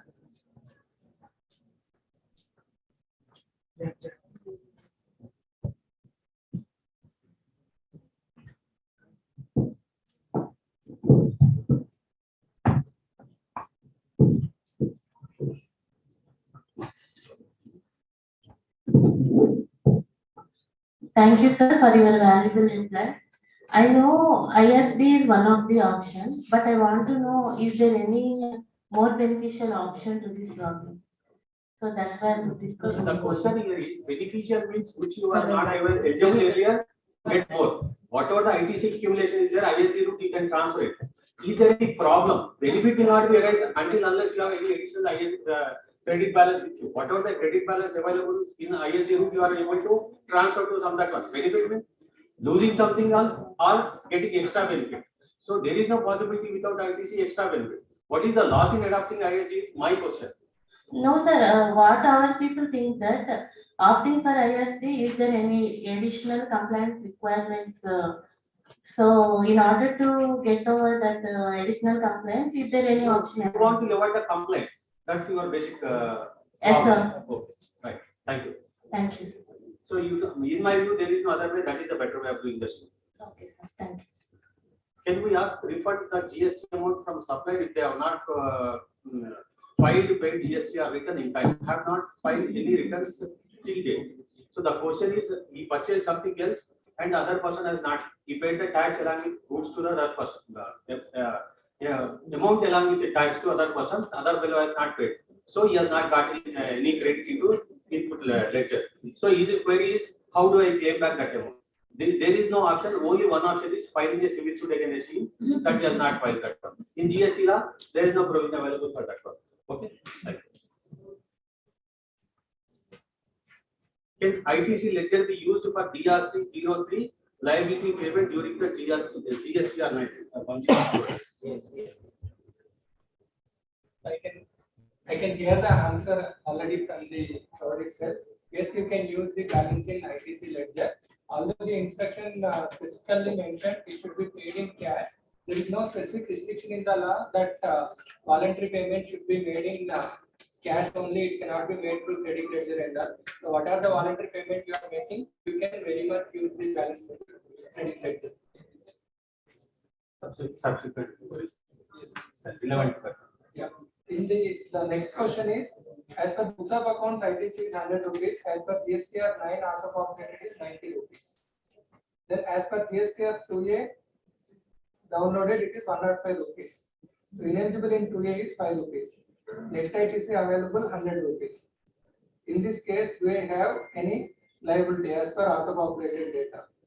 So when GSTR 9 is out of operating, it has 90 rupees. That doesn't result in any additional liability for you. If you have valid invoices and avail credit based on this section 16, then you are very much eligible. It will not come as liability anyway. Okay, unless if any of those invoices which you have already claimed that credit, if any of those invoices are related to 17 by restricted credits, then that will come as a liability when they adjudicate that, not based on GSTR not GSTR 9 and not based on table 8 of GSTR 9. So it will not add to liability anywhere, so unless it is questioned to you and you clarify things to them. Next is the stock is available as per financials in books, but there is no ITC as per GST credit ledger. Such business is transferred to other person, lump sum sale. So will there be any GST liability? So when you, even though there is a stock, if you are transferring your business as a whole, that is an exempted transaction under GST. That will not be considered as, there will not be any GST liability in that. Please refer notification 12/2017 in which the exemption notification is available. Transfer of business is exempted as a whole. Business as a whole, we are selling it as a whole. Only stock is transferred, then it will be treated as supply. If you are selling that being as a whole, then only it will be lump sale we can say. Invoices not One clarification I want to give. So what is to be told is not only the asset, the customers, the vendors, the technology, the IP, your brand, everything to that extent has to be transferred. Because most of the people are saying, look, I don't have creditors. So employees also should be transferred. So, or I don't have an employee. So if you are sum and substance of that is only amounting to transfer of asset, then you will be having a challenge. You have to clearly show it's an ongoing business. It cannot be a stock business. It's a sale of going concern or a part thereof. So that is what has to be looked at. So invoices not updated for that year 2017, 18, 19, 19, 20. Any remedy for such liability? The question I have not understood, sir. Are you talking about outward supply point of view or GSTR 2A point of view? Mr. Chowdhury. Yes, sir. GSTR 2A point. So it is not. You made supply or you received supply? Okay. We have received supplies and the payment has not been declared by the supplier. Yes. GSTR 1. So now, practically speaking, they don't have any option to declare also, even if they are willing to do. Okay. So the only point is we can ask them to give a declaration in their letter stating all those invoices are wrongly declared as B2C, and they have considered all those invoices for payment of tax in their GSTR 3B. And apart from that, I don't see any other remedy available for us. Other speakers can suggest if there is anything. There is no power given for executive to exonerate from these type of things. You have to go for only for judicial approach only.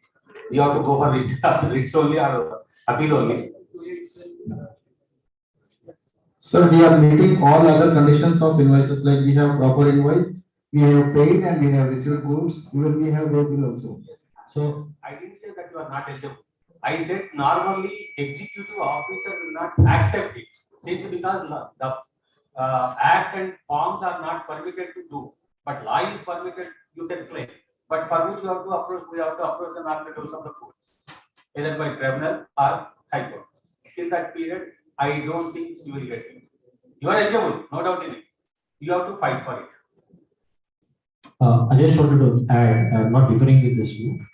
As I told earlier also, up to January 2022, there was no requirement that it should be there. It was only an informatory returns which was there. So thereby you have a very good chance to take the credit. There was also a decision of Calcutta High Court in case of LGW Industries, which has made it very clear that even if it is not there in 2A, all the conditions have been satisfied. The credit should not be disputed to the recipient. Having said this, there is also one bonus on you saying that whatever credit which you have taken, it is your responsibility to prove that the amount has gone to the credit of the government. That onus is left on you, not on the department.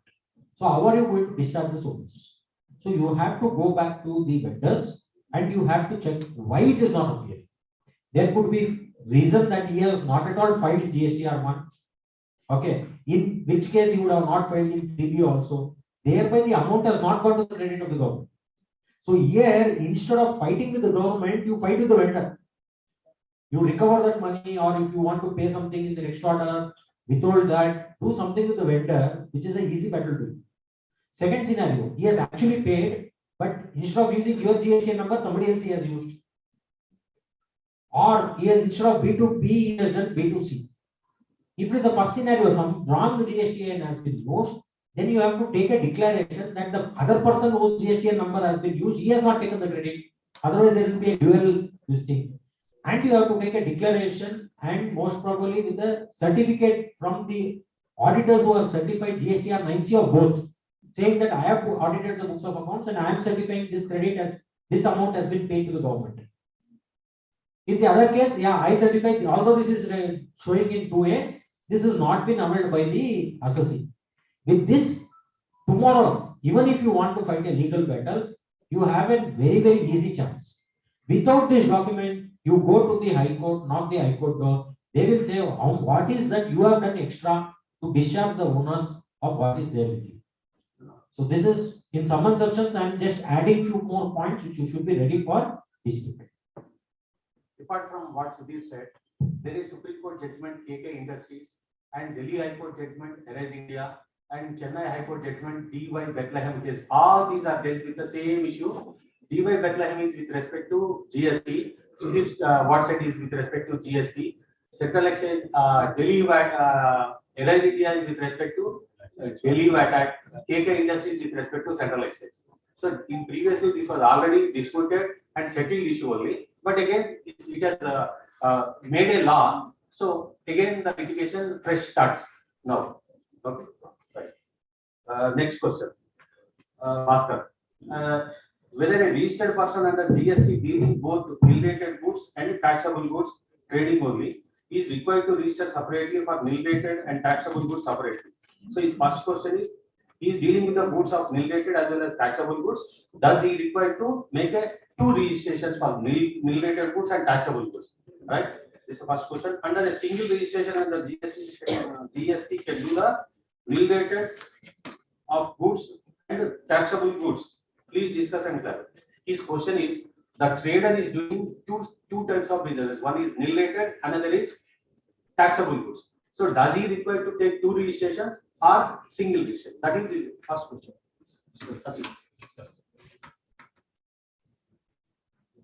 Section 23 exonerates the person who is dealing exclusively in exempted goods or exempted services. So that is one piece of legislation you have to keep in mind.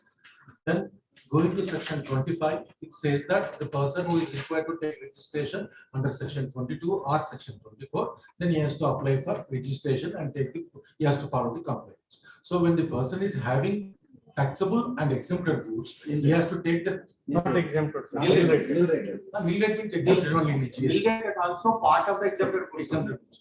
So when he is dealing with taxable and nil-rated goods, then he has to apply registration for taxable goods. When he is selling taxable nil-rated goods, that will form part of that same registration. I think that the government is not granting registration for nil-rated goods exclusively if you want to take a registration. So he has to take a registration, one registration. Under one registration, he has to separate both goods. That's what I understand. The double this will amount to Two registrations. No. No. If it is granted. If it is granted. Yeah, if it is granted, it will be two registration, but it is highly recommended not to take two registration. Although if you have a two big place of business, you can take two registration, but if you are doing that, then it is cross charge. All those challenges is going to come. So with single registration you can do, but all that you have to do is your ITC bifurcation has to be very clear. Exclusively used for exempted supply, exclusively used for taxable supply, commonly used for taxable and exempted. So this will always be a subject matter of interpretation. Department will always come and tell, no, this is not common, this is exclusively for exempted. So those are the challenges would be there. In case of mill-rated goods manufactured by a registered dealer, if not reversed, the ITC in 3 or if not at all involved in 3B, how to perspective? What is the question? Same in GST 9. Mike. Presentation of it. No, my question is, a person who is manufacturing related goods and the ITC is out of operated in 2A, but he has not claimed because he knows that he is not exempt. Vis-a-vis he is doing the taxable trading goods also, and he is availing the ITC and maintaining separate books of set of books. Now, if the department enters that, sir already started that discussion, that related goods ITC, how to defend before the department that I have not utilized, knowingly that it is appearing in 2A and I have not availed in 2A, 3B, and similar facts are reported in 9 also. Department is regularly disputing that. No. Since you are involved in two types of goods, one is related and one is taxable. So this is the query. Is it administrative issue? No, tax credit. It is a tax point. There is a solution for that also. Yes. Every month while filing GST, if you report that input which you are not eligible to claim on the goods which are nil rated, so that input tax credit has to be reversed. Whether you take the total input tax credit and then reverse it, or straightly you can report in table 4D2 of GST 3. You mean ITC related to related goods to be claimed and again reversed in the very same one? That is one option. Second option, don't claim input tax credit, report that input in table 4D2 of the GST 3. Representing 2A portion. No, after taking only it is possible. It's not for eligible. Then claim it and show it in the 4D. Okay. 4D will not get 4D, like if it is Not not common in 4A, the then total. if it is not there in 4A, then only it should come in 4D. If it is there in 4A, it should come into 4D. What I'm saying, if you take in 4A, then reverse under 4C. If it does not claim No, we are not claiming at all. then reporting. But it is appearing in 2A. Department is repeatedly. Then reporting 4D. Ask doubt is regularly department is disturbing. How to stop their disturbance? That's Yeah, your so question. that is in your solution. He is not bothered for legal solution. No. I will tell that is what Satish sir is dealing clearly. So I also have covered this. In my GST 2A is identifying certain HSN which is relating to construction and notice has been generated. Then when I am going and telling I never took the credit, he said to how you have not taken the credit. So he is asking what is the practical solution. In my case, since taxable goods are. I'll complete. So in this case, what is happening is that there is a taxable and exempted or the nil rate goods which is in that. He is not taking any credit which is directly proportionate to exempted, which is clear. But how to prove this month on month when the department is asking? So that is where Mr. Satish Saraf is saying, you take the full entire credit, say entire credit is 100, 30 is pertaining to exclusively used for exempted supply, that you show it under B 42, 43 reversal, 4B2, so 4B1, where 42, 43 reversal is there, you show. And for that you maintain one separate list also. There will be one separate computation of entire credit which is matching your total credit. There will be one more annexure which will show what has been reversed. So with this you will be able to prove. Please see, this is the credit, this is what I have been reversed, and this is what is required by law also. But we take a shortcut, we take net credit directly without doing this, but this is the actual way of doing it. Thank you, sir. The underlying CV section 17(1), 17(2), rule 42, 43, right? First of all, you should, it is a block rate. When you are making an exemption sales, it is a block rate. Block rate means as and when you purchase, you are taking it to input tax rate, you have to reverse it. So when common is there, you have to approach for 42 or 43. That's a simple, as simple argument. Same. So refer with 17(1), 17(2), 42, 43. There is the matter. So, next.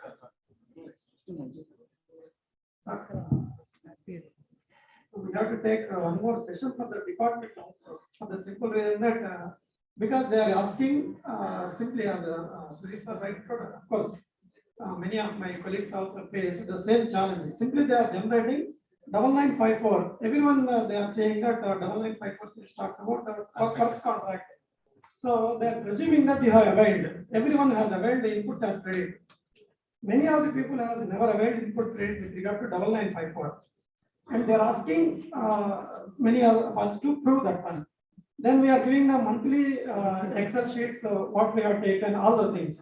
So one of the officers also asked, sir, so 25 MB data.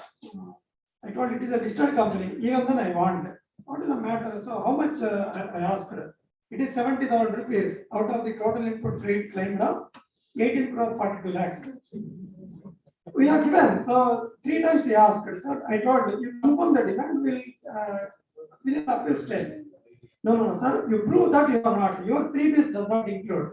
That's why I escalated the matter to the higher and I told sir, we'll take one session, training session to you rather than one chapter. Because you cannot generate. See, I'm really talking because I expressed my concern on behalf of our institute. This is simply you are generating 9954 and you are saying randomly. You use and you prove that you are not claimed. It is very difficult. They are suspecting, they are thinking that every taxpayer is a cheater. Of course, it is not. So I would like to share some of my views with respect to what RP said.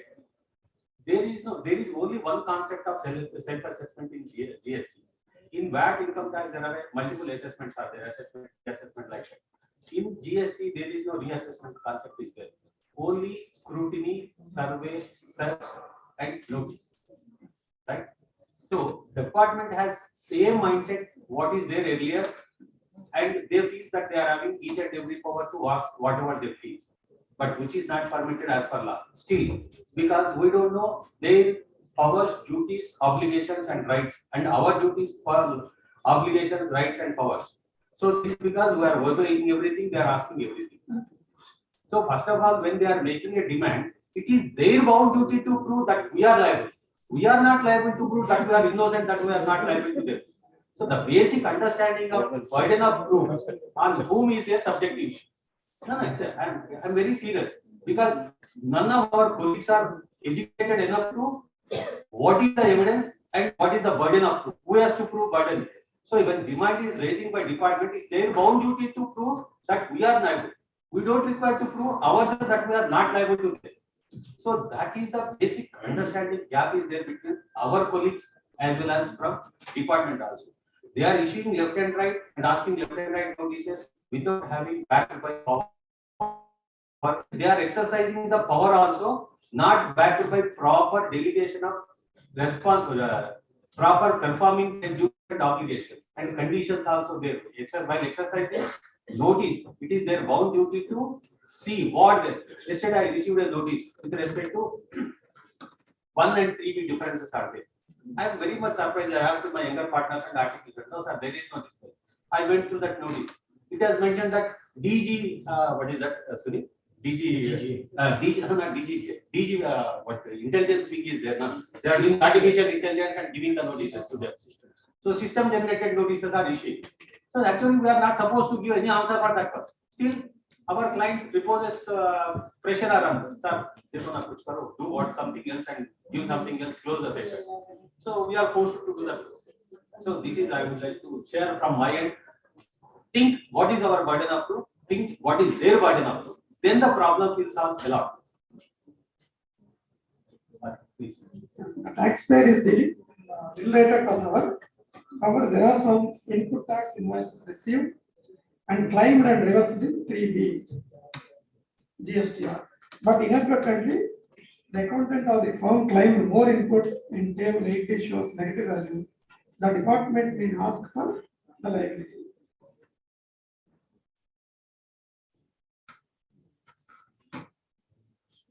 Clear? Taxpayer is dealing in bill-rated sales turnover.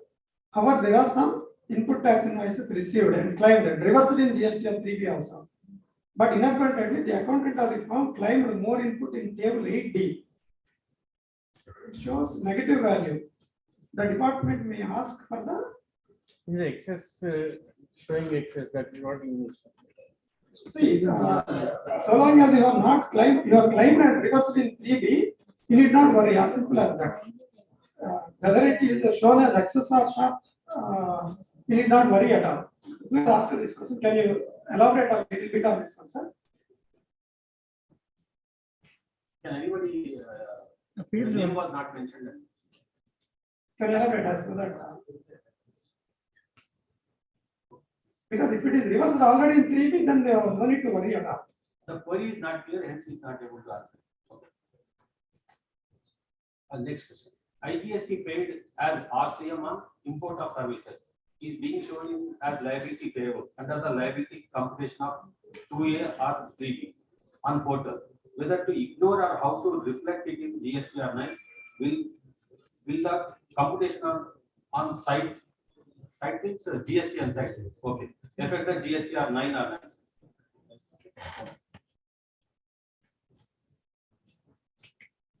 9. Question was asked by Alka Sharma. So the first thing I just wanted to understand, RCM on import of service is shown as liability payable under liability computation of 2A or 3B on portal. So I did not understand this point.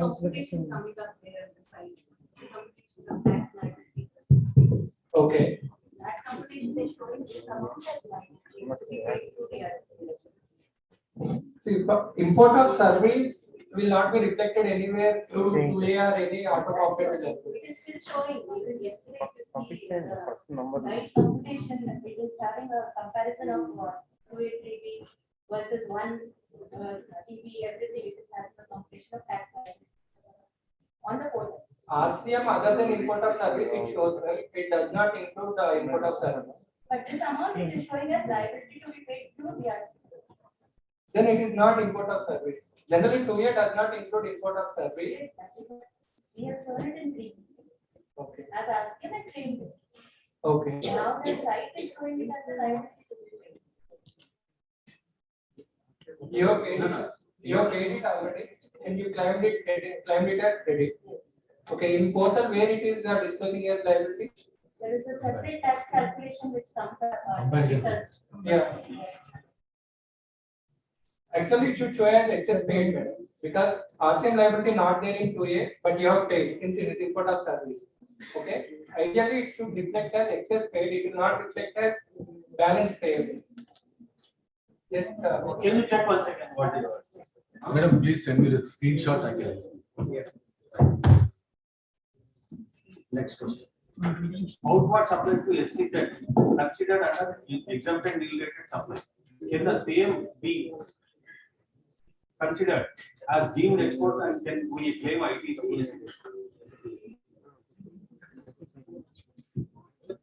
See, you have made a supply to SCZ. Okay, so it is a zero rate supply. It is not qualified as deemed export. Deemed export is different. Okay, so it's different. It is defined under different section. And this is to be shown on the SCZ supply. That is zero rate of supply. You are eligible to take ITC. There is no bar against that one. As simple as that. By chance, by mistake, initial days, some of the people are shown that under nil rate of supply. When you are filing the 9, you take the correct legal position and you reclassify that to zero rated. So when you are filing the 9, I see, always take the correct and final legal position.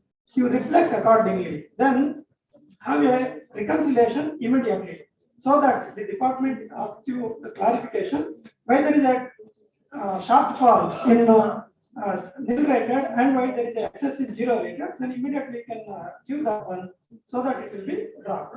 So that is a similar. Yeah, just a small point to add here is, the question here is that there is an improper disclosure. There is no doubt about supplies being made into SEZ. There is no doubt that you are eligible for claiming a refund when the supplies are made to SEZ. But however, yeah, instead of showing it under 3.1A, it has been shown in 3.1. It should have been shown in B, it has been shown in A. So one thing we have to keep in mind, the Supreme Court decision in case of Mangalore Chemicals has been made it very clear, the procedural lapse cannot take away the substantial benefit of the law. So disclosure is a procedural lapse.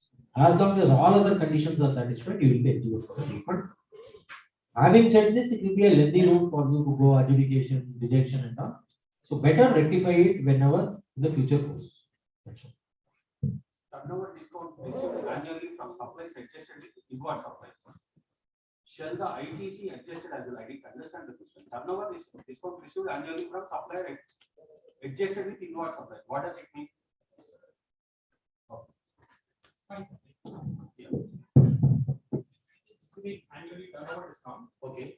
At the end of the year, he is receiving a financial invoice from the supplier. Credit note. A credit note. But that credit note is not coming with an GST amount. So in that case, shall I not adjust the ITC or shall I just give the adjustment to the taxable amount? Is it that pre-agreed or post-work? It's pre-agreed, sir. So every year, this is a common thing which the client is receiving from the supplier. Any sales supplies are made prayer agreement, whatever that can be done, he has to issue that. You have to issue debt. Yeah, I take this query. This query was also asked again by somebody else in the break also. Here, don't look at from a supplier, you look at from a recipient. Okay, so I am purchasing the goods and I am eligible for a certain target incentive, discount, bulk quantity discount, whatever it is. Any name, whatever you call, you are eligible for a discount. Now your supplier has two options. He has one option to give a credit note along with GST. In which case, if 100 was your purchase, 18 was GST, you are getting 10% discount. 1 rupee 80 paisa, you have to reverse it. No doubt about it. The other option your vendor is having is to give 10 rupees plus 180, 11 rupees 80 paisa as a financial credit note. His question is that when I get a financial credit note, am I required to reverse 1 rupee 80 paisa? Because department is asking this. Because you have got this back, you have to do. Answer is no, you need not reverse. Okay. But there may be a certain case that every time inevitably you are getting this credit note and there is an accumulation which is happening. In which case you have to fight with the vendor and say, don't give me the financial credit note. Whatever documents required from my side, I will support you. Give me the GST credit note so that my credit will not be accumulated. So that is a simple question. Another important is that don't declare this as other income. This is not your income. Reduce from your. Reduce it from your cost of goods sold. Because that is your purchase price reduction. So that is an important disclosure which you. Time permits, is it possible to simplify rule 42 ITC deposit? Is this also your question on this? What is it?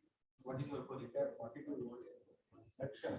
In rule 42, sir, on the step 3 part, basically taking the exempted supplies and then dividing it by the total turnover and then multiplying with the the net ITC amount. So that part seems to be a little bit tricky. It requires separate session of 3-4 hours. Sir. Rule 42, 43, section 70. It requires 3-4 hours session. Yes, sir. Please, Sure. Sir, are you in employment or in practice? Is it this whole, are you in employment or one? Practice, sir. So then that is the avenue for us. Sure. This financial. As long as the law is complicated, that is an avenue for us. Yes, sir, yes, sir. Tell me. Whether this financial credit note issue hold good for foreign supplies also, because certain Middle East Yeah, suppliers, yes, yes, yes. there is no RCM or any such. No, because there is no supply at all. For RCM also there should be a supply and you should be made responsible. Import purchases, regularly they are giving the incentives, Correct. adjusting in the subsequent supplies. Yes, yes. To encourage. Yeah. Somebody else also asked this. For you Purna have Chandra. any other international transactions, sedition laws, all these things you have to check. Because what happens, cross-border transactions are vigilance by DG. No, it's a We are, union purchase. the enforcement director, we are right, and please see whether that is genuine or not. Is it relevant to the business or anything other than relevant to the business? They are giving the goods only as a. Excess output tax declared in 3B for 2020-21, but adjusted financial year 21-22. Now, how to fill this GST 996?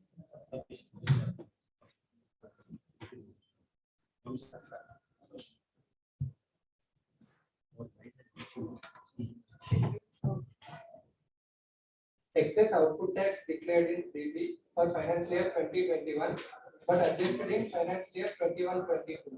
So we have discussed this 2021 related adjustments made in 21-22 for turnover and tax related.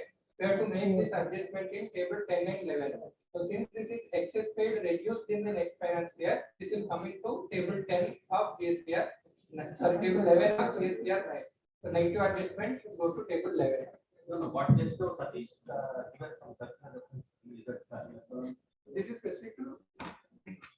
specific to GSTR 9 that is related to 3B. So they have followed the circular, made the rectification 3B. How to disclose it in 9 is the disclosure.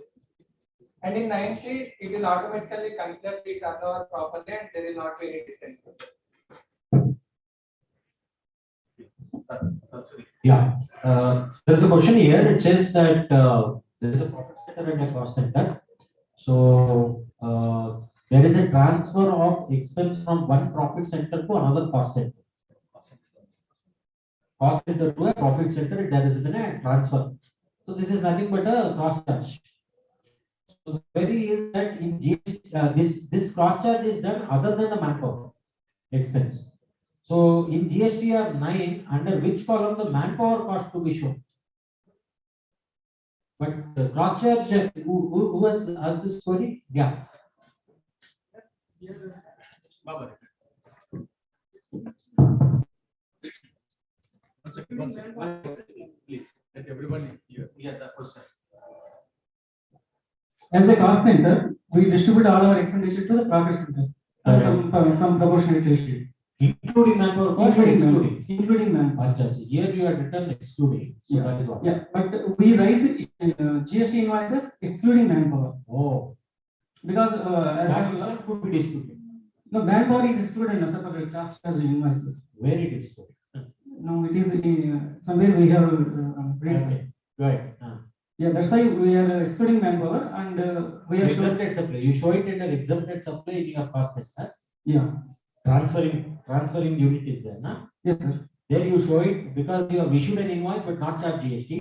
Show it as an exempted supply. No, we have issued invoice only for the excluding manpower only. We have issued invoice. You have debited the profit center, sir. Yeah, we have debited. No document for that, sir.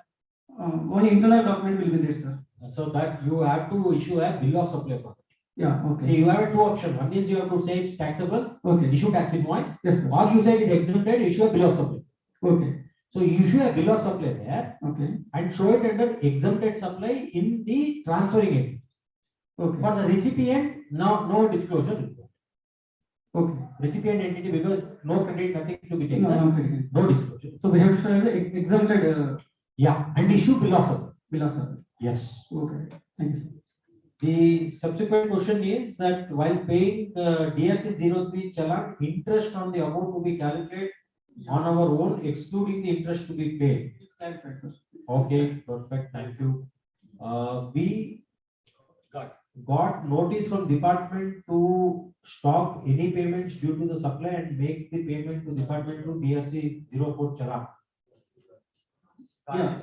The query is, we got notice from department, one of the supplier, so any payments due to the supplier, don't make, don't make payment, I will pay from to the department through DSI code channel.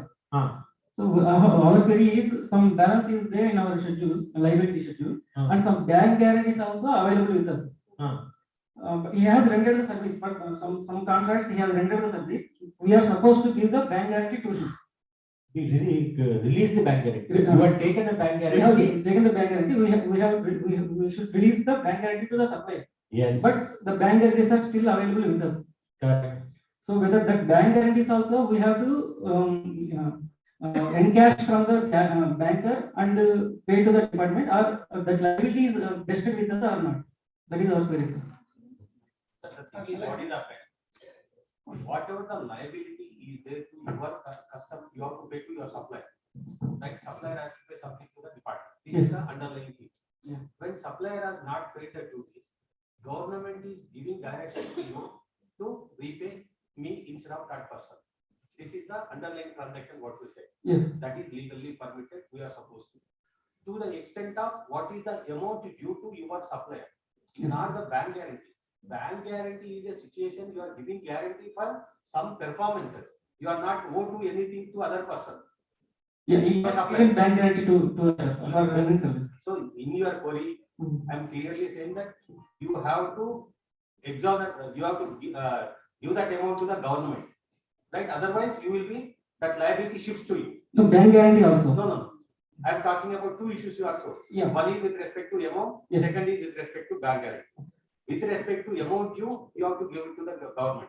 If you are not giving and paying that amount to that one, that liability shifts from him to you, right? That is the law. With respect to bank guarantees, there is no liability lays on you, and you need not consider anything about that bank guarantee. This is my understanding. Am I right, sir? But as on the date of issue of notice, still the bank guarantee. Notice, time, notice amount, all those things are different. Bank guarantee is different subject altogether. Amount For outstanding. example, in case of credit also, in case of this 86 or 87, what is that section? 86, attachment of bank accounts. In case of credit balance, you are taken limits from the bank, and limits are available. Still, Supreme Court has told that you cannot, the banker cannot use that limit. So similar fashion, same logic apply here also. You don't require to give the bank guarantee amount to the government. Sir, as on the date of Irrespective. Sir, as on the date of the garnish So order. you having bank guarantee does not go to that person. No? We are not liable to that person. Whenever we are owed, we have to pay that one. Instead of paying to supplier, we have to pay to government. In case it supplies are covered under bank guarantee.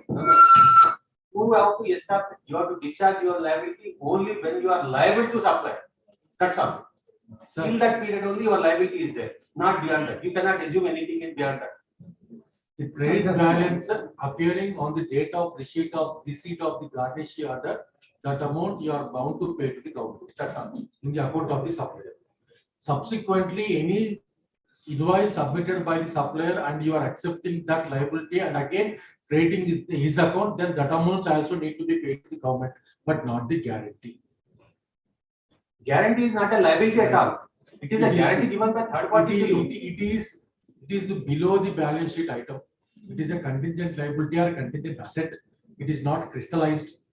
Only crystallized liability the government can invoke from you or recover from you. Uncrystallized liabilities they cannot. Okay, just to add, suppose your vendor has given instead of the bank guarantee, suppose he has placed an FD with you. Okay, so he has taken an FD and he has executed a bond with you. Then you have to discharge liability plus that amount also. That amount also. Because then you owe to him. Because that is to be paid back to him. So instead of supplier and creditor and debtor, just to substitute the banker in that, then you will understand what you have to pay to the government. As simple as that. For example, with a bank in the bank account, in your current account, you have 1 crore rupees. Okay. Then with the bank, you have a FD of 2 crores. 2 plus 1, 3 crores. Now, the GST department has slapped a notice on the banker saying that, yes, you owned certain money belonging to this person. Then on that day, how much you will tell? Whether you will tell 3 crores or 1 crore only. 3 crores, both the amounts. So those amounts to that extent he has to pay. So in your example, what you are giving is only guarantee. Guarantee as rightly defined, it is only. Then after yes, you have to honor that one also. Because it includes whatever liability plus any monies which you are holding on behalf of the person. That is also subject to the, under the broad terminology of garnishee order. Yes. Next, we have an interesting question here. IC sales cover under which supply? If it covers under exempt supply, what about the reversal of common input like office maintenance and by applying rule 42? That is first part of the question. Second part, if the IC sales is more than 2 crores and normal sales that is taxable is less than 10 lakhs, what about filing of GST? Third part is related to RCM that will answer. Coming to the RCM, IC sales, it is not a taxable transaction under the GST law. So you have imported goods before for home consumption, before clearance for home consumption, you have sold the goods by endorsement on the bill of entry. Then the person who is ultimately purchasing that he clears for the home consumption and he pay the IGST for input tax credit, and the transaction does not warrant first to reverse the input tax rate under Rule 42. That is one thing. Very clear. Then is the IC sales to be more than 2 crores and the normal sales is 10 lakhs of rupees, whether I am required to file GST or 9? The question is whether the IC sales form part of aggregate turnover or not. If it forms part 2 crores but 10 lakhs, then you are above 2 crores and you are liable. So obviously that IC sale forms part of aggregate turnover. So you are required to file GST or 9. The third question is the input tax, the reverse charge mechanism, input tax credit reverse charge mechanism for 18-19 has paid in financial year 2021 can be take the reverse charge input in 2021. So yes, you can take very much take, because for the purpose of reverse charge mechanism, the recipient has to issue a self invoice. The date or the month in which he issues a self invoice, in that month he has to pay the reverse charge, and then the same month he can claim the input tax credit. So if you issued the self invoice in 18-19, then you cannot claim in 2021. If you are issued self invoice in 2021 and paid the RCM, and you are eligible for the input tax rate. That is what my understanding from the provisions of the GST. Legal communication. So this IC sir, also the schedule 3 items basically. So it will become no supply transaction, non-GST turnovers. When you are filing in 990 whatever, you have to disclose under that one. But at the same time, reversal is not required. So Rule 42 also, if you read, that excludes the schedule 3 items, so no need to do any reversal. So what the RP is saying, it is neither supply of goods nor supply of services. Does it form part of aggregate turnover? That's the basic question. In my view, it will not form part of the aggregate turnover. Any other alternative is also possible, because even any neither taxable goods, supplies or aggregate turnover, whatever it may be, it should basic qualification should be goods and services. When categorically schedule says neither goods nor services, there is not any question of coming into aggregate turnover. This is my view. Always there can be two views on this one. Okay, since 2017, there are two views only on this aspect. Reason is, whether schedule 3 items will you take in turnover or not, as simple as this. Sir, continuation to Satish sir, on the non-procedural compliance, non-compliance of the procedural matter, RCM of that year paid in this year. What may be the maximum disciplinary action can be initiated by the department? Only interest. Interest, and apart from that. No, only interest. If you want, you can take the penalty also. We are preparing in this year. Before the general penalty under section 125, 25,000 in state and 25,000 in central. No, but before that is after the department finds it. The thing is, compliance is different, rectification of compliance is different. The thing is, 125 or 73, 74 is different, 125 is different. They cannot issue notice under 73, 74, but they can issue notice under section 125. 25 is a general non-compliance. Right? Sorry. Non-compliance is a general penalty. There is no hard and fast rule. But to make an exception, 126 is there, shelter is there, for which you have to fight. So the maximum comparison is what is the benefit in out of ITC price and the minimum penalty. Yes. Yes. Right. Next. Any other thing?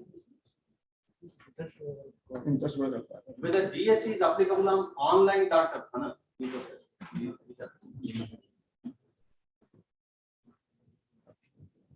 Whether GST is applicable on online doctor consulting services provided by a company. All the doctors are hired in the company. Salary being paid to the doctors by the company. See, to claim that exemption notification, okay, it is not necessary that it has to be personally rendered by a doctor. It can be rendered by an establishment also.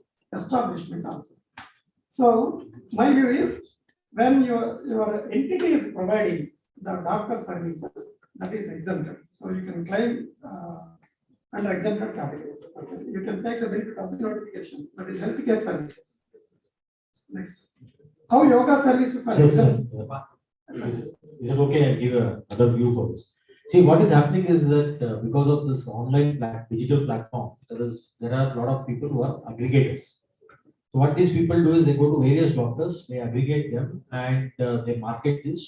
So somebody wants a medical advice, they'll log in, they'll select one of the doctor. The payment is routed to me.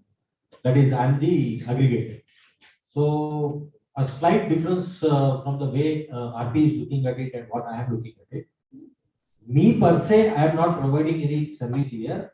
If my scope is only limited to being a marketplace like Amazon, linking the doctor with the patient, then whatever the amount which I am charging for it will be subjected to GST because I have only facilitated it.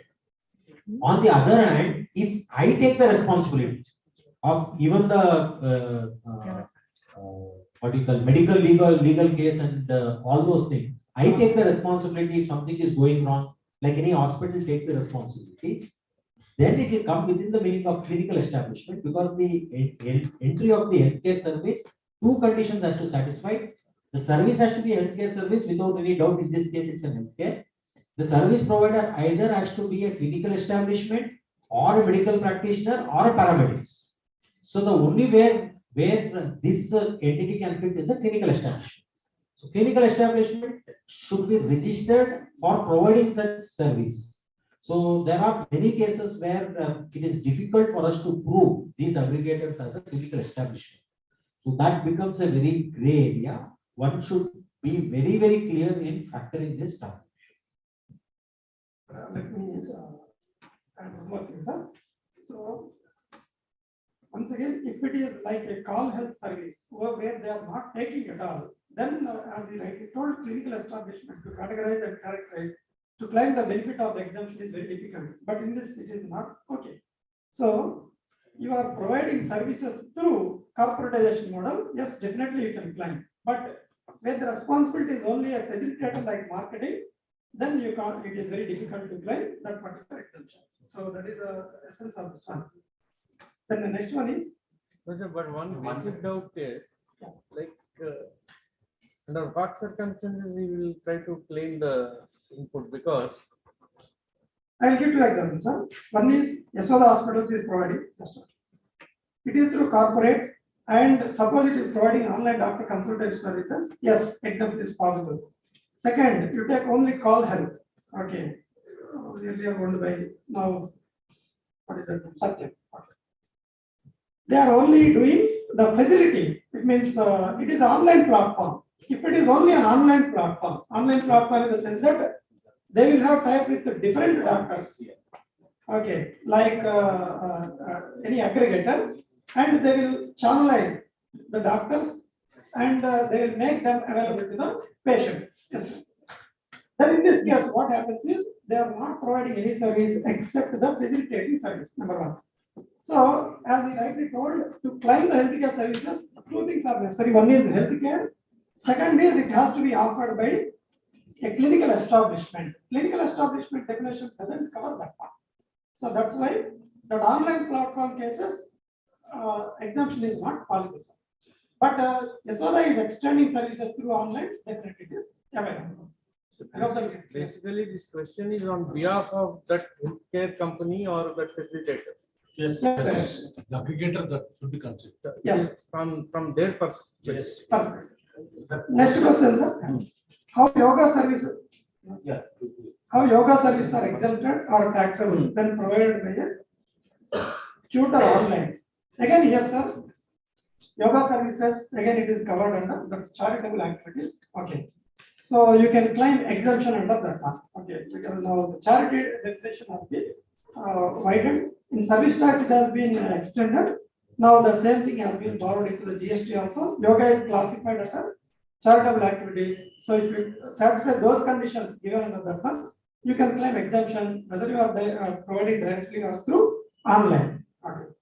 Again, whenever you are routing through the online model, again think that aggregator also, one more concept. Only facilitating. My platform will provide different type of yoga gurus. Okay.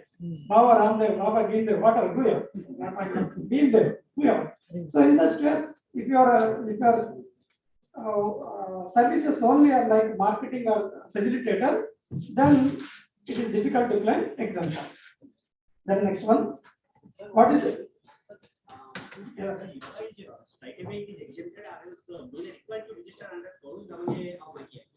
I clarify. Officer, please clarify. Indian Medical Association recognizes six treatments as healthcare services. So one is allopathy, homeopathy, Siddha, naturopathy, Unani, and yoga. So yoga is one of the treatment process. So yoga services by a clinical establishment, maybe the tutor who is providing can be considered as a clinical establishment and they can claim the exemption. But if the question, if we sketch the question and say that if the aggregator is there and that aggregator is provided through a yoga instructor online, then there will be some doubt on the exemption. So if you take 12AA entry number 1 of 12/2017 or entry number 36 of the 12/2017, wherever you take, but yoga is exempted. It is a recognized medical service. Nothing. So here the question is, who is paying the remuneration to the aggregate? Doctor is paying or patient is paying? Whether he is acting as a representative capacity. All these factors makes the difference. If suppose patient is directly paying to the doctor and doctor is in turn is paying some amount to this, there is a difference between doctor and the transaction is different transaction. And patient is directly paying some amount to me to facilitate doctor to him, doctor is giving services to him, he is taking amount. Then that will be a different transaction. So there is no unique and isolated solution for that one. It depends upon the facts of the case and depends upon the model of the thing. But as a whole, exemptions are based on three criteria. One is based on supplier, another is based on recipient, some is based on nature of supply or nature of goods or combination of these. So you have to see different perspective for different exemption claiming. So here the healthcare services are based on broad coverage is there until unless specifically taxable, not specifically exempted, then no further. Whatever you have received. it's over. No. Some more questions have come to the extent of. Yes, right. So healthcare services in broad way, mostly those are exempted. We can plan accordingly and depends upon our caliber how to advise to our clients. This is some and substance I would like to give from my end. So I needed one to distribute everybody giving. No, three some more minutes. question is there. Some more questions are there, RP. What No, we I'm should do giving is, each and every. yeah, we'll finish off this Yeah, there's one and more then question. no more. Good. What is the remedy available if excess GST is paid to DRC 03? It will sit in your cash book. You can adjust. And you can claim that refund also. That is challenge. Under others category, refund you can claim.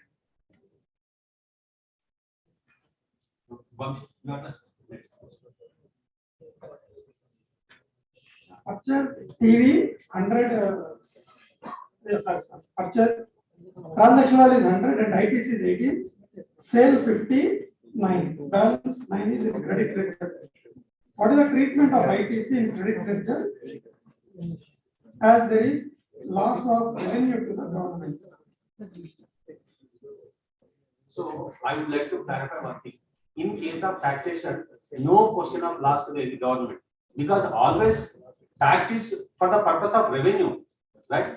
Either we are paying today or tomorrow or day after tomorrow. No loss will be there for government. Always revenue in case of taxation. See here, first the government has not lost. You have lost because 100 rupees worth of item you purchased. That's what I am saying. You are talking about government.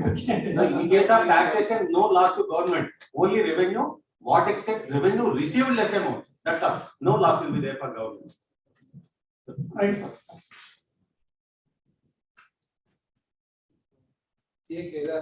Question. Advances received in financial year 1920 and adjusted in financial year 2021. How to disclose in GSTR 9? In GSTR 9, there is one table 4A which says, which talks about adjustment of like disclosure of unadjusted advances during the financial year. So in the same table, you can disclose the advances of 1920 adjusted in 2021 as a negative number. Okay. So that is related to advances. So then next thing, ITC claim and reversed in GSTR 3B, but in table 6 amount reflect in table 6 amount is reflecting as total amount. If we declare the same in table 7, then net ITC is reflecting in a correct way. But in table 8, it is capturing data from 6B to 6H. Now table 8 shows